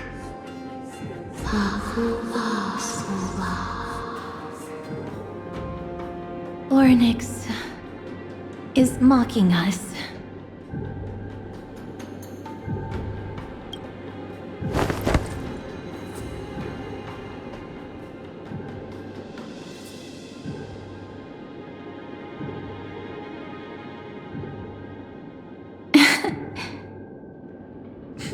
Come down.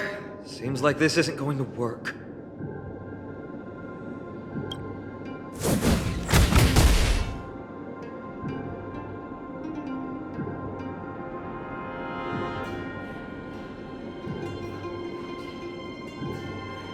Mister, are you feeling all right? It seems like we can't rely on brute force to clear this challenge.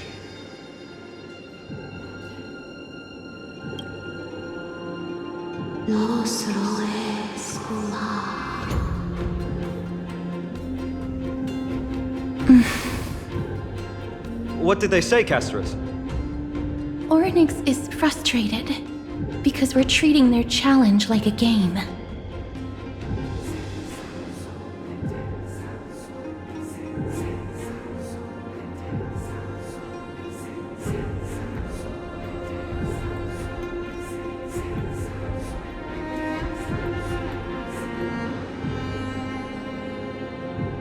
Something that has more weight than the fate of the world.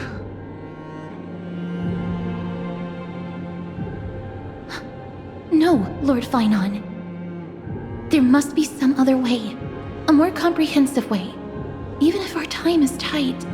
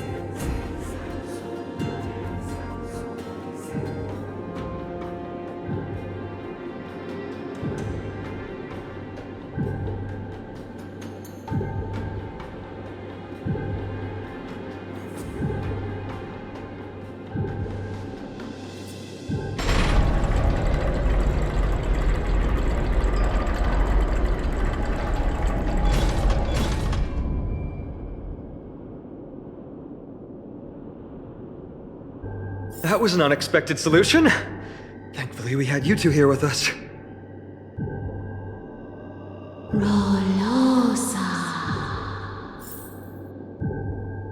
I think that even Orynyx himself is surprised that we managed to clear the challenge.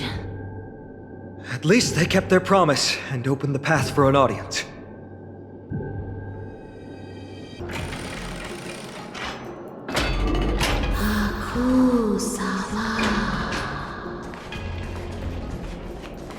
This...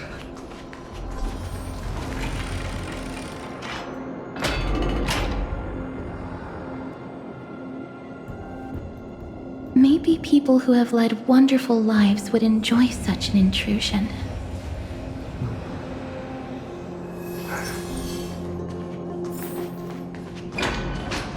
Orynyx!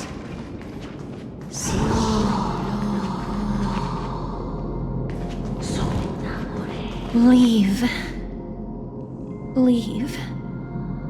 Help us, Titan. Help us prevent this world from being ruined by madness.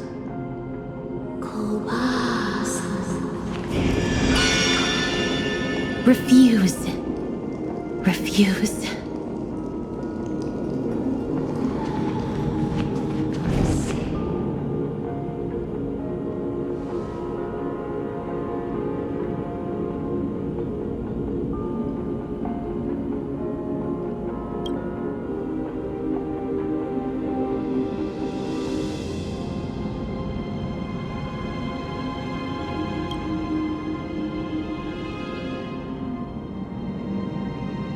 The Titans all have vastly different physical forms, with some of them even abandoning their physical shell.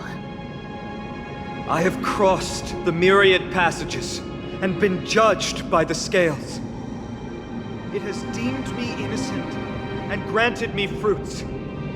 O mighty Orynyx, we plead for your assistance. The madness of Nicator is pushing Amphorius toward the end times. They have abandoned their honor, replicating themselves through crazed means, and are fully intending to destroy the Skyfather and the civilization they protect.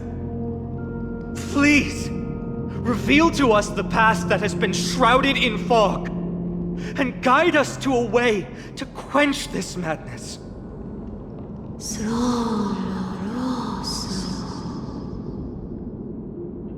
Chrysos heirs. Heroes that uphold rage, cruelty, and darkness. Pursuing the cursed prophecy, you've treated my kind as prey. In the name of deliverance, you would seize my core flame and leave me to suffer in endless isolation. Leave. Just leave. Even if the world will be destroyed as a result, I will not help a group of ruthless butchers. I see. Godslayers asking their prey for assistance is a hypocritical act indeed. Then I can only apologize, as we're running out of time. If we're unable to positively conclude our negotiation, you leave me no choice but to take your core flame and search through the past locked within it.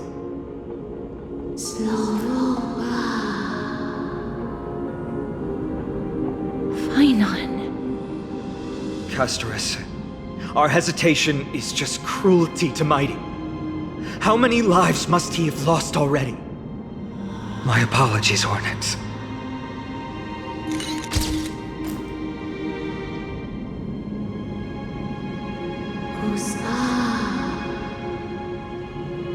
Wait. Orynyx's reaction is a little strange. Titan, what are you muttering about? I can't make it out clearly.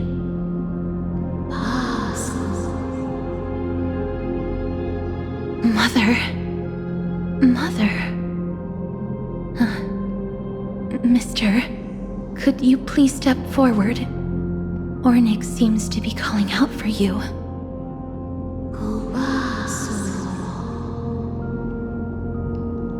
Mother.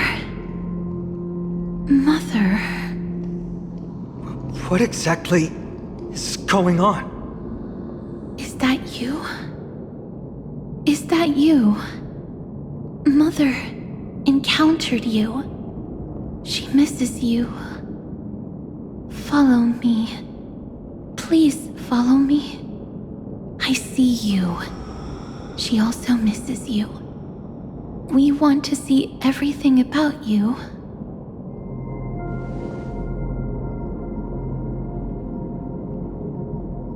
I don't understand either. But if this means that Orynyx is willing to establish a connection with us, maybe it'll be worth a try. Mister, please consider carefully.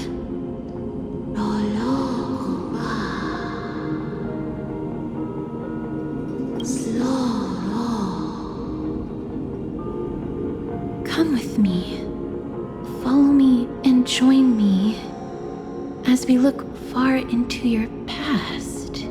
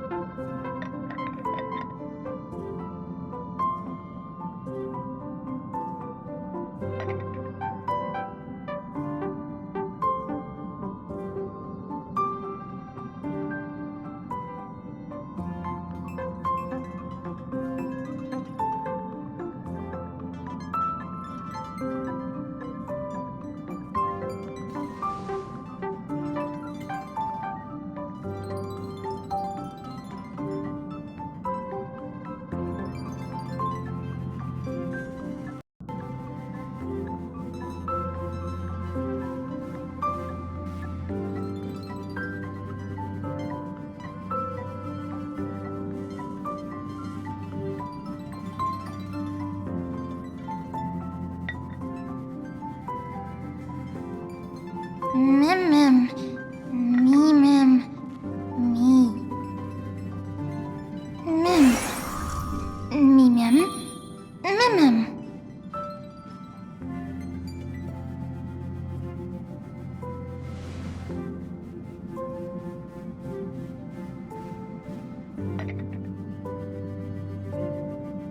Me mem. Mem mem. Mem. Me. Mem mem. Me mem. Me mem.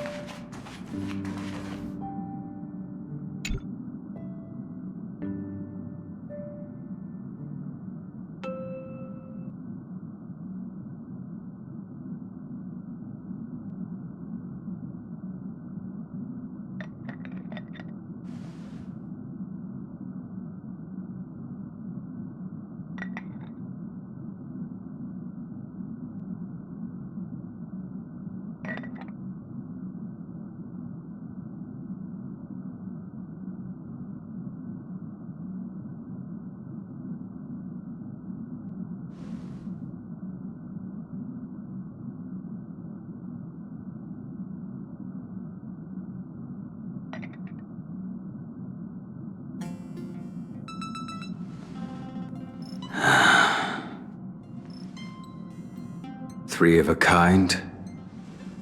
Two pair. Ace.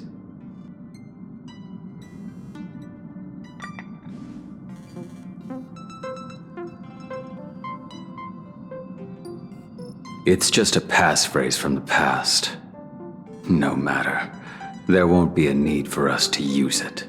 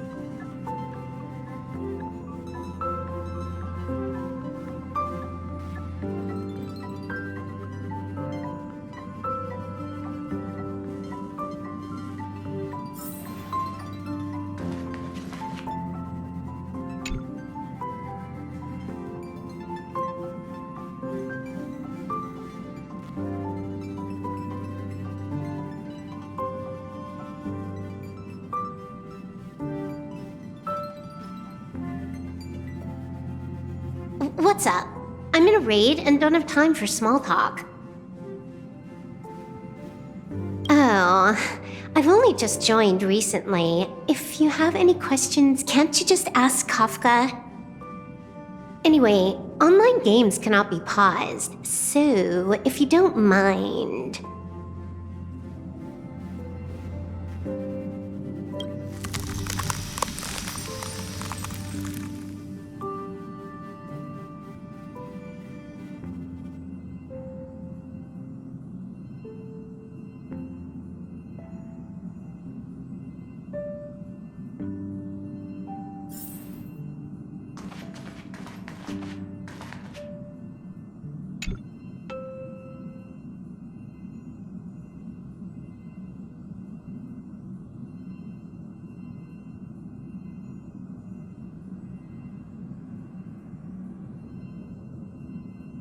What's wrong?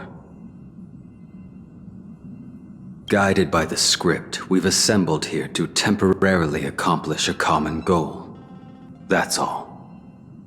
I don't care about anything else. I'll give you one piece of advice. Don't let Kafka down. She sacrificed a lot to keep you here. Furthermore...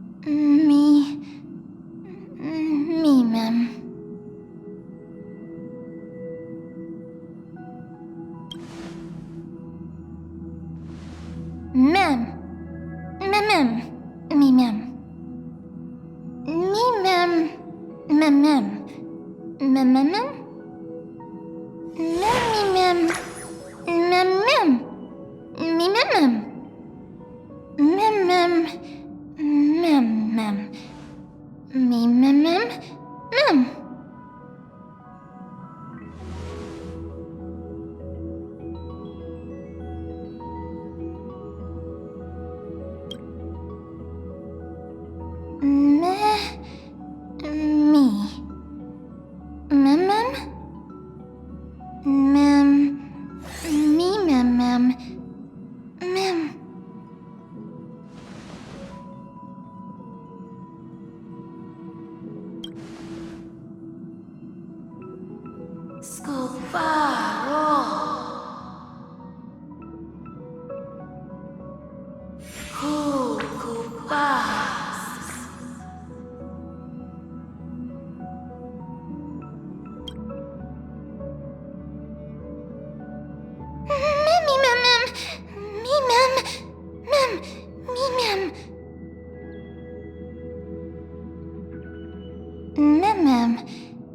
Me?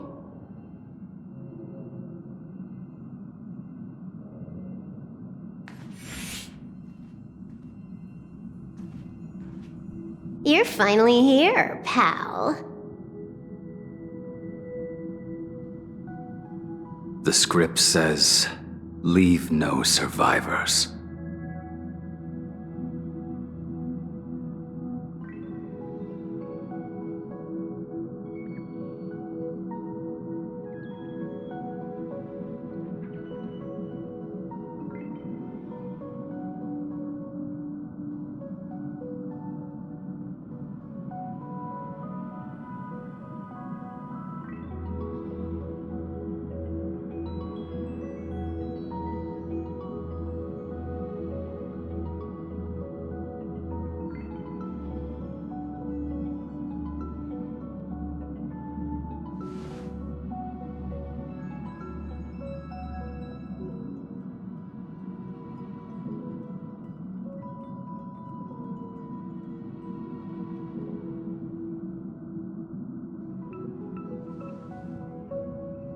Let's dance, buddy.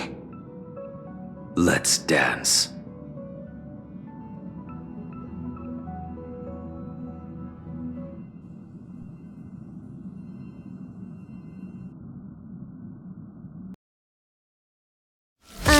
Why do I have to be the standby support again? So boring.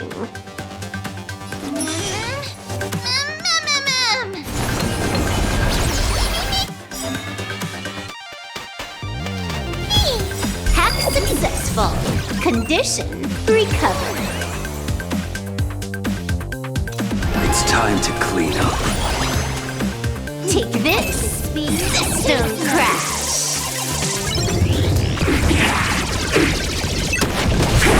You impede me. The fight is set. Savor it. You're unworthy. Battle. Executing attack. That breathing sensation. A blade's edge knows no good.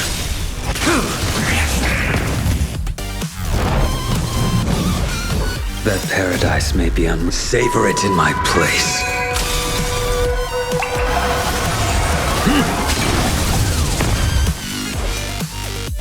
Make good the loss.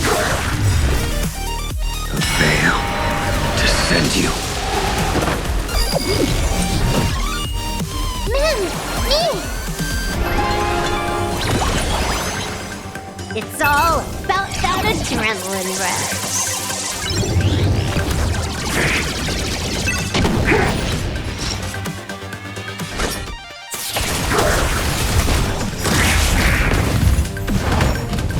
May as well kill them all. Good times never last. Time to say bye. Boom. Like fireflies too, I will fight for myself until everything burns to ashes!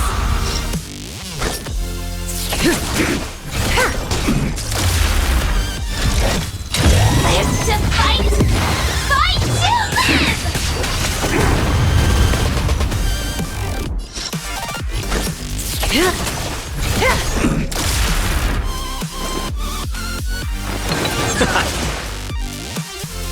Stand still.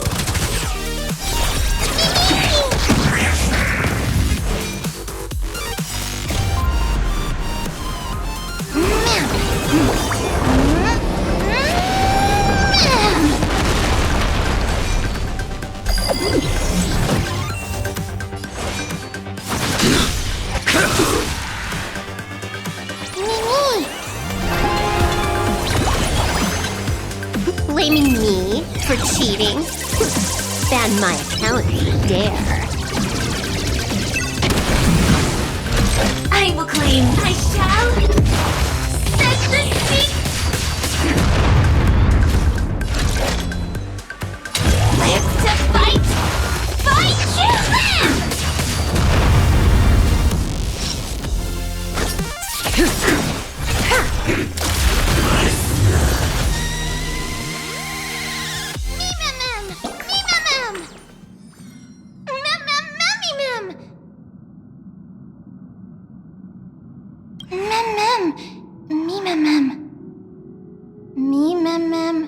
Mem. Me mem. Mem. Me mem. Mem. Me mem.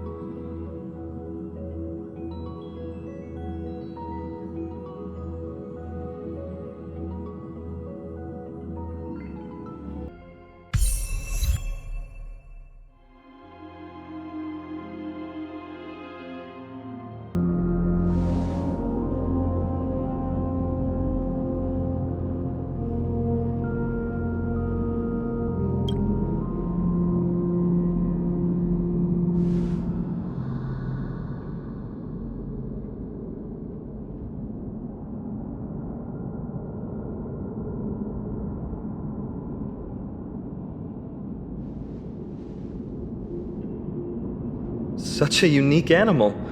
Well, I think it's an animal. I've never seen anything like it before. Oh, what a cute little creature. Is it a gift from Ornyx?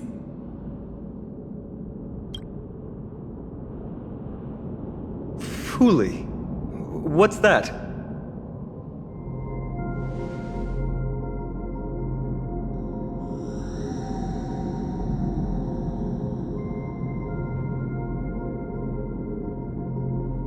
Ah, a god from the worlds beyond the sky. A miracle that is hard to see with the naked eye, right? To earn the gaze of an eon, does that mean?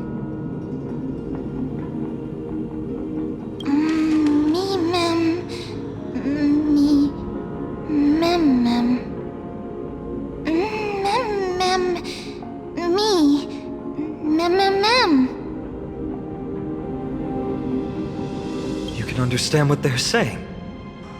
Collect the memories and recreate the past. How can we do that? We don't have much time left.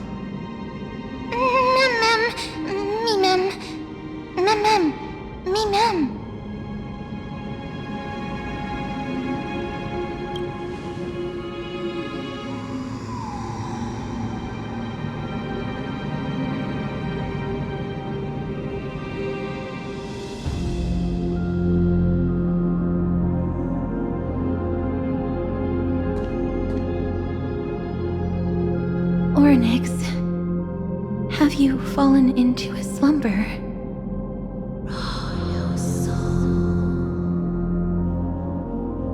I don't know who the mother that you're referring to is, but thank you for all your hard work. If Titans can dream, may your dream be a sweet one.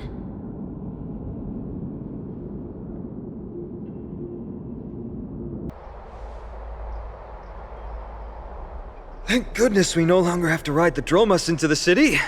Thanks for your hard work, Treeby. No need for formalities at a time like this. I trust you have found a solution? Simply put, Ornyx refused to help us uncover the past of Castrum Kremnos. But for some reason, they showed interest toward this person.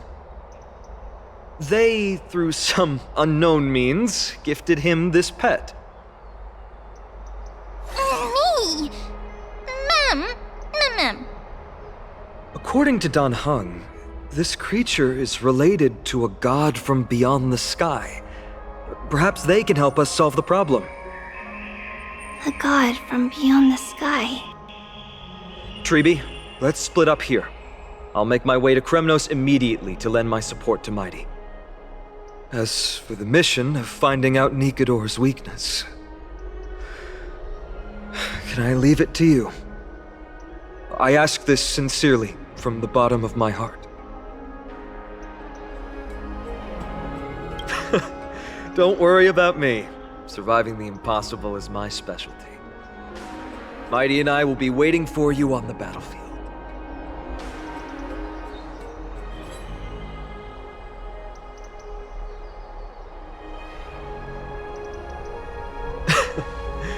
Thank you.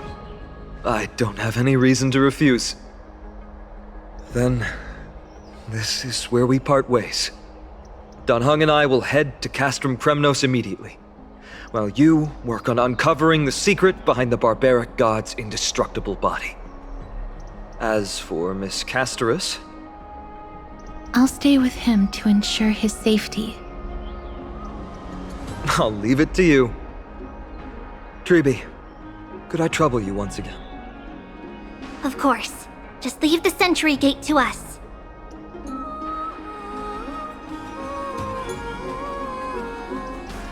We're the only ones left. Where should we go to find the lost memories? Mem.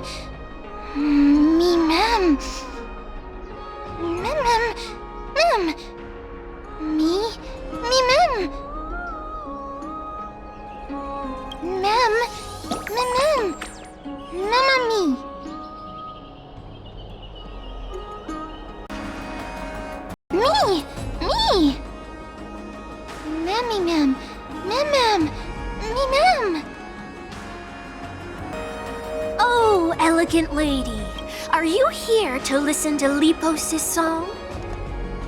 What are you in the mood for? The love stories of the ancient Chrysosaurs, the turbulent era of the Chrysos War, the rise and fall of the seaside states. Lepos has it all. I wonder if there is a ballad about Nikodor's madness as well as the mystery of Castrum Kremnos vanishing into the fog. Ma'am, you have come to the right place. There is such a ballad within my collection that has yet to grace the ears of others. Allow me to sing it for you. The war of 1,000 years has drawn to its close, and now the world descends into a long night of chaos. Oh, valiant Titan, tell me, how did your golden heart shatter into 1,000 fragments? Oh God, have you grown weary of your endless strife? Then how do you justify your ruthless tyranny?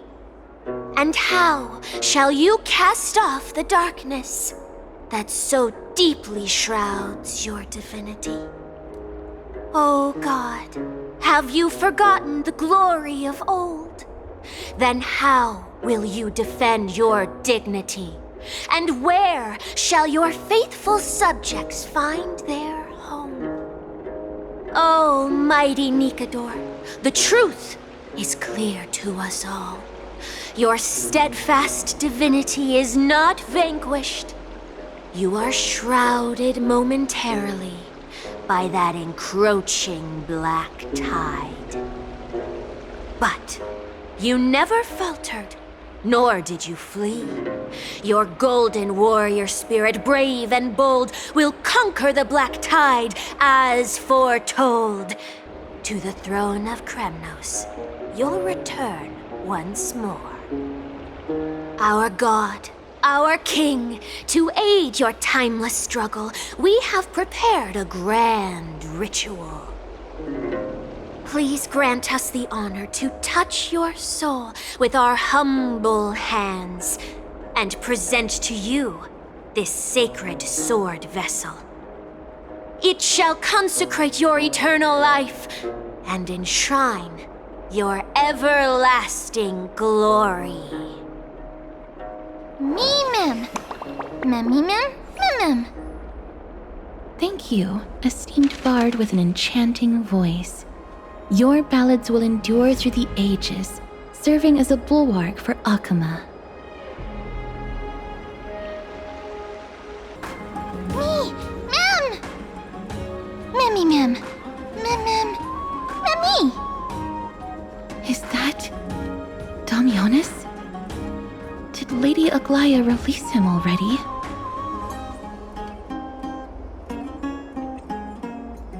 I've heard some bad things about him. He may have some talent in the arts, but if it weren't for him, you and Don Hong wouldn't have been interrogated by Lady Aglaya. But if Mem thinks he has some valuable memories, we'd better ask him in person.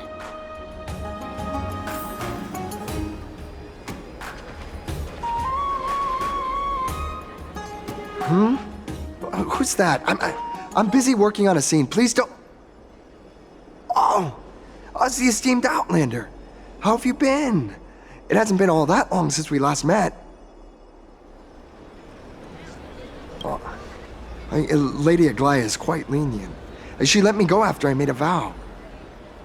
Rest assured, I'm not foolish enough to make the same mistake twice. And breaking a vow with Lady Aglaya would be like digging my own grave. Castrum Kremnos? For us unarmed civilians, Nikodor's territory is off limits. Even in the past. Oh, no. Wait, I just remembered. I did visit Castrum Kremnos once. Let me find it for you.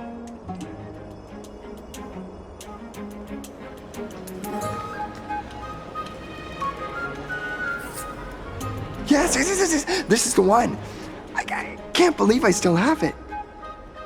Could you tell us the story behind it? during the final days of the Chrysos War. The final festival took place in Castrum Kremnos. However, and due to the tense situation, few outsiders were willing to compete. Well, I gathered the courage to go there, but I found the atmosphere of the festival to be quite strange.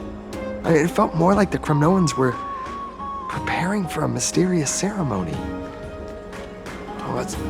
Sensing something was off, I snapped a photo outside the city and then left.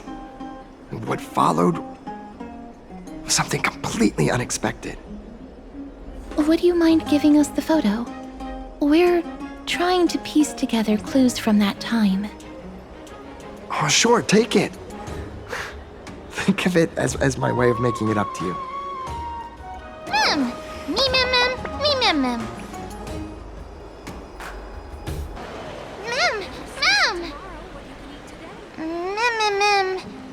Me mem. Oh, mem.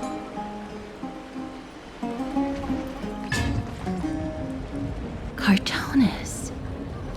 Come to think of it, I remember hearing about them making a holy vessel for Kremnos. Oh, Casterus. Outlander as well.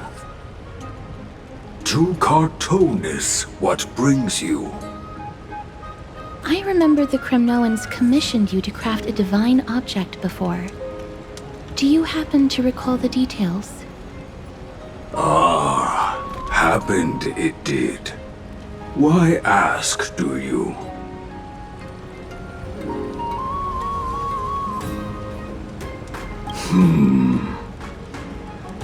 Thousands of marvels of weaponry I crafted.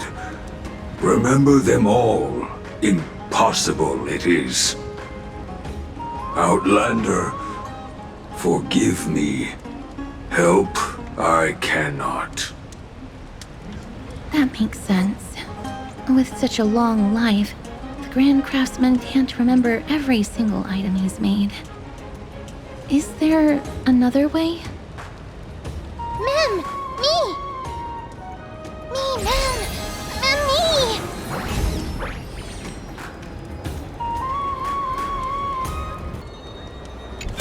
Mister, are you feeling all right? You were in the same state as when you were with Orynyx.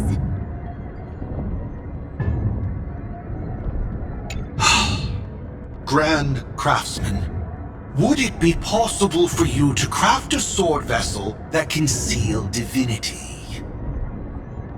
Anything my forging hammer cannot craft, there is not. The finest stones in Kremnos give me. The golden blood of Strife Titan find me. The sword vessel I shall craft. Does that mean we have a deal? And what of your payment? For a commission of this magnitude, proper compensation must be ensured. Payment simple. Peace for my people. Mountain dwellers, no longer servants or fighters for Kremnos. Ever. You have my word, Grand Craftsman. Me.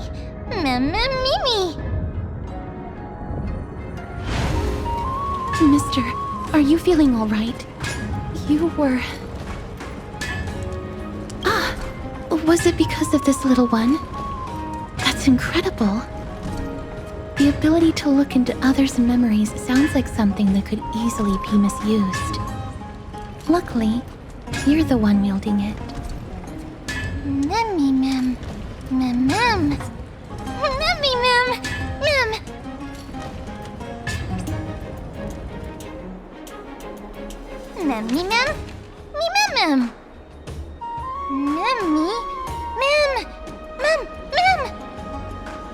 What did they say, mister? Is everything in order? If so, we need to meet up with Lords Phynon and Mighty. Before we leave, I'd like to check with Lady Aglaya again. Do you mind waiting for me, mister?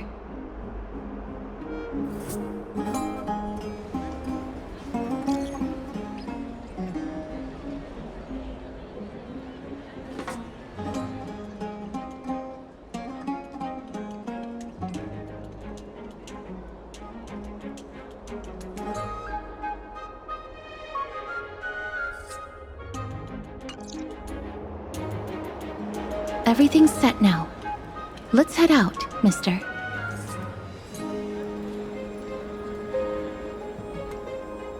I just don't want to see her disappointed. Lady Aglaya's contributions to Akama deserve more appreciation, but people mostly see her as distant and aloof. We don't have time to talk about this right now. Let's set off. Hopefully, this little one will help us recreate the memories of Castrum Kremnos. Mem.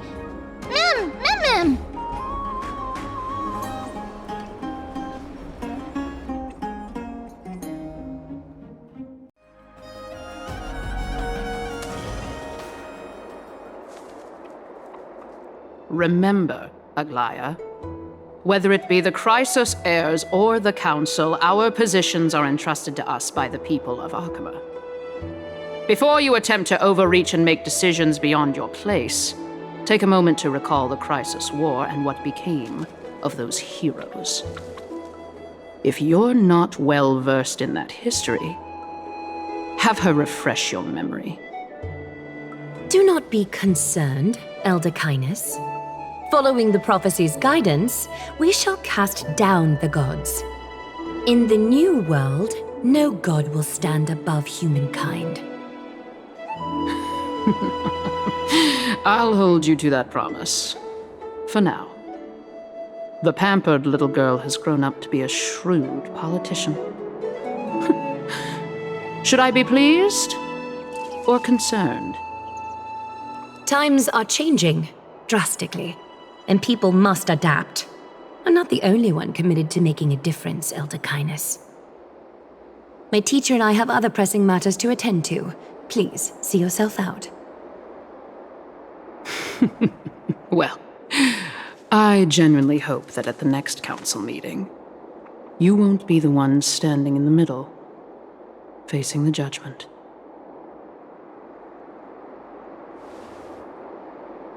Aggie! Are you alright? It's nothing more than an empty threat, much like before. A reflection of their inner fears. So sorry, Aggie. If we were more mature, you wouldn't have to face all this alone. Why apologize? We each have our own responsibilities. But seeing how they give you a hard time makes us sad and angry.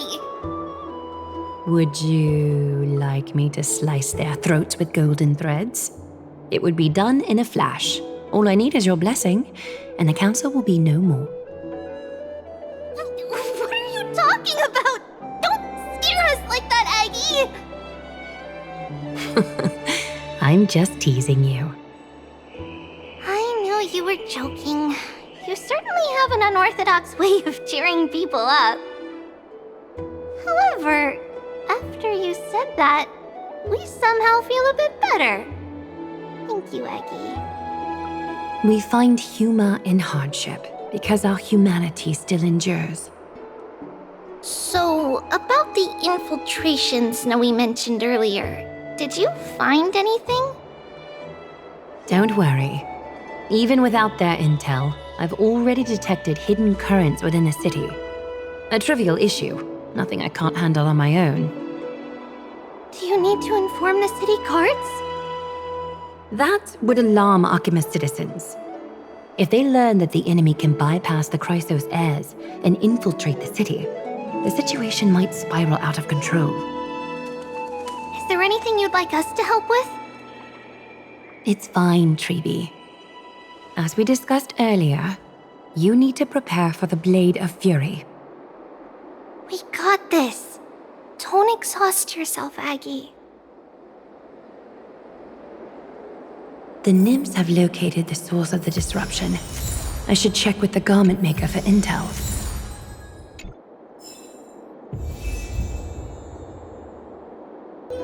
Infiltration.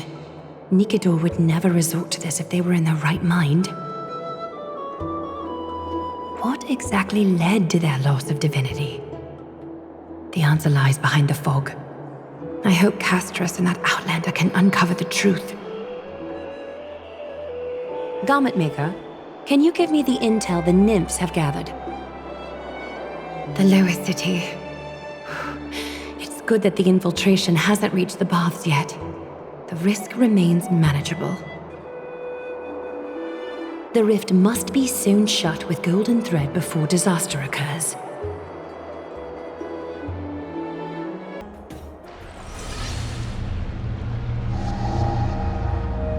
Something wrong? Who goes there? Lady Aglaya! What brings you, Corruption and madness are lurking behind these anomalies. I must deal with them myself to prevent further troubles. But I don't want to alarm the public. Can I trust you, Honorable Guard? Absolutely, Lady Aglaya. You have my solemn vow that none of this will come to light. Thank you. If you don't mind, I will handle it from here. May Kepali bless you, Lady Aglaya. That young guard reads between the lines well. If the end weren't so near, he would have a bright future ahead of him. I'd better focus on the matter at hand first. Filth, show yourself.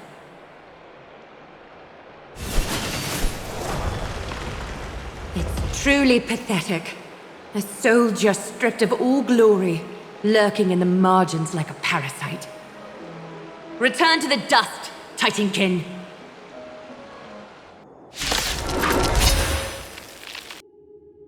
I need to ensure that I leave no trace behind, so that no one suspects anything. Time to move on to the next nymph.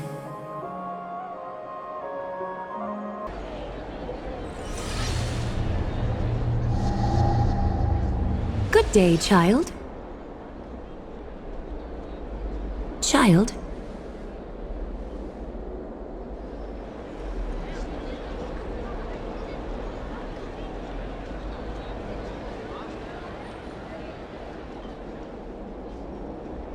Huh?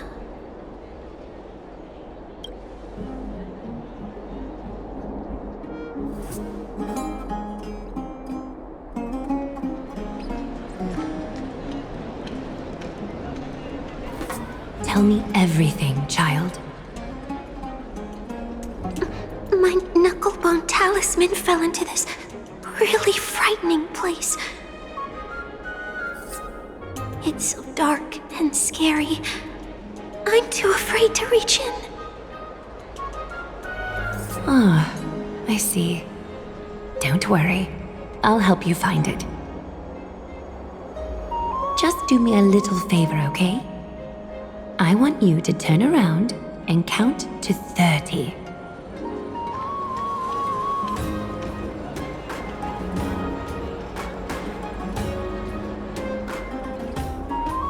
Show yourself, worm.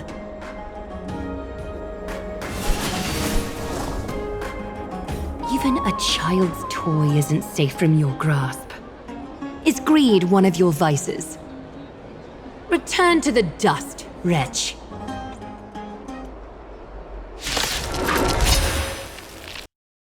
Is this what you're looking for? Yes, that's it. Thank you, Big Sis. Big Sis? Something on your mind, Big Sis?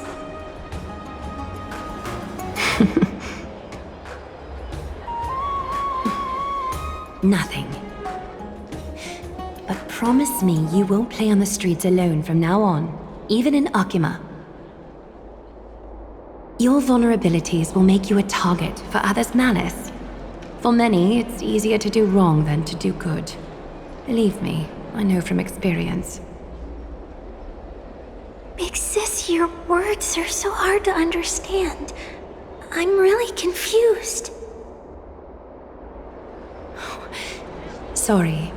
It seems I've forgotten how to talk to a child. Your innocence feels so distant to me now.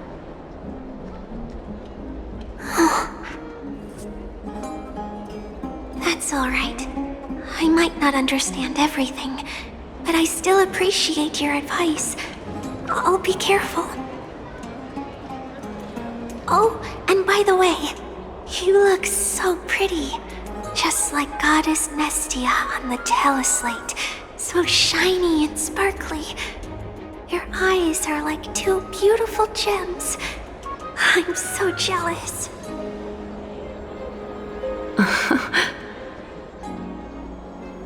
I want you to have this knucklebone talisman, Big Sis. I hope it brings you luck every day and keeps you safe from bullies. Thank you, child. There's one more threat marked by the nymphs. Kefali, Skyfather, I seek your guidance. May your hand keep all things in order.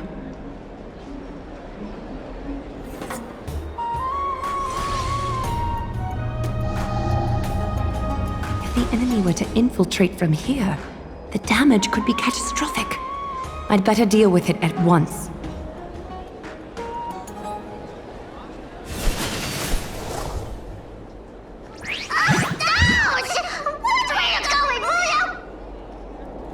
Bartolos? It's Lady Glava. What a delight to see you here. Praise for Kelly. Every inch of your skin is glowing like the dawn itself.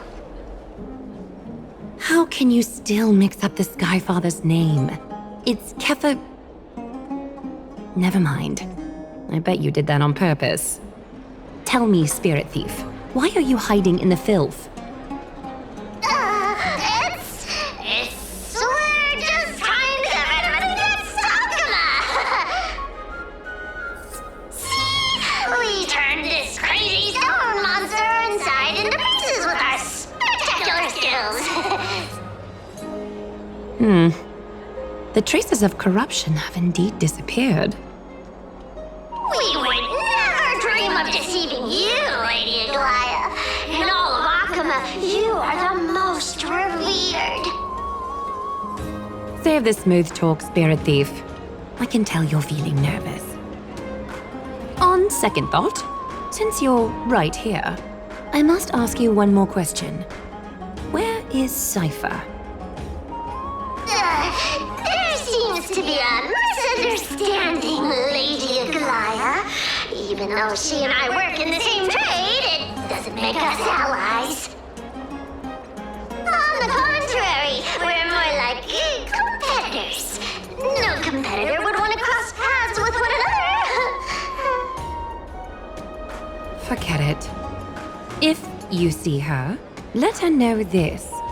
As demigods, we can't avoid our duties forever. All right. Understood, Lady Glava. If there's nothing else, please excuse. Wait. If my suspicion is correct, are you skulking about in the filth to keep something hidden? Return what you've stolen, and I'll let you go. What rotten luck! Why did I have to bump into her? Oh, venerable Zagreus, may I borrow a fragment of your fleetness? I urge you. Run! How predictable. Did you truly think you could outrun me? It was worth a try, wasn't it?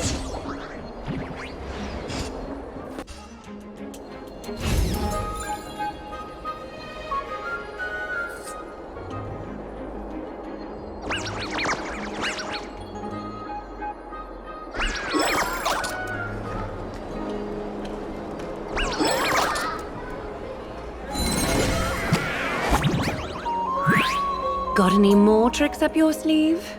Let's see them all. Darn it! That was so close! Go on, take it all! Help yourself to everything I toiled for! Well, you got me. Even if I starved to death, nobody in this city would so much as blink an eye at my plight! Oh, you poor thing. But you don't actually need to eat at all, do you? She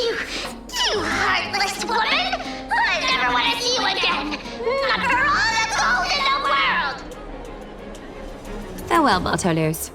Be sure to get my message to Cypher. All the filth marked by the nymphs has been cleansed. I should go find Teacher.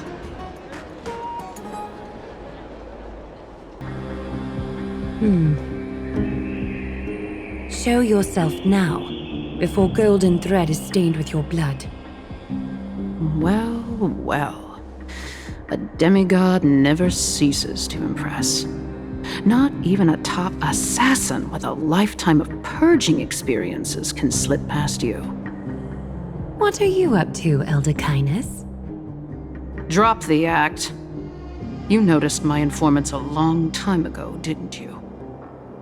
You stayed silent to throw us off, so we'd let our guard down, while maintaining that everything you did abides by the Council's regulations. Correct? When it comes to schemes and manipulation, Zagreus can't hold a candle to the Council. That's quite flattering, Crisis Heir. We bear no ill will.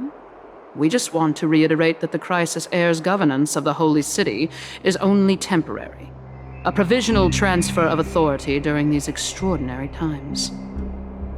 While gods see and hear more extensively, mortals have their own means of dealing with things. When that so-called prophecy crumbles, the destiny of Akama shall once again rest in the grasp of its people.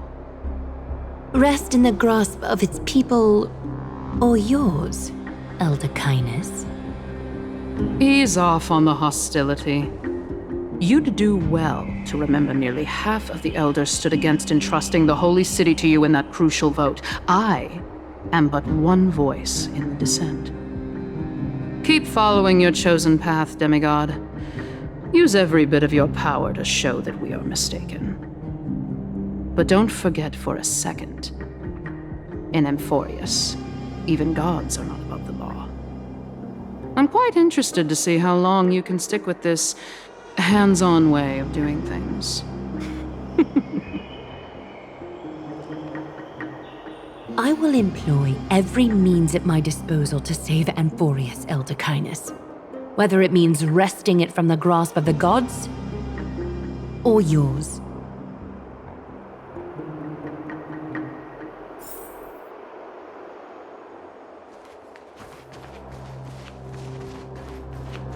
Trinan, it seems she has begun to make arrangements for defending Akima.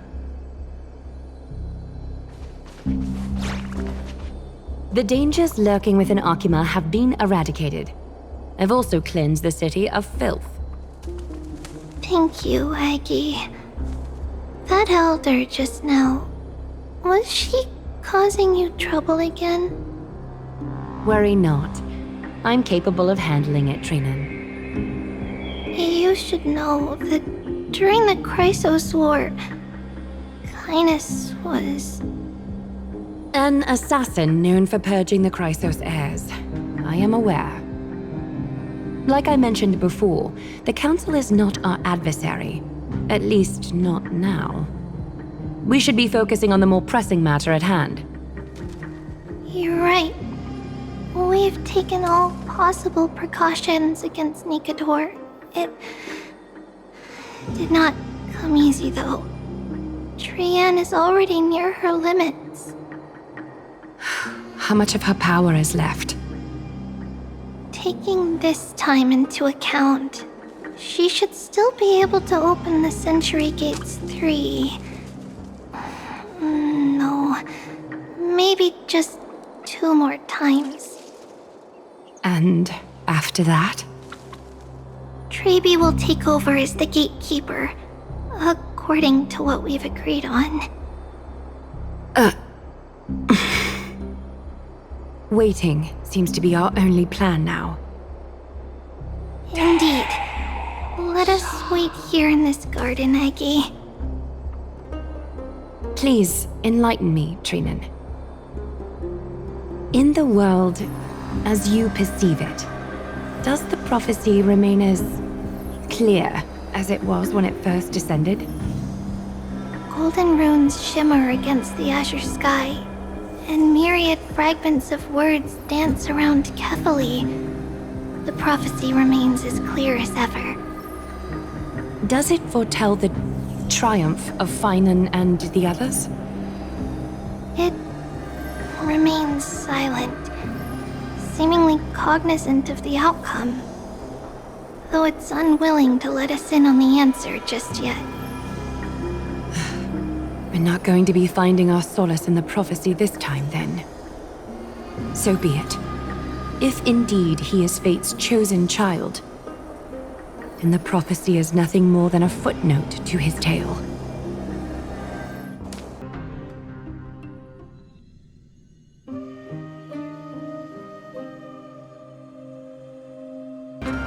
Nikador. They're still locked in battle.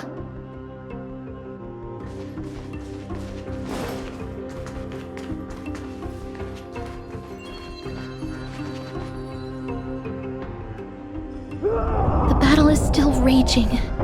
I can feel the intensity even from here.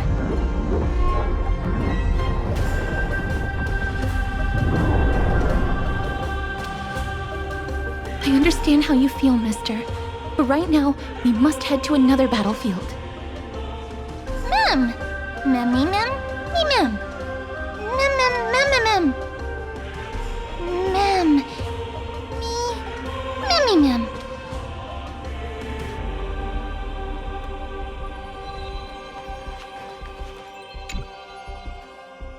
Memmy mem! Mem mem! Mem mem mem mem mem! Mem.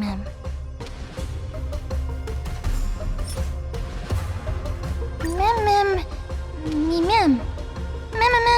Me mem. Mem. Me mem. Me mem. Is that the gate to the past? Let's go, mister. We will unravel Nikador's secrets together.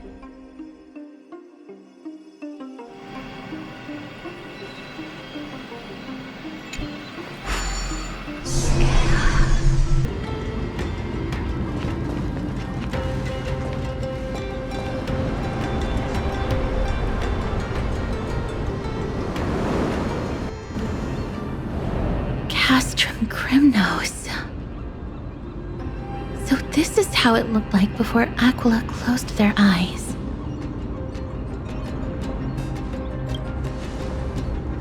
The city of warriors. Its magnificence certainly lives up to its name. We should first figure out which era we've traveled back to. The memory fragments we gathered from Mem all point toward the final stage of the Chrysos War. We might be able to use that as a starting point for our deductions.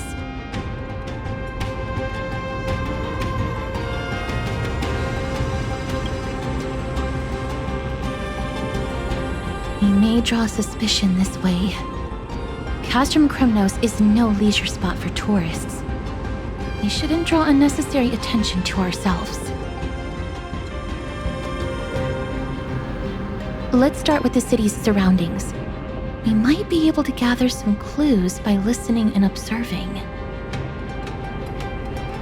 Under all this resplendence is the distinct stench of death.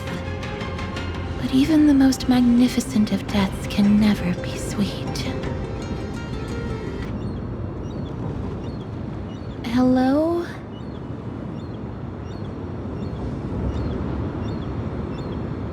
What is it? May I ask if you're here to join the competition? Competition? No. I have no interest in meaningless sports. So, you're here for Nikador's festival? Utterly foolish.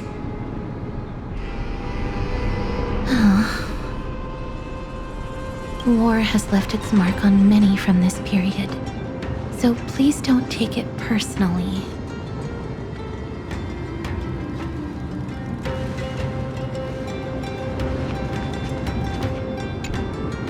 Crown Prince, Chrysos, what a joke! Midemos is just a coward. Those who deserted Kremnos with him have brought shame upon the Lance of Fury. Despicable traitors will never bask in glory again. But Midemos is undoubtedly the mightiest warrior among us. Who else can we turn to now that he's gone? What nonsense are you spouting? King Euripon, the rightful ruler of Castrum Kremnos, has not fallen! He still stands firm in this city and has never given up on awakening the Great Titan! As long as we remain steadfast at his side, we'll reclaim our former glory and sow bloodshed and conquest amongst our foes! King Euripon. Right, of course. The people of this time wouldn't know the fate of that old king yet. He was killed by Lord Mighty. No! I don't believe that Lord Mighty left out of cowardice. It was, in fact, a courageous choice. With that, we should have enough to determine the time period we are currently in.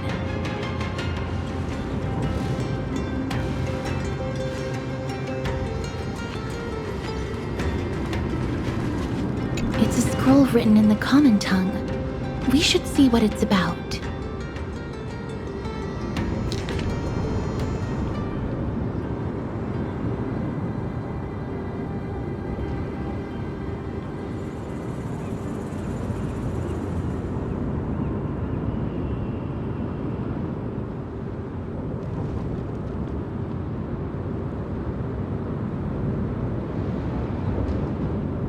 Courage, honor, reason, tenacity, sacrifice.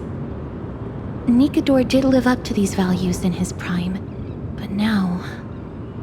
Kremnos seems to be hosting a festival where its victor can go on to have an audience with the ruler and be bestowed with honor. It's just as Mr. Damionis described. If we can pose as participants, we might be able to get into the city.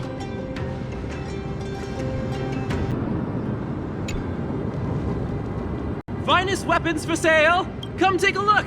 The sharpest blades in all of Kremnos.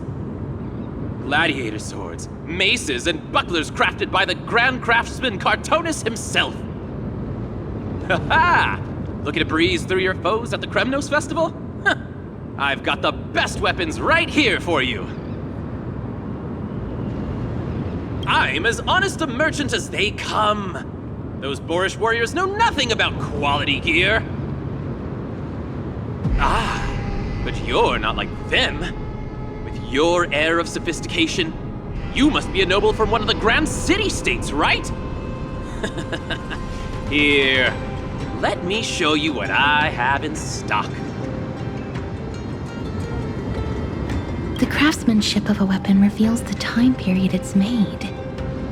We can afford to take a quick look.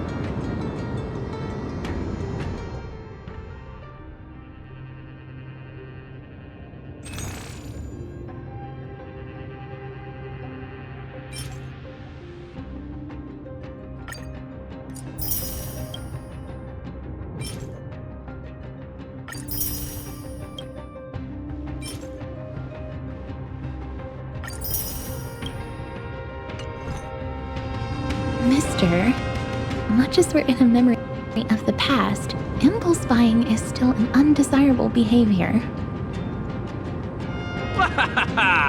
You're quite the high roller! Thank you, and please, come again!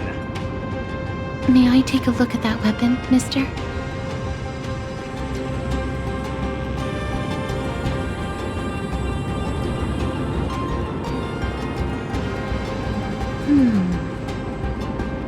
I've seen enough. Let's go, mister. Leaving already? Don't you want to browse through my other wares? Well then, come back anytime. If you make it through the festival today.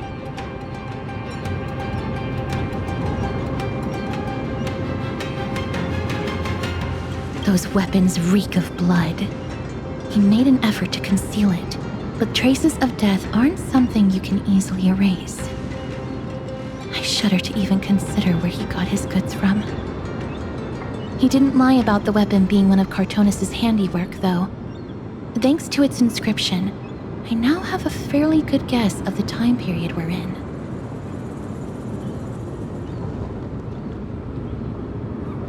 Let's run through everything we know so far, mister. Lord Mighty has gone to seek refuge in Akama with some of his people. Old King Europon still reigns, though Nikador has fallen into a slumber.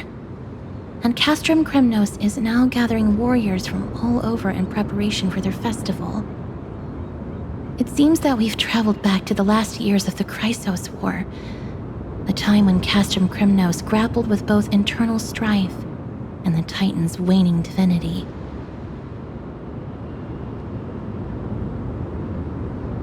The safest bet is to play by the rules. They happen to be hosting a festival in the city. We can try entering as participants? Let's make our way into the city first. We can then wait for the right opportunity to strike. When it comes down to it, I will take care of Nikador's kin. That should be the place to sign up.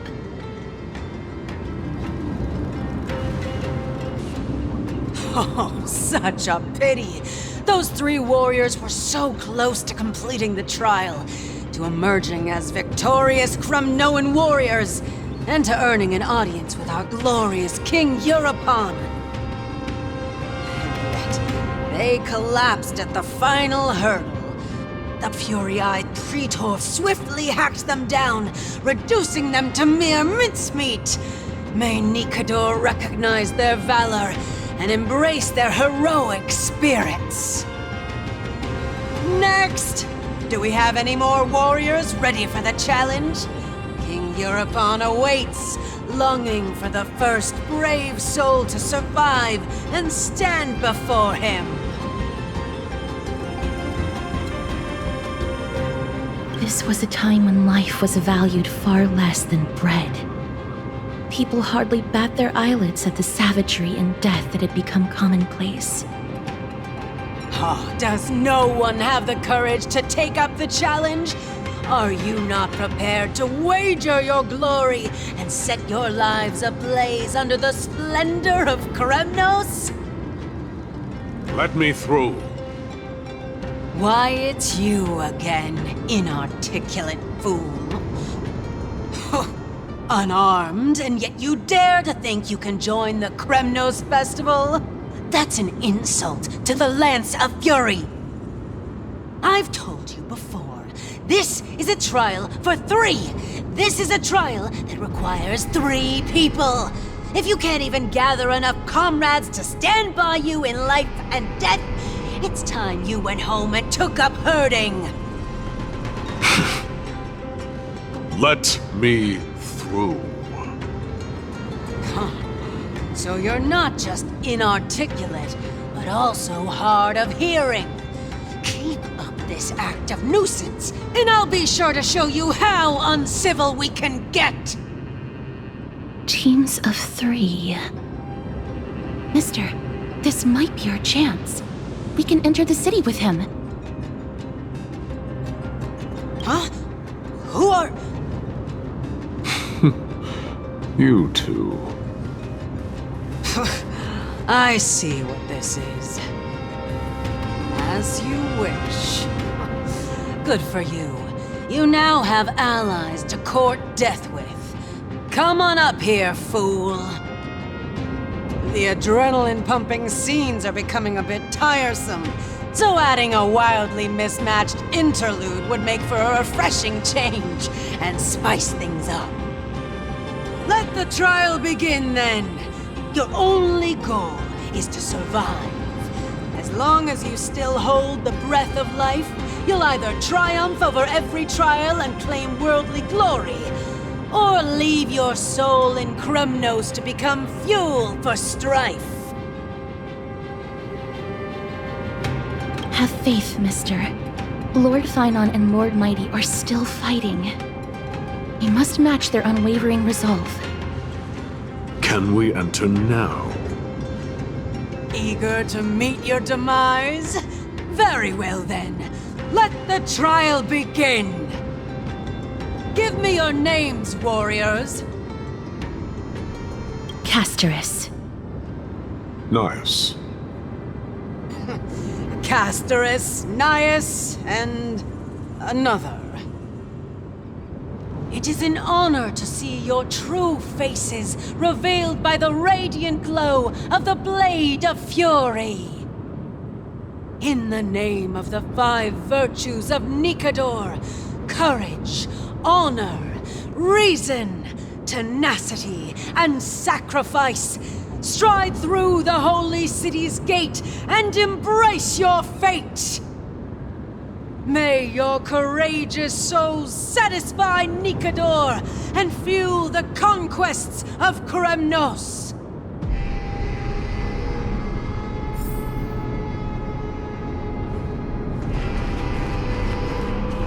Lord Nias, may I ask what is it you are fighting for?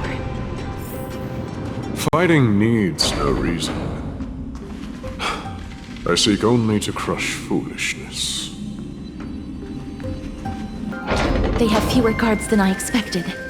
I thought we'd be greeted with something more intense.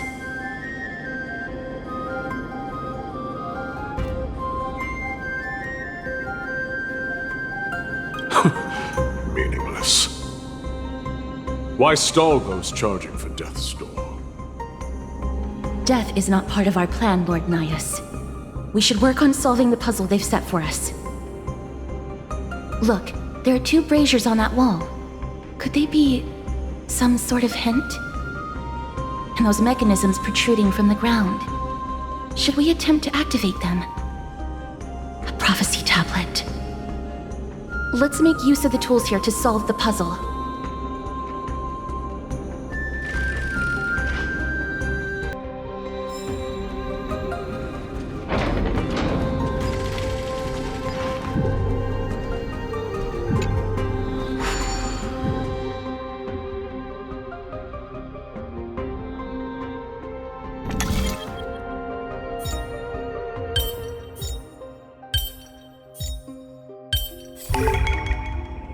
No match for me.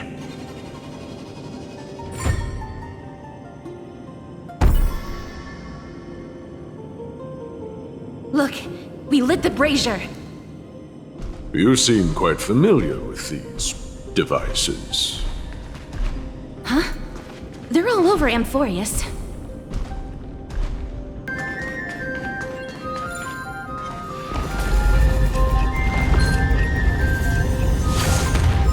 The Titan's creations! When did they become so weak?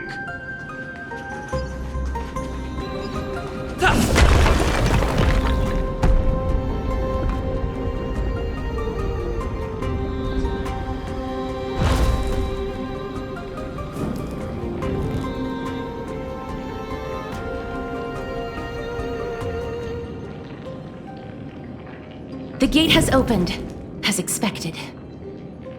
A meaningless challenge to erode the patience of warriors. Barricades.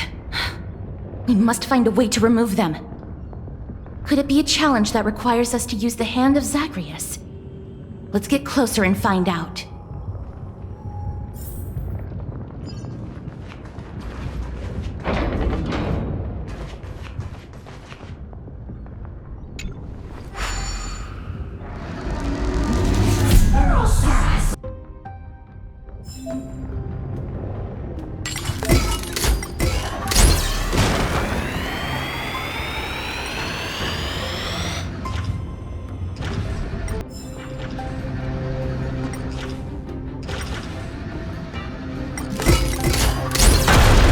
A lot more destructive than I expected.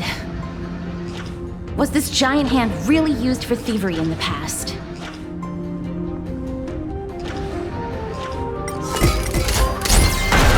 Crumble to dust.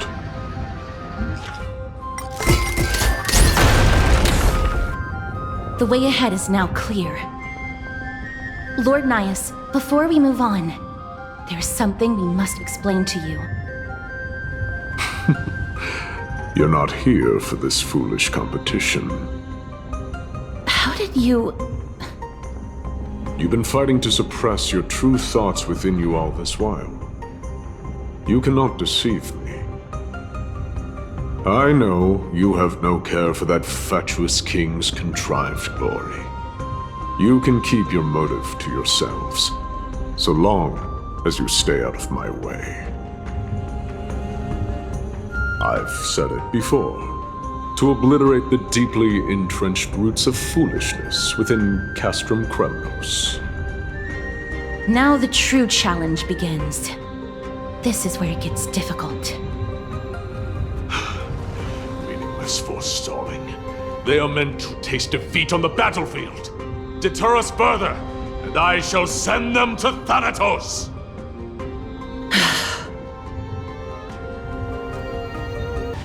Wait. Hush. Listen.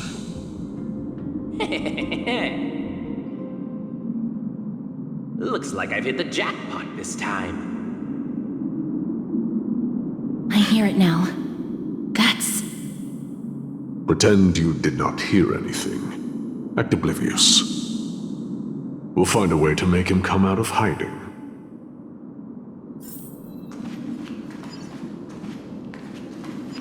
Stop at the next turn. If there's an assassin, we'll take care of him right there.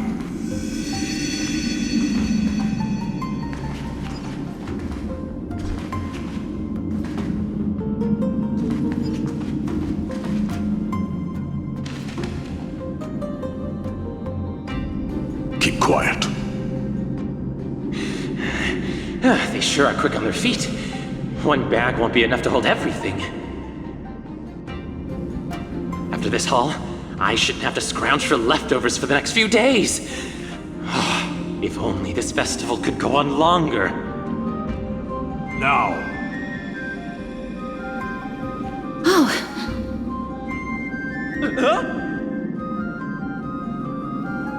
That's why all of your weapons reek of blood. Well, I can explain myself. You see, Looting the arena like a despicable lowlife. Prepare to meet Thanatos, thief. No! Stop! Don't do it, Lord Nias. This isn't right. Please, let him go. Turn around, girl. Look at the corpses of those we crushed. You can cut down warriors without a second thought, yet you show compassion to this scum. Give me a reason. Show me you're not as dumb as those ignorant fools. Because he still knows how to fear death. Despicable or scum he may be, but he doesn't deserve to die here, nor become a sacrifice to the hand of Shadow. It is the darkest force in this world, and if left unchecked, all light will be consumed. To answer your question, it is never the desire to kill that drives me to wield a sword, but rather the fear of death.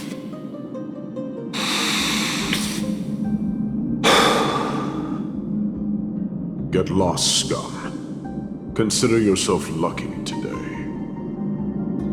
Thank you! You won't see me around this city again! I promise! Your mercy is appreciated, Lord Nias. Make no mistake. This is simply a commendation for your courage, not a sign that I agree with your ideas. If I understand you correctly, you must have overcome tremendous fear to dare to stand in the way of my sword. This trial isn't over. We should keep going. It's the same mechanism. We need to ignite the two braziers to unlock the way forward. Let's clear this trial together, mister.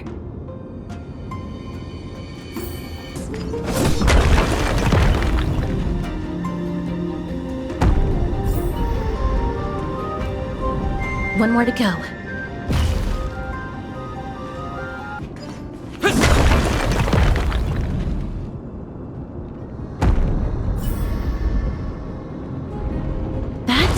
should have done it, right? Let's recover the miracle from the tome, mister. Brave one, step forth. You could well be Castrum Kremnos' salvation. Is that statue beckoning to us?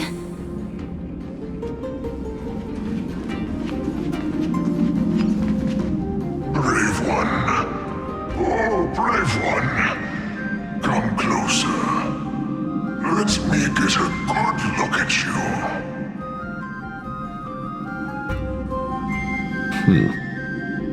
Are you calling out to me, Lion? That's right. I am. You have an unusual aura about you. I have not seen such a blazing soul in a very long time. The blazing star of Castrum Kremnos has drifted far from us. All that remains is a dim candle on the verge of being extinguished. I think you're right. The aging and feeble king is plotting something unspeakable. One that seeks to defile Nikador's divinity, their soul, and the legacy they left to Kremnos. We need salvation. We need a champion to reignite our hope. I did not come to save anybody, Old Lion. I'm here to answer a call, to crush greed and foolishness once and for all. Perhaps that's what we desperately need. Forge on then, warrior. Heed the call. I am elderly and weary, but I shall watch you depart and pray for your victory in every battle encounter.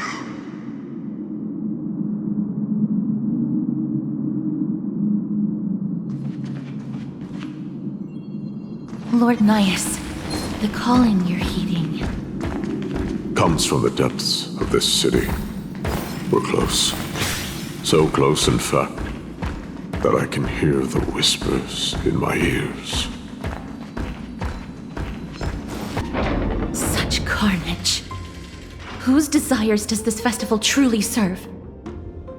A beast that has lost sight of its target and is now guided only by its innate bloodlust. Lord Nias, now that we're at the very heart of Castrum Kremnos, it's time to let you in on our goal here. While we do not expect you to work with us, we do not wish for conflict either. Speak. We came here to find a way to destroy Nikador. We received intel that the Titan of Strife had lost their reason and is now trying to create an immortal vessel for themselves. If we do not stop them now, they will pose a grave danger to the future generations of Amphorius. Grave danger, you say? Our goals are not in conflict, girl. Find the Titan, and we can both get what we came for.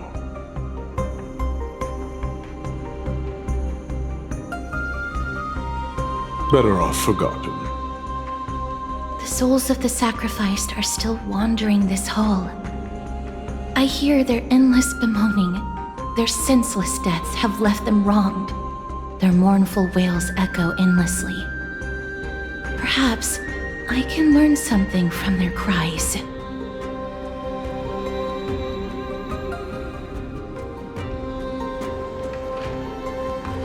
Reveal yourself, O warrior spirit. I know that you have yet to rest. I ask for you to guide us, Let us see what you once gazed upon. Let us hear what your ears once heard. You can rouse the dead. No. I can only summon souls that haven't fully passed on. O ye who cannot rest in peace, tell us, what have you heard? Do we really just leave them like that? The putrid stench of decay here is almost too much to bear. Yes. Didn't you hear? This is part of the ritual. We need to offer up sacrifices to the Titan. Keep the challengers coming and have them fight till the end. Only by letting Nigador revel in the chaos of war can we control their descent into madness.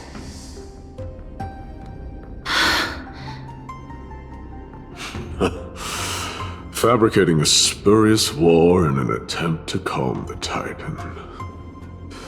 Nigador has indeed lost their will. This barbaric method of theirs clearly proved to be effective. The soul can reveal even more to us.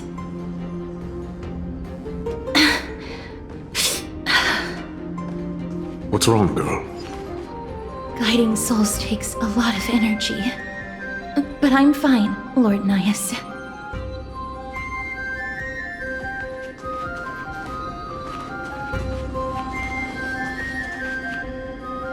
Oh, restless soul. Tell us, what have you heard? How much longer is this festival going to last? What is King Euripon waiting for? Be patient, for our plan is still underway. Sealing a Titan soul is no easy endeavor. The priests are already working as fast as they can. Priests captured from other city-states. Who can guarantee their loyalty? I say we punish one of them so they know to behave.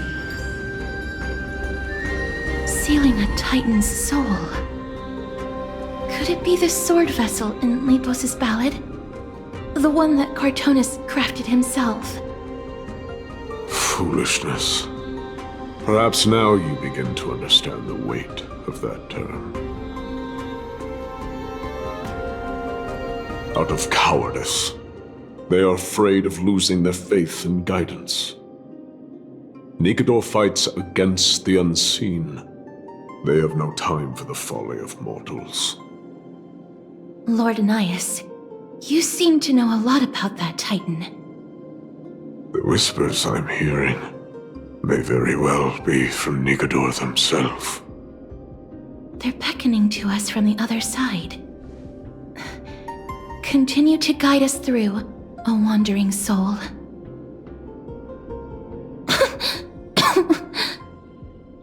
The next one. I need to last till the next one. Lost souls. Tell us.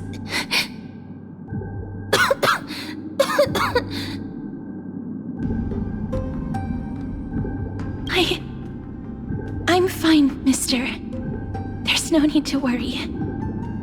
Lost souls. Tell us. What have you heard? Have you heard? King Eurypon's advisors are coming up with a plan to launch an all-out attack on Akama. With just a handful of soldiers we have, they're absolutely out of their minds. That's the long-term plan. Our priority for now is still to complete the God King's project.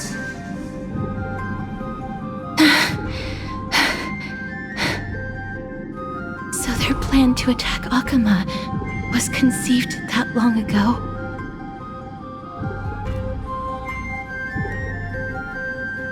I knew it. Lord Nias?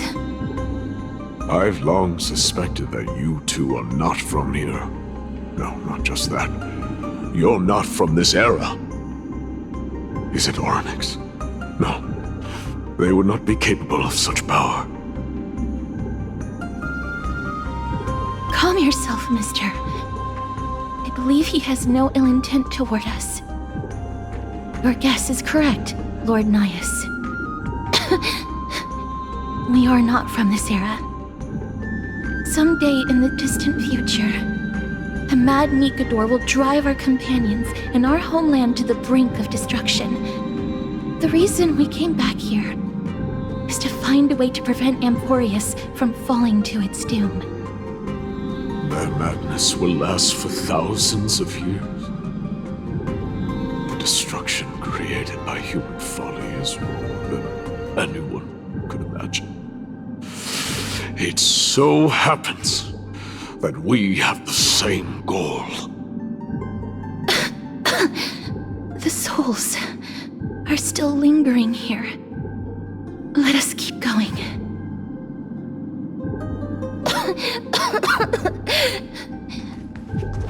Don't push yourself.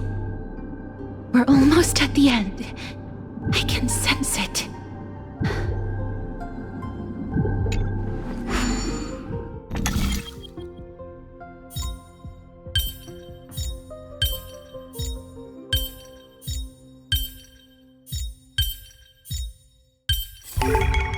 So that's how it works.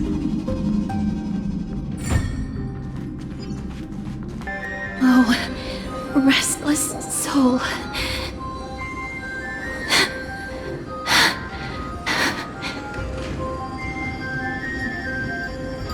I'm fine, mister.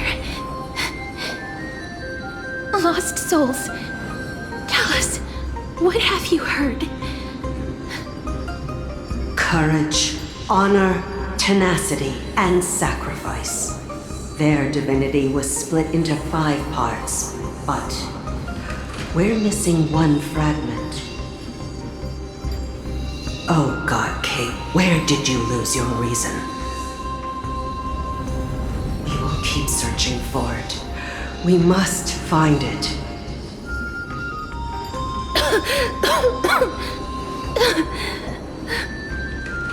I never knew ferrying souls stuck in limbo could bring this much pain. If only death didn't exist in this world. That way, they wouldn't have to linger here. And I wouldn't have to suffer.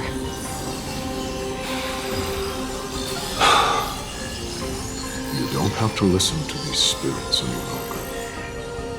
We've learned enough from them now. The people of Kremnos have tampered with Nikador's soul in some way. What we need to do is find the place of their blasphemous act. Stay strong. We have not reached the end yet. I'll be fine. Just give me a few moments. Let me send this lost soul into the gentle embrace of death. The other side is beckoning to you. Go on, lost soul. Rest in peace. That will do. I am sorry that you had to witness my earlier outburst. I understand your pain, child. But you need to set it aside for now. We are nearing the place where they cast and cut the souls. It is likely no one survived this far in the festival. Stay alert.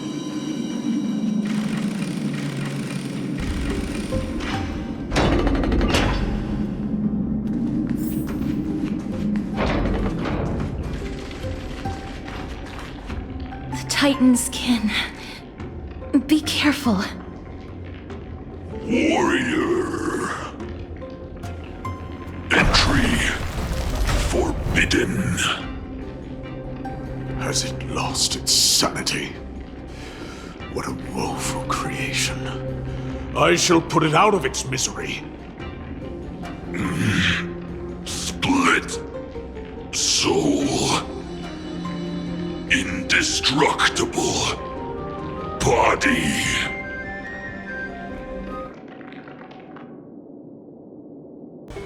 Is it dealt with? No, I doubt it'll be that simple.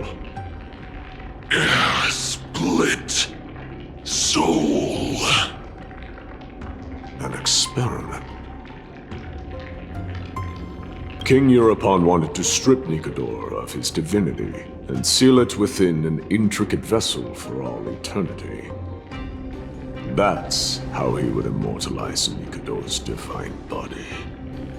Of course, he had to test it out on a Titan kid before going on to remold the Titan. The answer is very simple. Because the fragments of Nikodor's soul are sealed in these statues. The calls that I've been hearing are coming from them. As long as we reassemble their soul and unite their divine core, they will recover their dignity as a Titan. You will then have a chance to triumph over them in battle. Indestructible body. We finally found the root of everything. I'll find a way to stall it. To Titankin that have lost all reason, death is as intoxicating as nectar is to bees. Please, you must find a way to make Nikodor's soul whole again. It is only by fixing this point in history that we can salvage the future of Amphorius.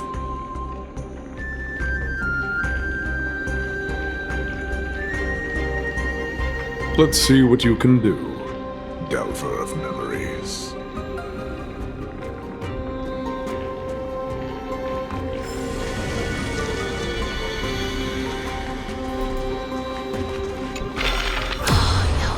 Unbelievable. This dark and derelict place. Is this the future of Kremnos? The resonance between you and Ornyx must be strong. Much time has passed, yet the Titan's soul remains fragmented. That covetous king and his servants would have turned to dust by now.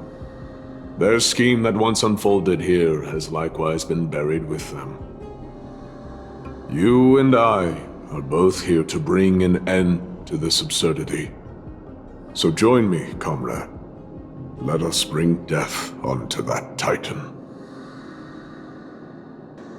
The sounds of battle. That's... So... there are mortals who fight against fate, even in this hopelessly bleak era. I am impressed. But strength alone will not help them destroy an immortal body. That's why you and that girl went back in time seeking answers. Courage. Honor. Tenacity. Sacrifice. Reason. There are only 4 soul-forged statues here. If they did split Nikodor's divinity into 5 parts, there is still one fragment of the soul that is missing. There's no trace. Let's just start with these first. Come, help me piece together Strife's divinity. I can hear it. A part of Nikodor's divinity is sealed within this.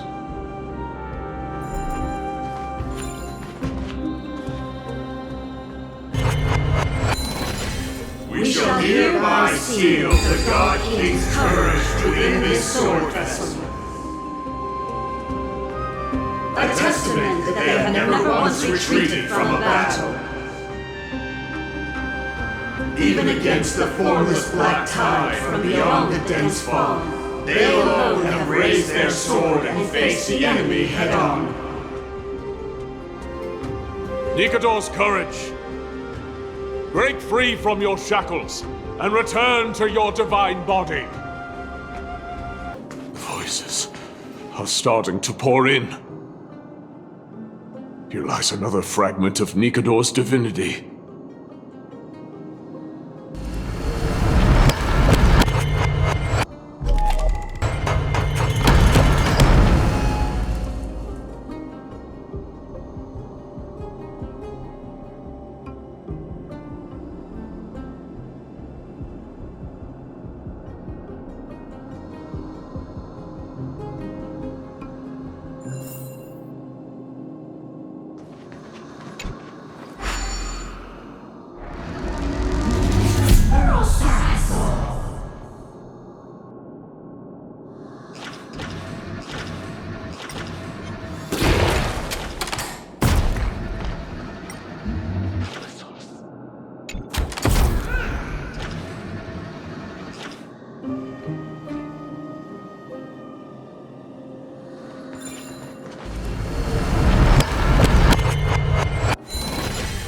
We shall hereby seal the God King's honor within this sword vessel. A testament that they have never plunged their divine lance into an enemy's back. Even when enemies close in from all sides, they have never conceded to evil schemes, fiercely guarding the warrior's dignity. Nikador's honor! Break free from your shackles and return to your divine body! I am listening. Go on. Tell me your tale.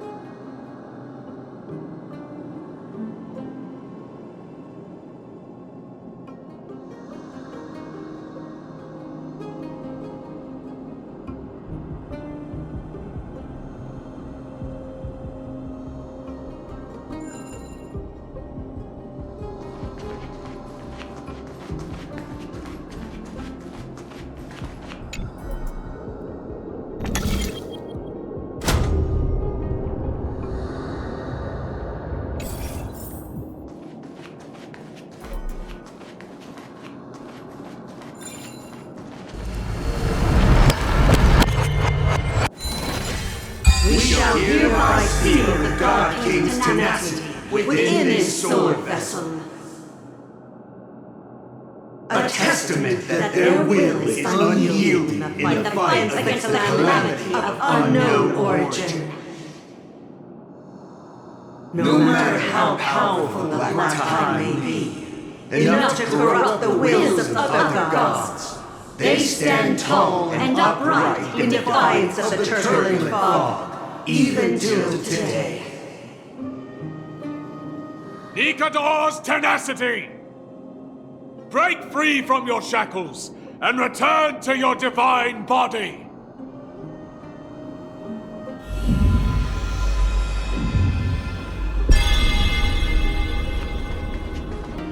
Divinity exists within this statue. Tell me everything that happened here.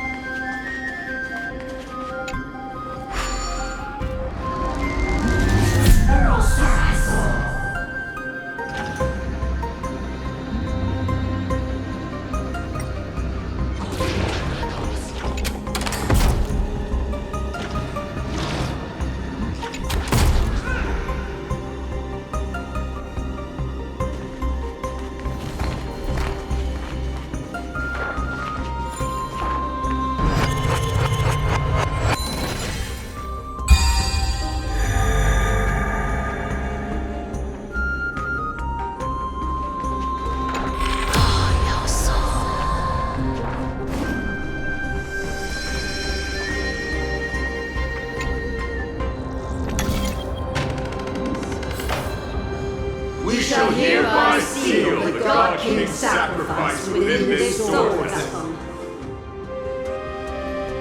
A testament that their final words before sinking into dormancy were a vow to defend the world against the Black Tide. They used their own body as our city walls, keeping out and protecting us from the pervasive spread of madness.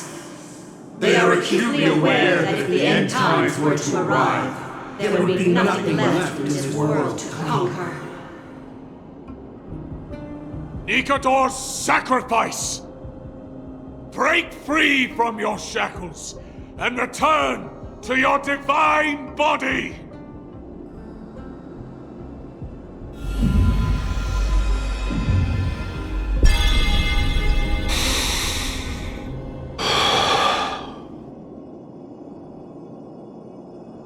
I was wrong all this while. The final fragment of divinity was never lost. I believe I know where it is.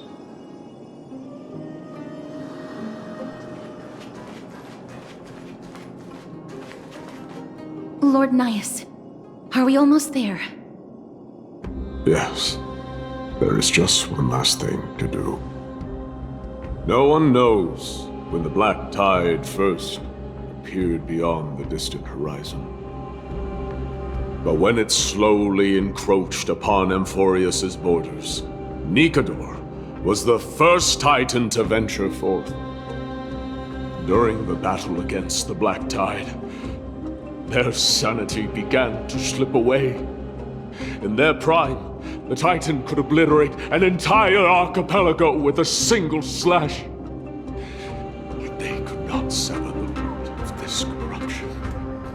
They battled the black tide by sheer will alone, but ultimately succumbed to it before their divinity could be completely corrupted.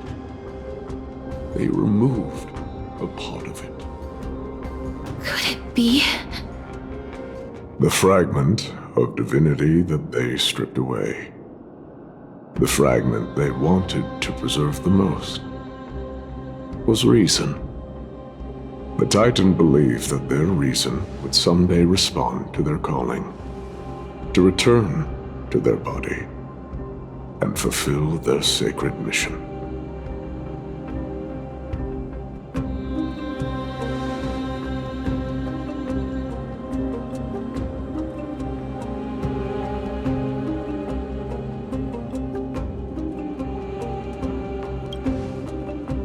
All of these,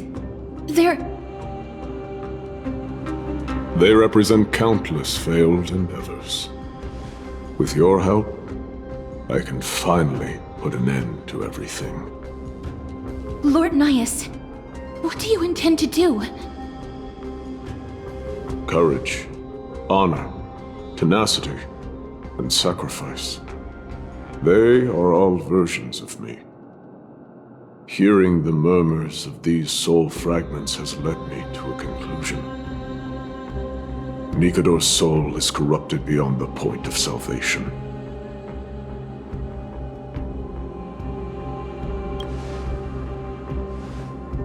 There is only one option. The seal that binds their divinity is already broken. As long as we complete the soul forging here, Nikador will be whole once more. You will go into battle with a Titan nearly at the zenith of their powers. And when that happens, the glory of slaying a god will also be presented before you.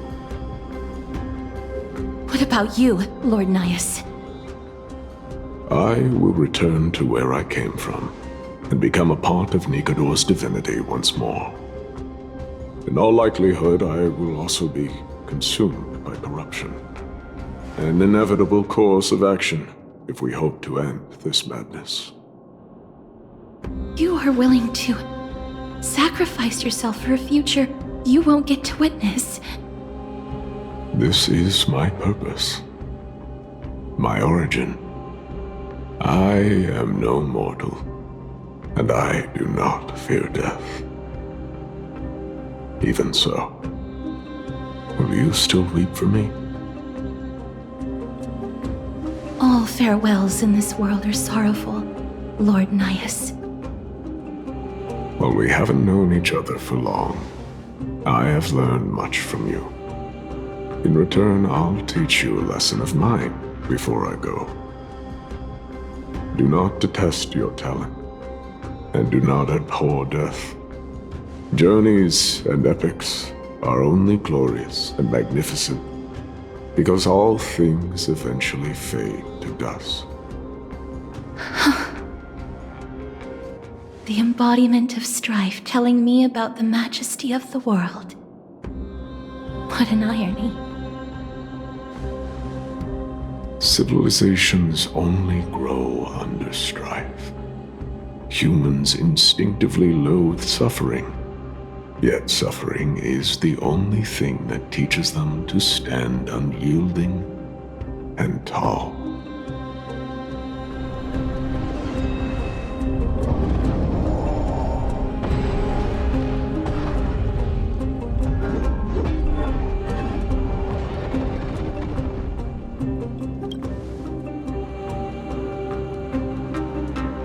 He knows what it truly means to go to battle.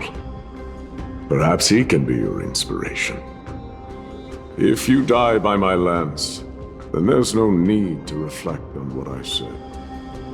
But if you should send me to my grave, promise me that you will use my core flame to fuel a roaring blaze and continue the fight against the Black Tide.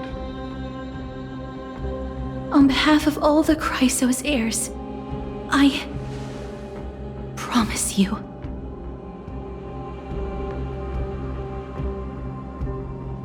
I am Nikador, the Lance of Fury, the messenger of turmoil, and the embodiment of strife!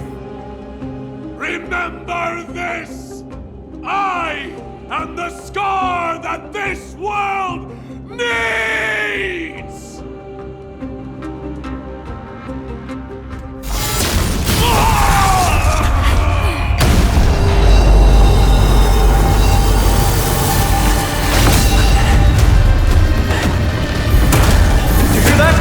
What?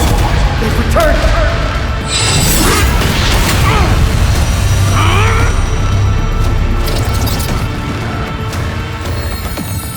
Best me! Grant me an end! If hitting a warrior!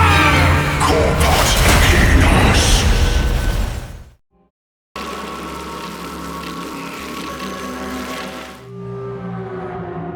So, this is Nikador's true form. It's incredible. Well done on them. I was prepared to fight till the end of time. Perhaps you still don't understand. Humanity never conceals its desire to control the heavens. And I'm no exception.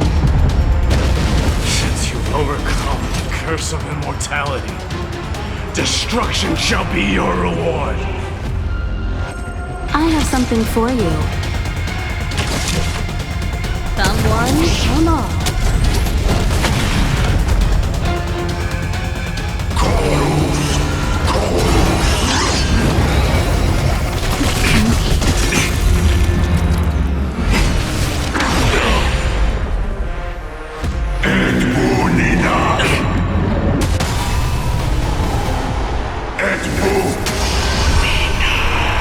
I promise you, Lord Nihus, your nightmare will be over soon.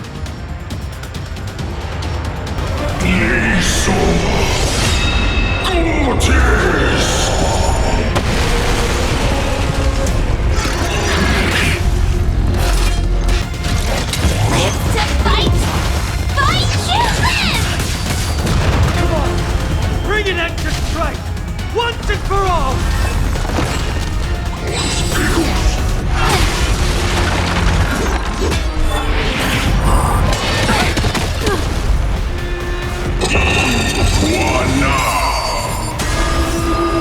Brace yourselves! This strike can obliterate worlds!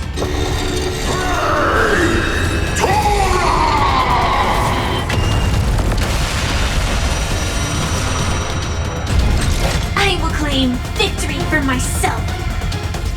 I shall set the seas ablaze!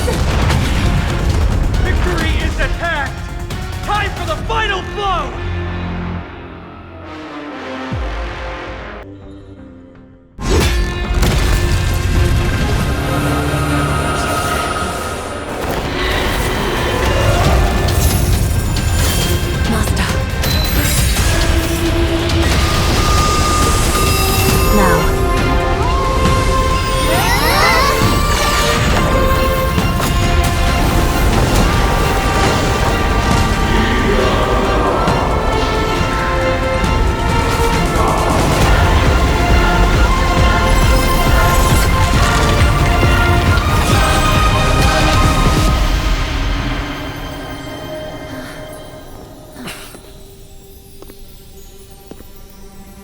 No longer must one wield a sword.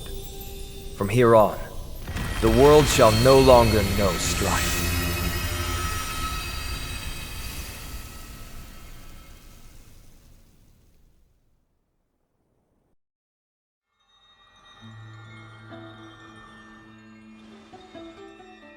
It's finally over.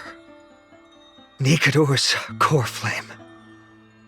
Time passes quickly. It's been a long time since the last Titan fell.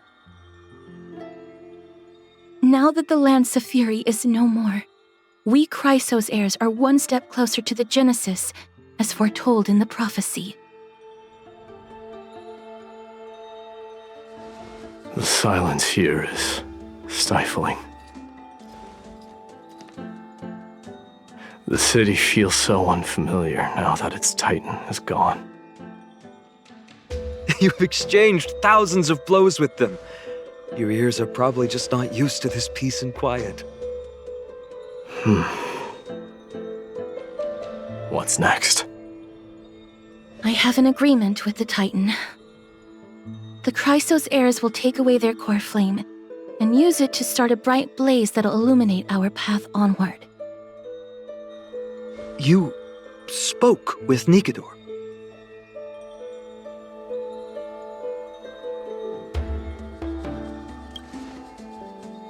What did they say? Please. I need to know. Not now, Lord Mighty. I'll tell you everything once we return to Akama. Glava mentioned that someone must touch the core flame and absorb it to become its temporary receptacle. Mighty, do you...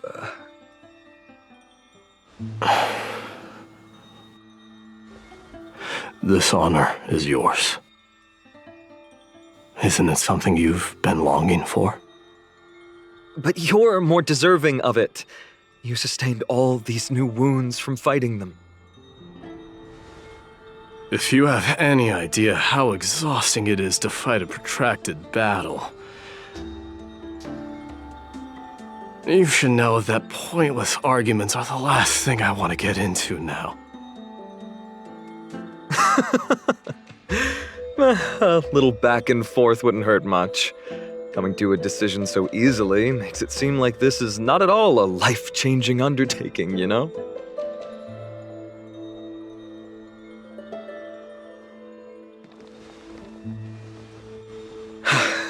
Come with me then, Core Flame. The vortex of Genesis is awaiting your return.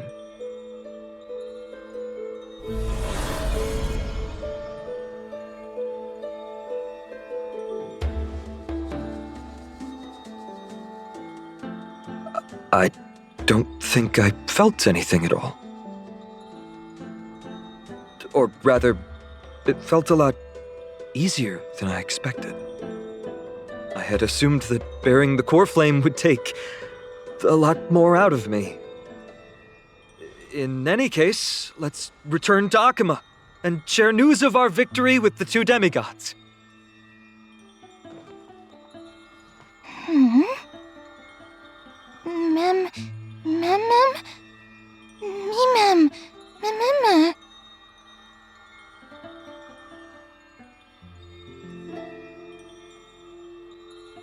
Although he was but a part of Nikador, he was nevertheless a hero in his own right.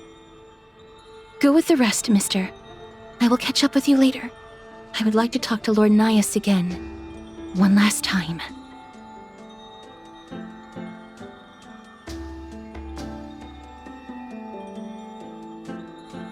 Lord Nias. Lord Nikador. Can you hear me? I know that your only wish right now is to rest in peace. But you are the only one with answers to my deepest doubts. So, forgive me for disturbing you. Please tell me, do you know where Thanatos is? I must find them. The half of me that I've been deprived of since birth. I must take it back from them.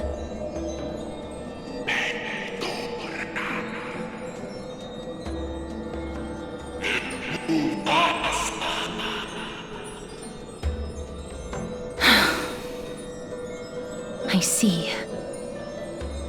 So even the Strife Titan has never seen death in the flesh. I will continue this arduous journey, even if I must travel to every corner of Amphorius.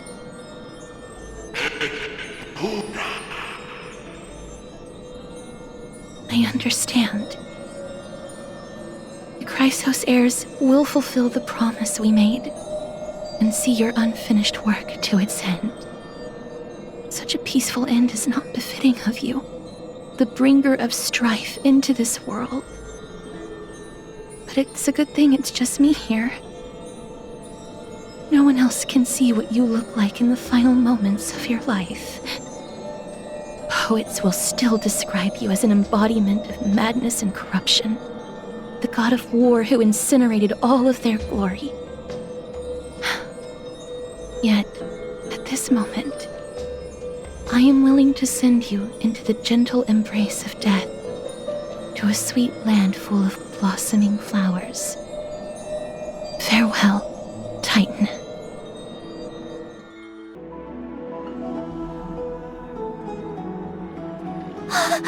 Aggie!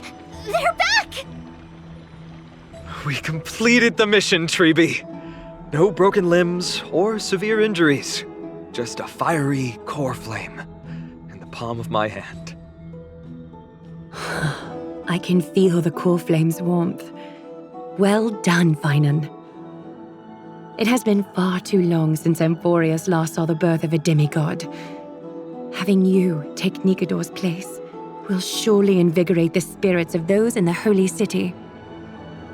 I want to be honest about this. I believe Mighty is the better candidate.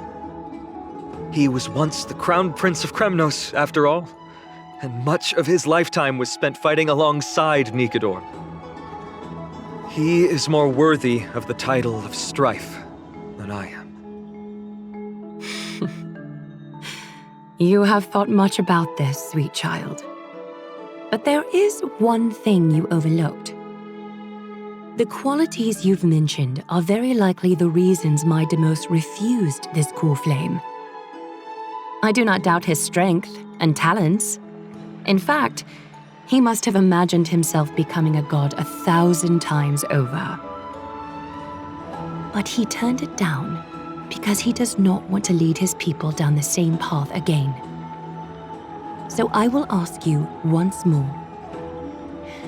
Have you made up your mind, Finan of Ides Elysiae? I am ready for this. I will shoulder the burden of divinity alongside the both of you. I am willing to make the necessary sacrifices. Very good. This day has finally come, Snowy. You've been wanting this all along, right? If the prophecy hadn't found me back then, I would still be roaming the world aimlessly. Right now, though, I live for the sole purpose of dedicating myself to the mission of the Chrysos heirs. I never once doubted your resolve. This time tomorrow, the Chrysos heirs will gather at the Vortex of Genesis to surrender the core flame that once belonged to Nikador, the Lance of Fury. Remember, this is unlike the unchanging rites our priests perform. No one knows the true cost a mortal must pay to accept Strife's divine authority. Your road ahead is still full of uncertainty. Use this time to properly rest, Finan. I understand. Until tomorrow, then.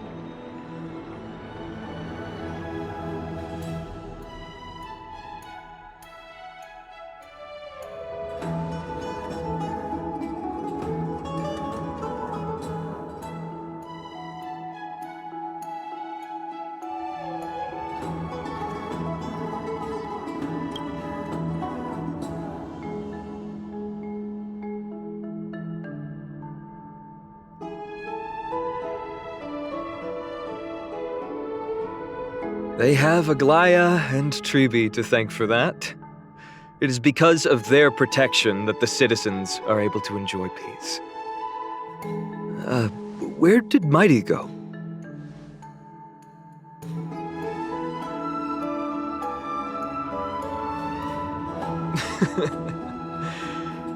Our victory might not have been possible without your help. I'm sure you've heard enough words of gratitude, but it's only right that I... Right! It would be the first time I thanked you, so... Thank you for your help, Miss Mem? Aglaya will gather us at the Vortex of Genesis this time tomorrow, where we'll perform a ritual to surrender the core flame. She only mentioned the Chrysos heirs, but if I invite you to, I'm sure she'll welcome your presence.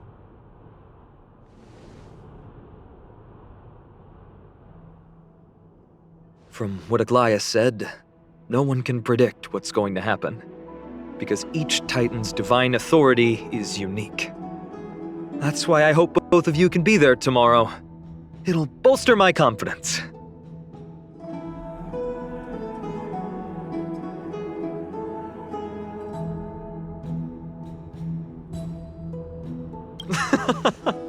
I'll be sure to send someone to wake you up then. The night's all yours, but get some rest before tomorrow's ritual. I should also take this time to sort out my thoughts. I'll see you soon, my friend.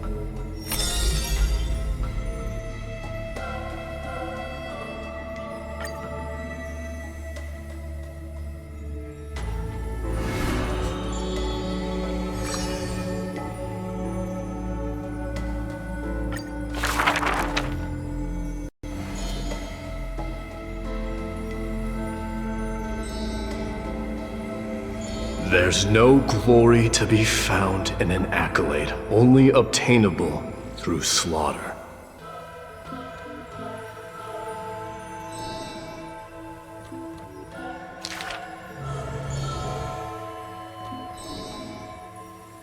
Huh. He managed to survive all of that? Even the god of death turned him away.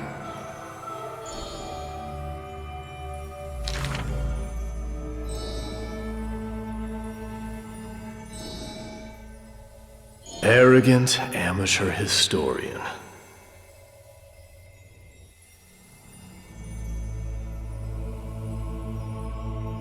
This is pomegranate juice.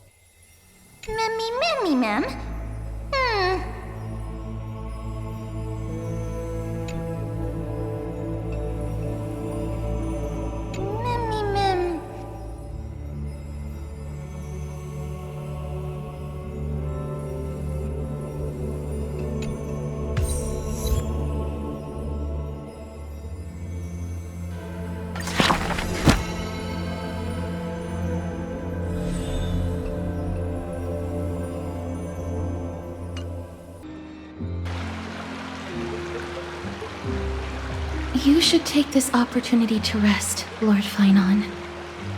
The core flame ritual is tomorrow. Today, tomorrow, what difference does it make? It's always morning in Akima under Kethely's protection.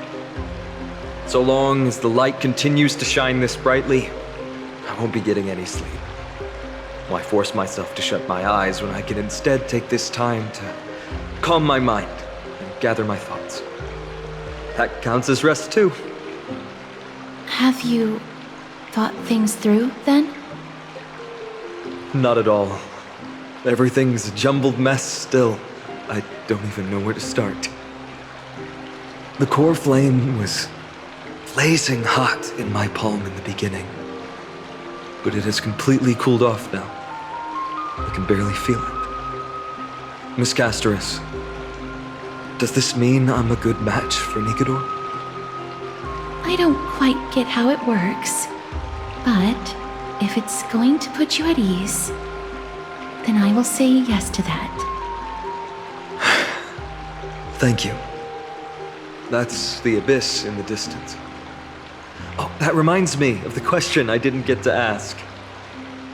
Back in the temple with the scales of justice, when Orynyx was trying to deter us, why did you stop me, Miss Casterus? Because I knew there must be another solution. Something more important than the fate of Amphorius. It is far too cruel and unfair to ask that of you. You should know that I would have gone ahead if Dan Heng hadn't come up with an answer in time. I know. We should not have hesitated then. I stopped you before I even realized it myself. It's fortunate we had the both of them there with us. Yeah. It's a good thing we had them.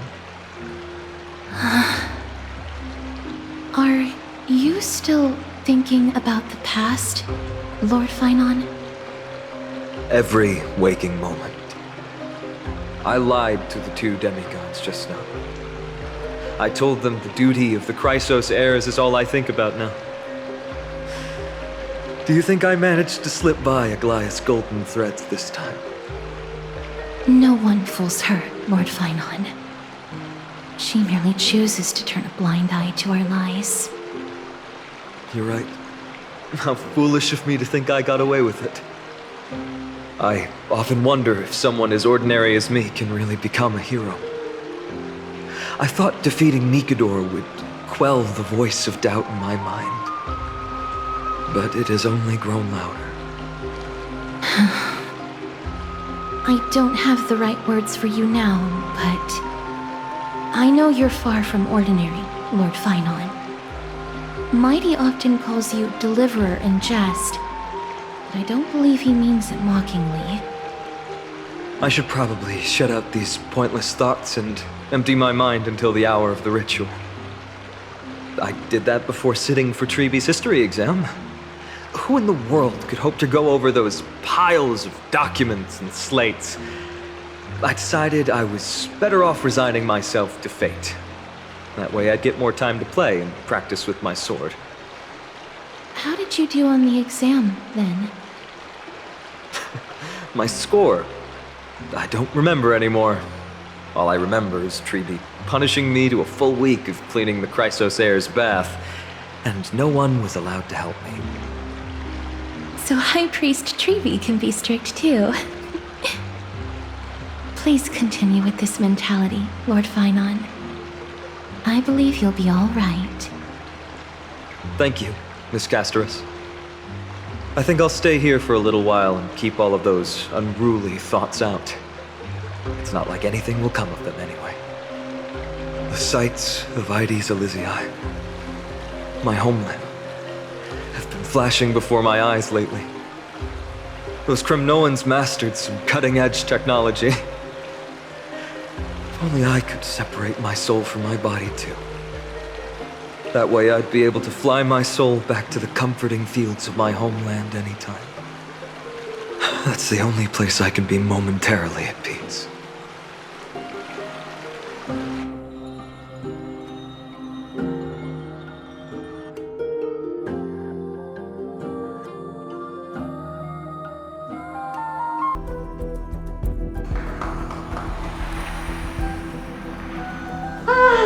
an utterly adventure. Feel free to replace blank with whatever description you see fit. Oh, I bet you're as curious as I am. So, what's going to happen next? Oh, keep it together. All that excitement isn't going to get you anywhere, you know? Why don't you follow me into another tale on the other side of the cosmos? Ta-da! Recognize this place? Herta Space Station. The base of a genius and the cradle of science. Oh, look at all these puppets! Aren't they dearly exquisite? Let's just say I've already heard many others secretly gushing. She looks so pretty on more than one occasion. If you ask me though, they barely did justice to Madame Herta's beauty. Maybe just 10%. No, not even 1% of the real deal. Now, I'm no fawner here, just stating an objective fact. Oh, remember this scene?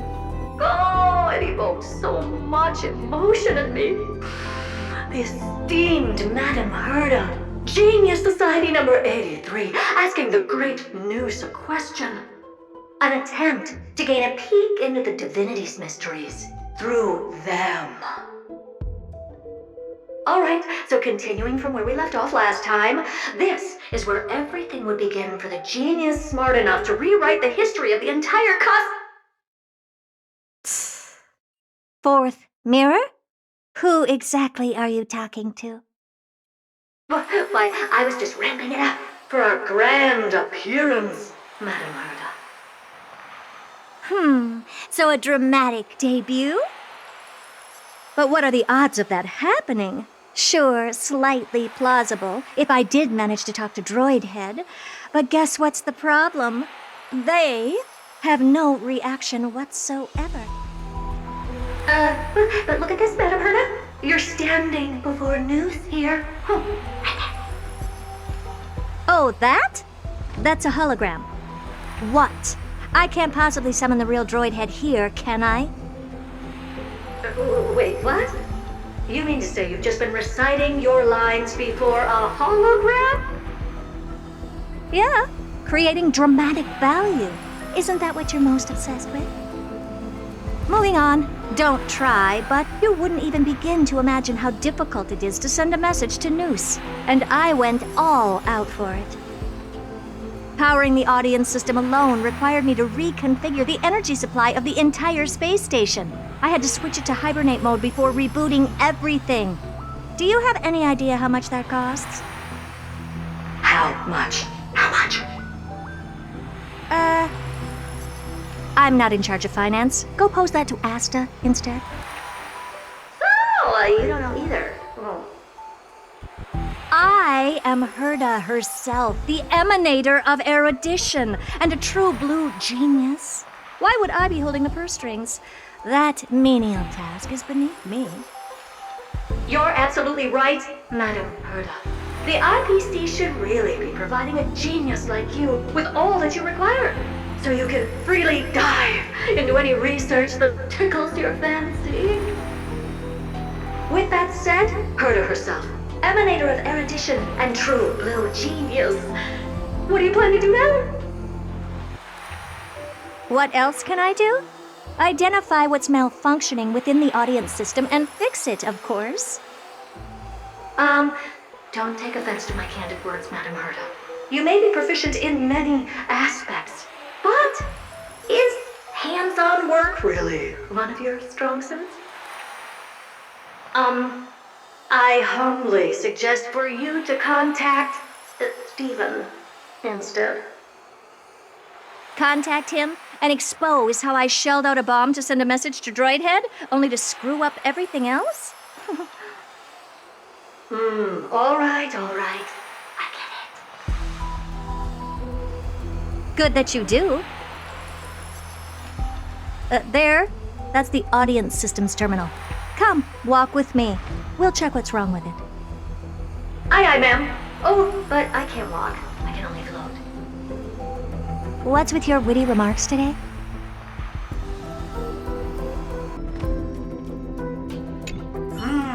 This is the audience system? Hi, it looks just like the simulated universe. Keen observation. They share the same fundamental logic and are pretty much identical in that regard. Ah, I see. We call this referencing and not appropriation, right? One more stupid remark from you, and you can watch Fifth Mirror reference your role because I'm going to be dropping you as my assistant. Focus now. The audience system is divided into 3 zones: energy supply, computing, and communications. Each zone operates independently and will only be integrated via the path of erudition when the system is booted. Sending a message to Droid Head involves more intricacies than you can imagine. If routine trials and maintenance on such an elaborately sophisticated system are already as bad as squaring circles, then it's no surprise for glitches like this to crop up. I see. So, Madam Herda, can you use your professional judgment to tell which zone the glitch is in? Of course, all 3. No sweat. They'll be up and running again after some simple technical tweaking. The 3 zones are compartmentalized, so we're going to have to troubleshoot them one at a time. Let's start with the energy supply zone. Get ready, and then we'll go over. I'm just a mirror, Madam Herda. If you're ready, then your reflection in me will also be ready to go.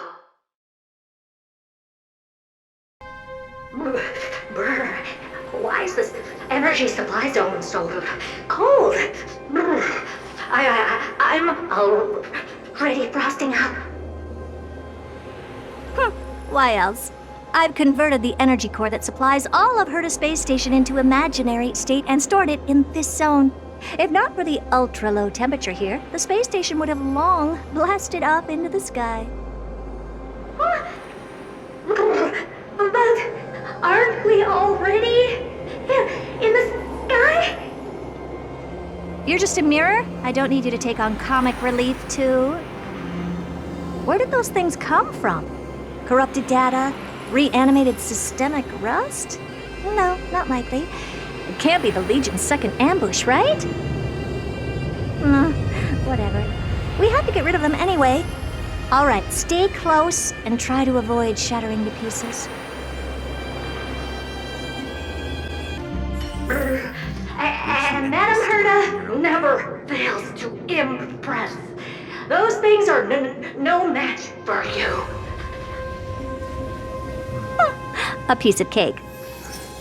Now that this place is cleaned up, let's set everything in order and move on to the next zone. What in the... How did all these disgusting bugs get in here? We're going to need out-of-this-world computing capability if we hope to meet Droid Head. If we can't churn out calculations faster than a Yottaflop's computer, then we can forget about having them notice our existence. But computers with too high a computing capability tend to attract computing stings like them. No one knows how these creatures evolved from their progenitor, the propagation. Ah, the mysteries of life. But even so, they can't compare to a talking mirror. A question on the side, Madam Herda? You have these powerful supercomputers and what are they normally programmed to calculate? Is that important? All that matters is that they work and are able to attract Droid Head's attention. I suggest meeting Miss Asta for a chat when you have time. Yuck! Help me! Goo from those bugs got onto my reflective surface! Clean up after yourself. Can't you just wipe it off with your hands? Ah! Good one there. With those annoying bugs squashed, we're done fixing the computing zone too. These computers will get up to speed soon.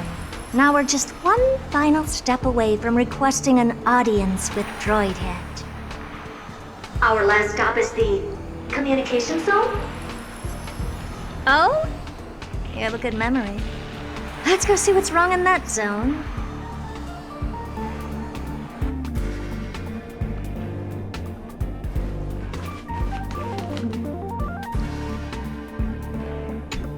there's a memory bubble here too. Why are you so interested in it? Okay, I'll admit it. I find them somewhat creepy. What's all this? I didn't think your puppets would be in here too, Madam Herta. Unsurprisingly, the communication zone is where a bridge for communication will be formed between Droid Head and the space station. Aggregating the path energy of the erudition, then firing a bond at the Eon. This is as good as tapping someone on the shoulder who's sure to turn back to look at you. Alas, our work is never this simple. Putting aside all that onerous legwork, a single glance from Droid Head could vaporize the entire space station if we're ill-prepared. I see! So letting the space station go into hibernation is a protective measure of sorts. To prevent it from slipping into operational overload and turning into a scrap world? Very perceptive for a mirror. Mirror C. And here. Mirror 2. No, I neither have eyes nor ears. This dome seems to be functioning fine. These puppets are doing their job, and I don't see any obvious malfunction. Things may look fine only on the surface. Madam Herta, behind you. Huh? What does she want?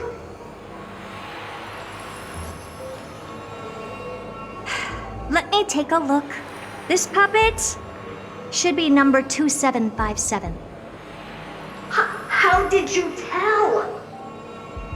Shh! Don't distract me when I'm checking the puppet's parameters. 2757. That's strange. What's wrong? Madam Herta? The replica personality module is off. Well, that can't be. This parameter is set to be enabled by default. And the utterly absurd module has also been disabled? Something's definitely wrong here. I checked a couple days ago and made sure every puppet has it switched on. The attack, anything, everything module. No, wait. Why? Do you even have such presets? Is enabled. Intruder detected.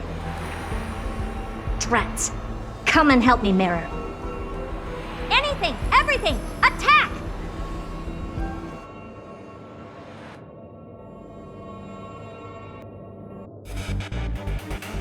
These are mimetic remnants of the remembrance? So they were the ones that corrupted and tampered with the settings of my puppets? Egad! What a close shave! But why are these remembrance names even showing up here? That's not the only one. Look at them. Number 7631 and number 10136 are affected too. Can't you do a factory reset on them? Sorry to disappoint. The Absolutely Not module has been enabled, so not even I get to bypass its permissions. Whoopsie. What were you really trying to achieve with these creations? Just some toys to amuse myself with. Finding the source of the corruption can wait. These puppets no longer have use now that I'm here. Take them all out. Defective goods ought to be sent back to the repair center. I urge you to go easy on them for the sake of the space station. They're completely battered. Safe for the story in your their heads. Well, never strike someone in the face. The same goes for puppets. I'm picking up signals from more puppets somewhere further in. Let's go take a look. A memory bubble, tucked away this far in? I think I know what this is about now. This is interesting. But we can leave that for later. Let's take care of the malfunctioning puppets first. Number 0988. The pride of my creations. Should I even be curious? Puppets before her were all as dull as brick walls, mundane and uninspired. I distinctly recall number 0988 being the first puppet I imbued with a magical surprise. Some other puppets that came later also got to enjoy similar privileges. Good to know. But did anyone ask? Fear not, Mira. You have to remember that being a genius means you're destined to solve challenge after challenge. There's no time for rest. Can I just be on the sidelines this time? Pretty please.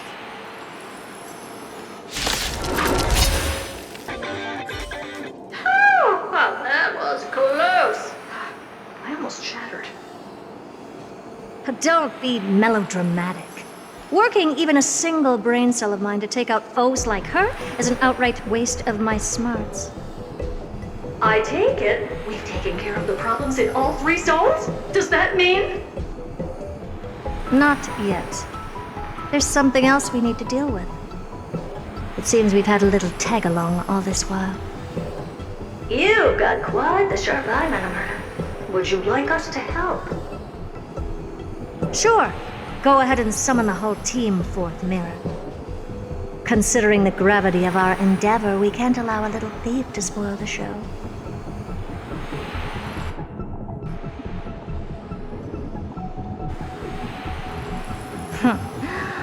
Parasite of the remembrance. Do you truly think your atrocious disguise can outwit the keen sight of a genius like myself? Once you're reflected in my mirrors.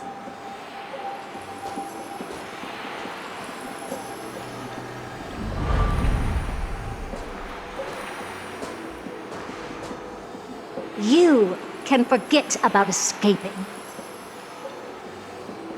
Oh dear, this is bad. Right, stay alive, and again, I can strive. Retreat into the memory zone for now. I can always regroup and try again. Someone hasn't been paying attention. Didn't hear me, did you? For those petty tricks of yours. Do you actually think you can slip away right under my nose? Herta. Madam Herta, wait. What do you want with me? I'll spill it all. The garden's secrets, and what they're after. Everything. Please, just spare me. Well, is that all you've got to say while your life is at stake? That's hardly worth anything. Need a little refresher? I am Herta, Genius Society number 83, the one to unravel the mystery behind the imaginary leakage phenomenon, and key holder of the imaginary implosion pulse. Do you honestly believe I'd seek any counsel from you?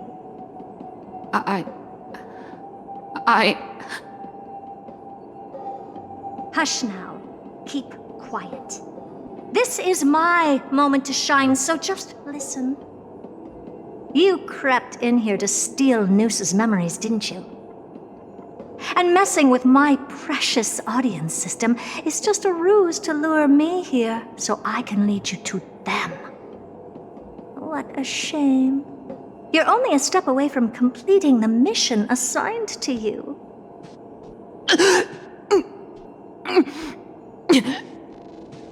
As if. Truth is, you never stood a chance from the get-go.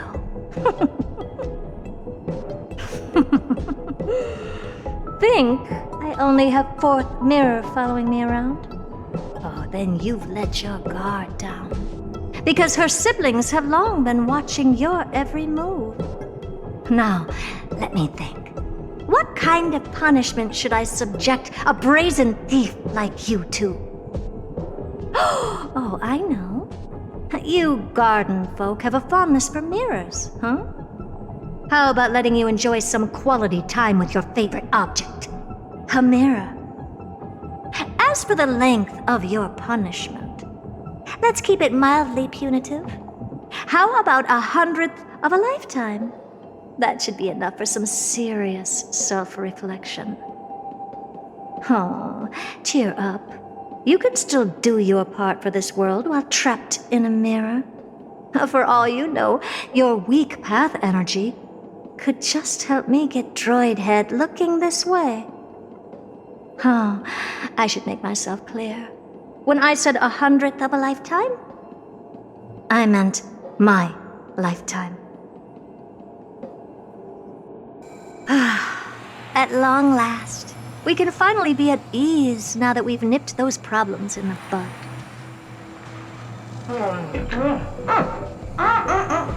This is yummy. Oh, cut that out! Those weird noises make me seem like I've got a few screws loose. Put that little thief to sleep for now. We can decide her fate later. Oh, sweet and venerable Madam Herta, when did your heart turn this tender? The audience system has been rebooted. This is finally it. After all that I have done to reach you, Droid Head, you better not snub me. The path space. This isn't a figment of the simulated universe, but a perfectly tangible and accessible space. Right. Now's not the time to wallow in nostalgia. Droid Head, will you answer me?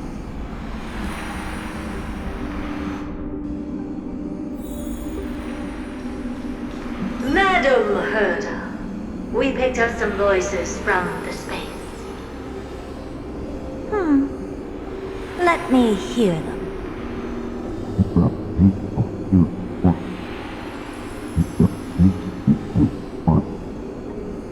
Is this binary arithmetic? Could it be Droid Head?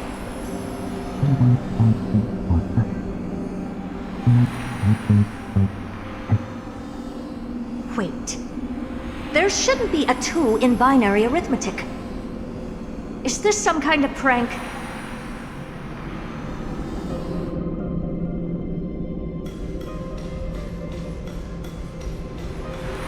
Madam Herta, we're hearing those voices again.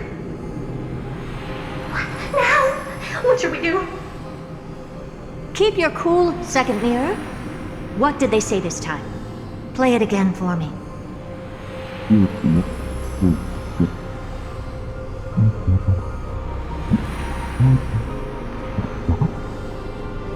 Door? Locked? No, this isn't the voice of the path at all. What in the world is going on?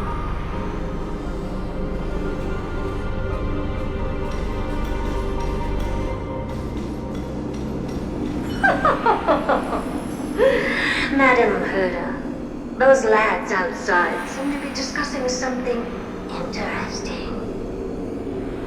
Want to listen in on them? Third mirror, stop that nightmarish cackle. It's giving me goosebumps. Wait, did you say those lads outside? Could it be? Why don't you listen for yourself?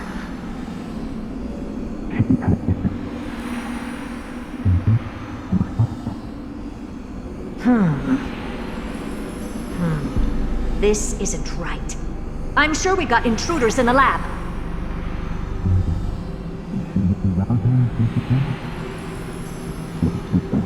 I'm not sure she'll be happy about it, but I think everything happened to wait.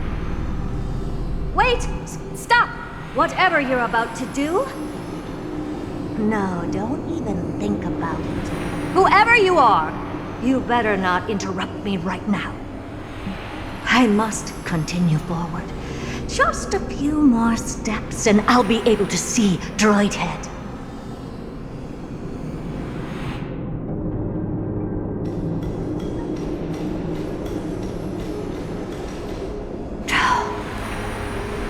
Is something wrong, Madam Herta? No, it's nothing. I was just thinking. Madam Herta? I think you'll want to listen to the voices from beyond this space.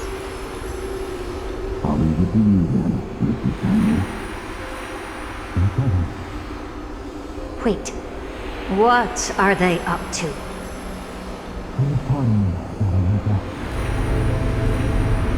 Is this the Harmony? Ridiculous.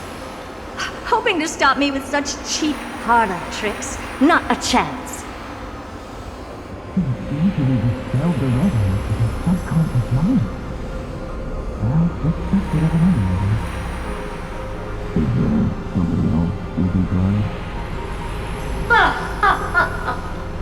Presumptuous fellows. Who are you to interrupt Madame Perda's experiment? Let's ignore them and keep going. We haven't seen news yet. Forget it, Mirror. Let's just leave. Leave? Surely you're not suggesting we stop the audience experiment right now? That's beyond all reason, ma'am. We went through so much just to get here. And now we're just one step away from making contact with the Eon themselves. Please! You know how insanely costly it is to reboot the audience system. But if I were to ignore those two intruders and continue onward, when Droidhead casts their gaze upon the space station, the blast of energy generated in that instant is sure to burn them to a crisp.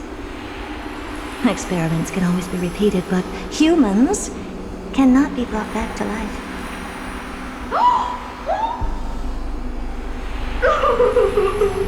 Oh, Madame Perda, so selfless and kind.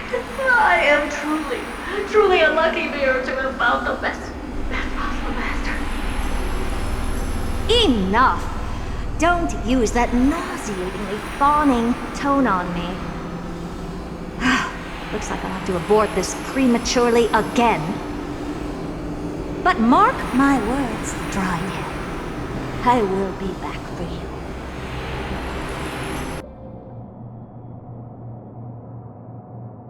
Madame Herta? You're finally awake. You two? Oh. My plan is ruined. And it's all thanks to you. Your plan? My sincerest apologies, Madame Herta. We weren't aware this was a part of your plan. The space station was in complete darkness when we arrived, so Sunday and I assumed something bad had happened. We continued further into the space station, hoping to find the cause of the blackout, and that's when we chanced upon your actual self. How did you get in? The door wasn't locked. All right, fine. I am a person of reason, after all. You're not to blame for this. I am familiar with Mr. Yang of the Astral Express. But the one next to you? Looks like Madame Herta doesn't pay much attention to cosmic news. Please pardon my manners. It is unbecoming of me to forget the most basic of courtesies amid all that has happened. My name is Sunday, and I'm just a passenger of the Express. And this, unremarkable passenger happens to be a Harmony Pathstrider? Do you take me for a child? In any case, I don't suppose you came all the way here just to check on how the space station is doing? Well, we were worried for a moment there, but it's good to know the space station isn't in any kind of trouble. We're here because of Amphorius, Madame Herta. Why does that not surprise me? Oh, something occurred to you? No! I've told Himiko everything I know. Nothing about the world sounds right. Droidhead has cast their gaze upon numerous worlds in the past, and every one of them is etched in my mind. So how could I possibly not know about it? Perhaps those garden folks lied to you. Anyhow, I've looked up the name Amphorius in the simulated universe. Though clearly irrelevant results have already been filtered out, there's still an unbelievably long list of generated results. Something about how the Divine Amphorius team will swap out their current crest emblem for one in King Bevaru's likeness in the next season. I hope that can be of some help to you. We may as well take a look at it. I still don't get it, though. Didn't the Astral Express already depart some time ago? Is that world so incredibly spectacular that it warrants this return trip? Well, that's because we're caught between a rock and a hard place. If Amphorius is indeed inextricably entwined with eons, paths, and even the erudition, we're going to need the wisdom of a genius to help us, especially now that we've seen the planet for ourselves. Elaborate a little on this rock and a hard place you're caught between. We've lost all contact with two indispensable companions since they entered Amphorius. And that's not all. One of our other companions is suffering from a serious and inexplicable affliction.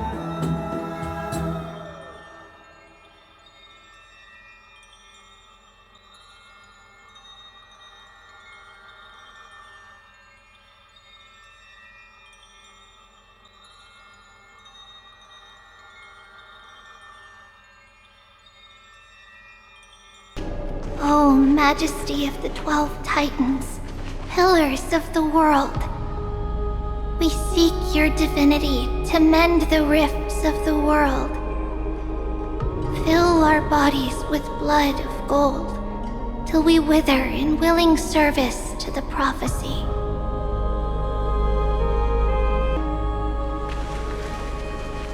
Your guests are here, Finan. We can begin the ritual now.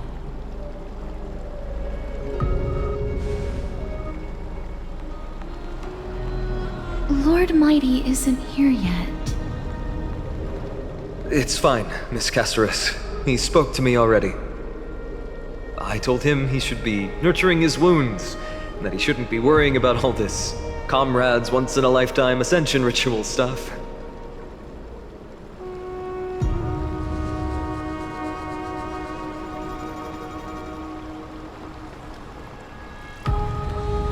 So, I'm ready to begin. Teacher, show him the way forward.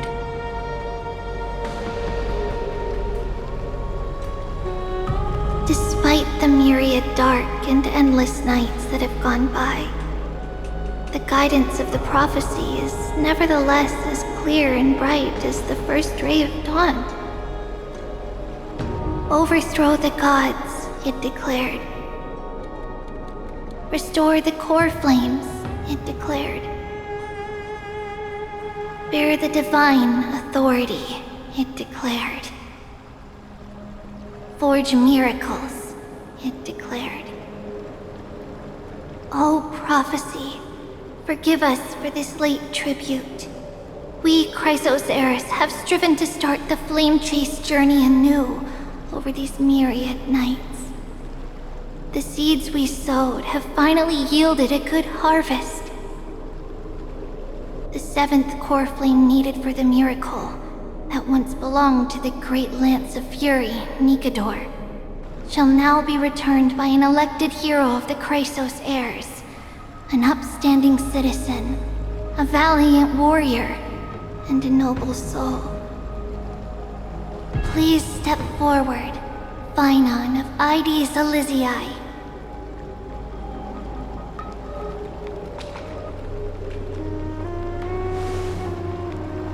Recite with us. O Majesty of the 12 Titans, pillars of the world, we seek your divinity to mend the rifts of the world. Fill our bodies with blood of gold, till we wither in willing service to the prophecy. Surrender the core flame, Chrysosair.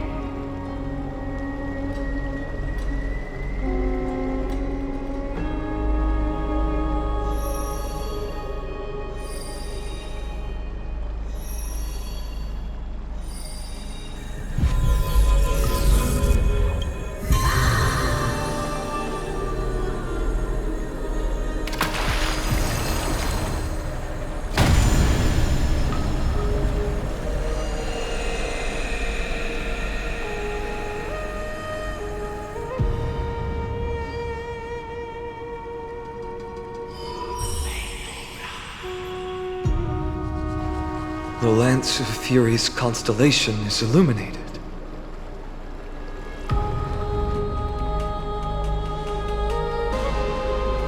Why is the vortex this silent? Was it also like that in the past? Patience, Phynon. Do not make us question this decision.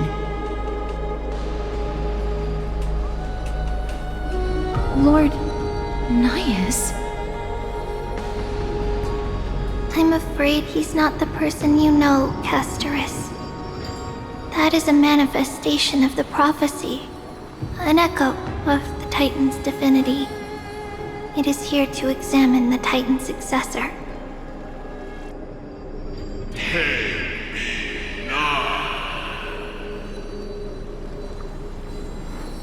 Mortal who wishes to inherit my divine authority. Your strength and character have been thoroughly tested.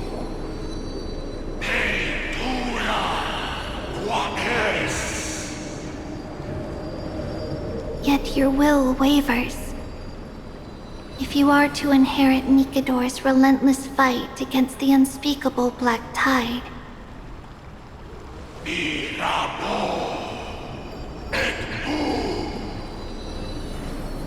you must accept a trial of divinity.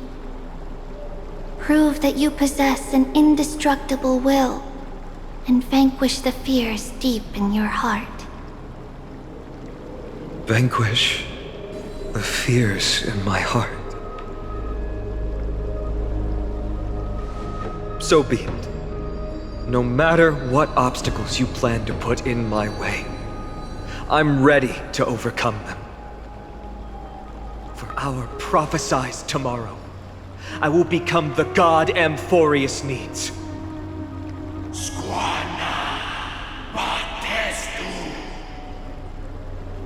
Come with me, Phynon of Ides Elysiae. In fear, you shall abandon your mortal body, and in suffering, be reborn as a god.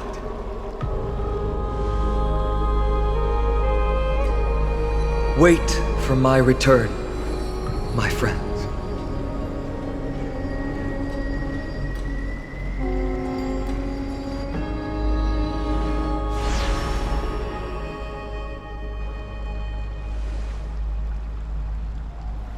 Lord Phynon is gone? He has stepped onto the battlefield to fight a campaign that can only be won by him alone. All we can do is wait and have faith.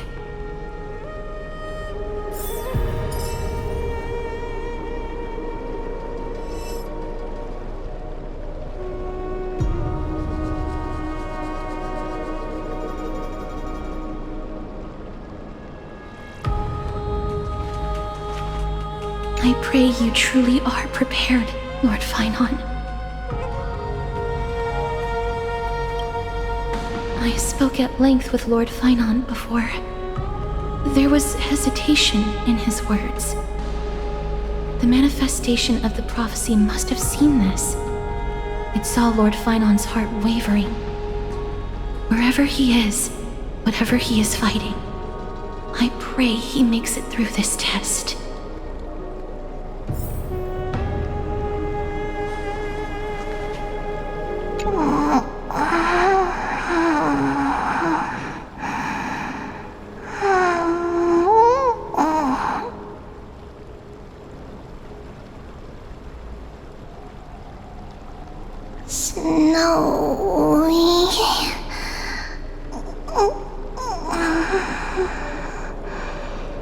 Will succeed.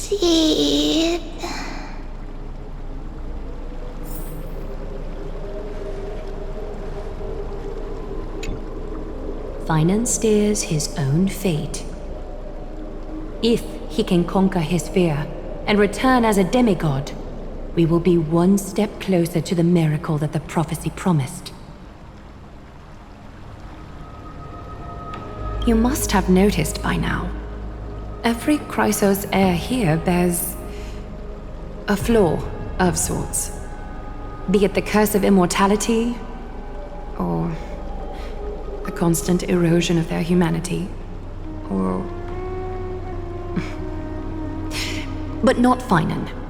He is a Chrysos heir without flaw, a perfect vessel for divinity. There will come a day when he leads everyone we have left, through the gates of the miracle.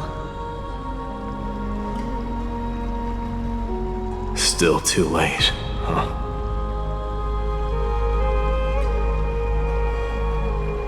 The constellation of the Lance of Fury is already illuminated. That must mean... The core flame has been surrendered. The Lord Finon's test isn't over yet. The prophecy sent an ambassador. They acknowledged Lord Finon's strength and character, but had doubts about his strength of will. He must conquer his fear and prove himself to the prophecy. I was right to be worried. I want to formally thank you, outsiders. Were it not for your aid, our campaign against Nikador would have been 100 times more arduous.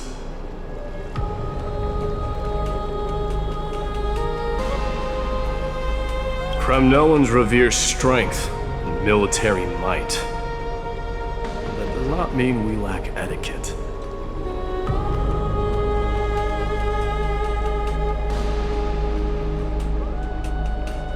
They don't know yet?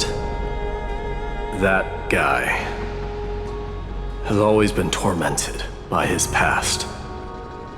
I may not be the right person to tell you about him, but you must know his past if you are to continue fighting alongside Finon. Lord Mighty, please allow me. Very well. Before he was chosen by the prophecy, Lord Finon had everything taken away from him. His home, his family, his close friends. Everything he once swore to protect. He became a hollowed shell in his youth, and the blazing flames of vengeance were the only thing sustaining him. The prophecy gave him a new mission, granting him a new life as a Chrysos heir. But which is more important to him? His new mission, or his desire for revenge? I'm afraid only he knows. No. Perhaps he himself is still struggling to get to an answer. I acknowledge his strength, but... fear is something not even the sharpest of swords can cut through. I hope you've toughened your resolve, Deliverer. Only a will as tough as stone can shatter the darkest nightmares.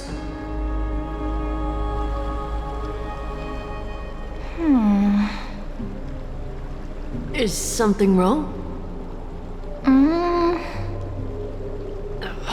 Don't keep me in suspense. Come on, tell me already. What did you see? I just wanted to get a reaction out of you. Alright, I'll tell you. This card is the Deliverer. Deliverer? What does that mean? The interpretation is really long. Maybe I should just skip it. All you need to know is, this card means you'll be a hero, worshipped by all. You will protect this world and save lots and lots of people from scary enemies with your sword. Do you like the sound of that? But... What's the matter? This is a good card. But I don't want to be everyone's hero. I just want to stay in this village with everyone I know. Grandpa and Grandma said the outside world is full of bad people. That's why they're always at war. Who wants to save bad people like them? I can be a hero, but only our village's little hero. Well, little hero, if the day comes for us to say goodbye to ID Silizii, could you become a deliverer then? Do I have to leave the village?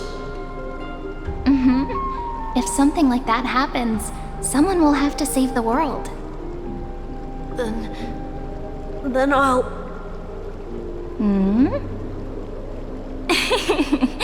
I'm just teasing you. Don't worry. ID Silizii is a peaceful place.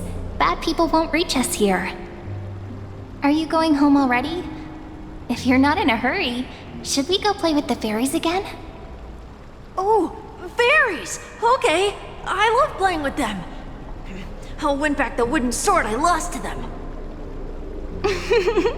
Look at how excited that got you. Let's go then. May this world never have need for a deliverer.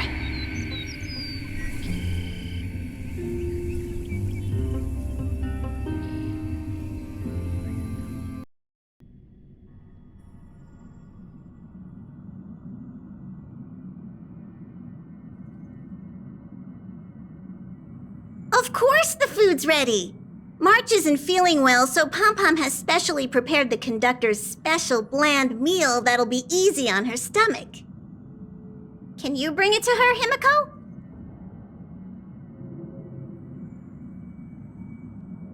Nuh-uh! No coffee when she's already feeling unwell!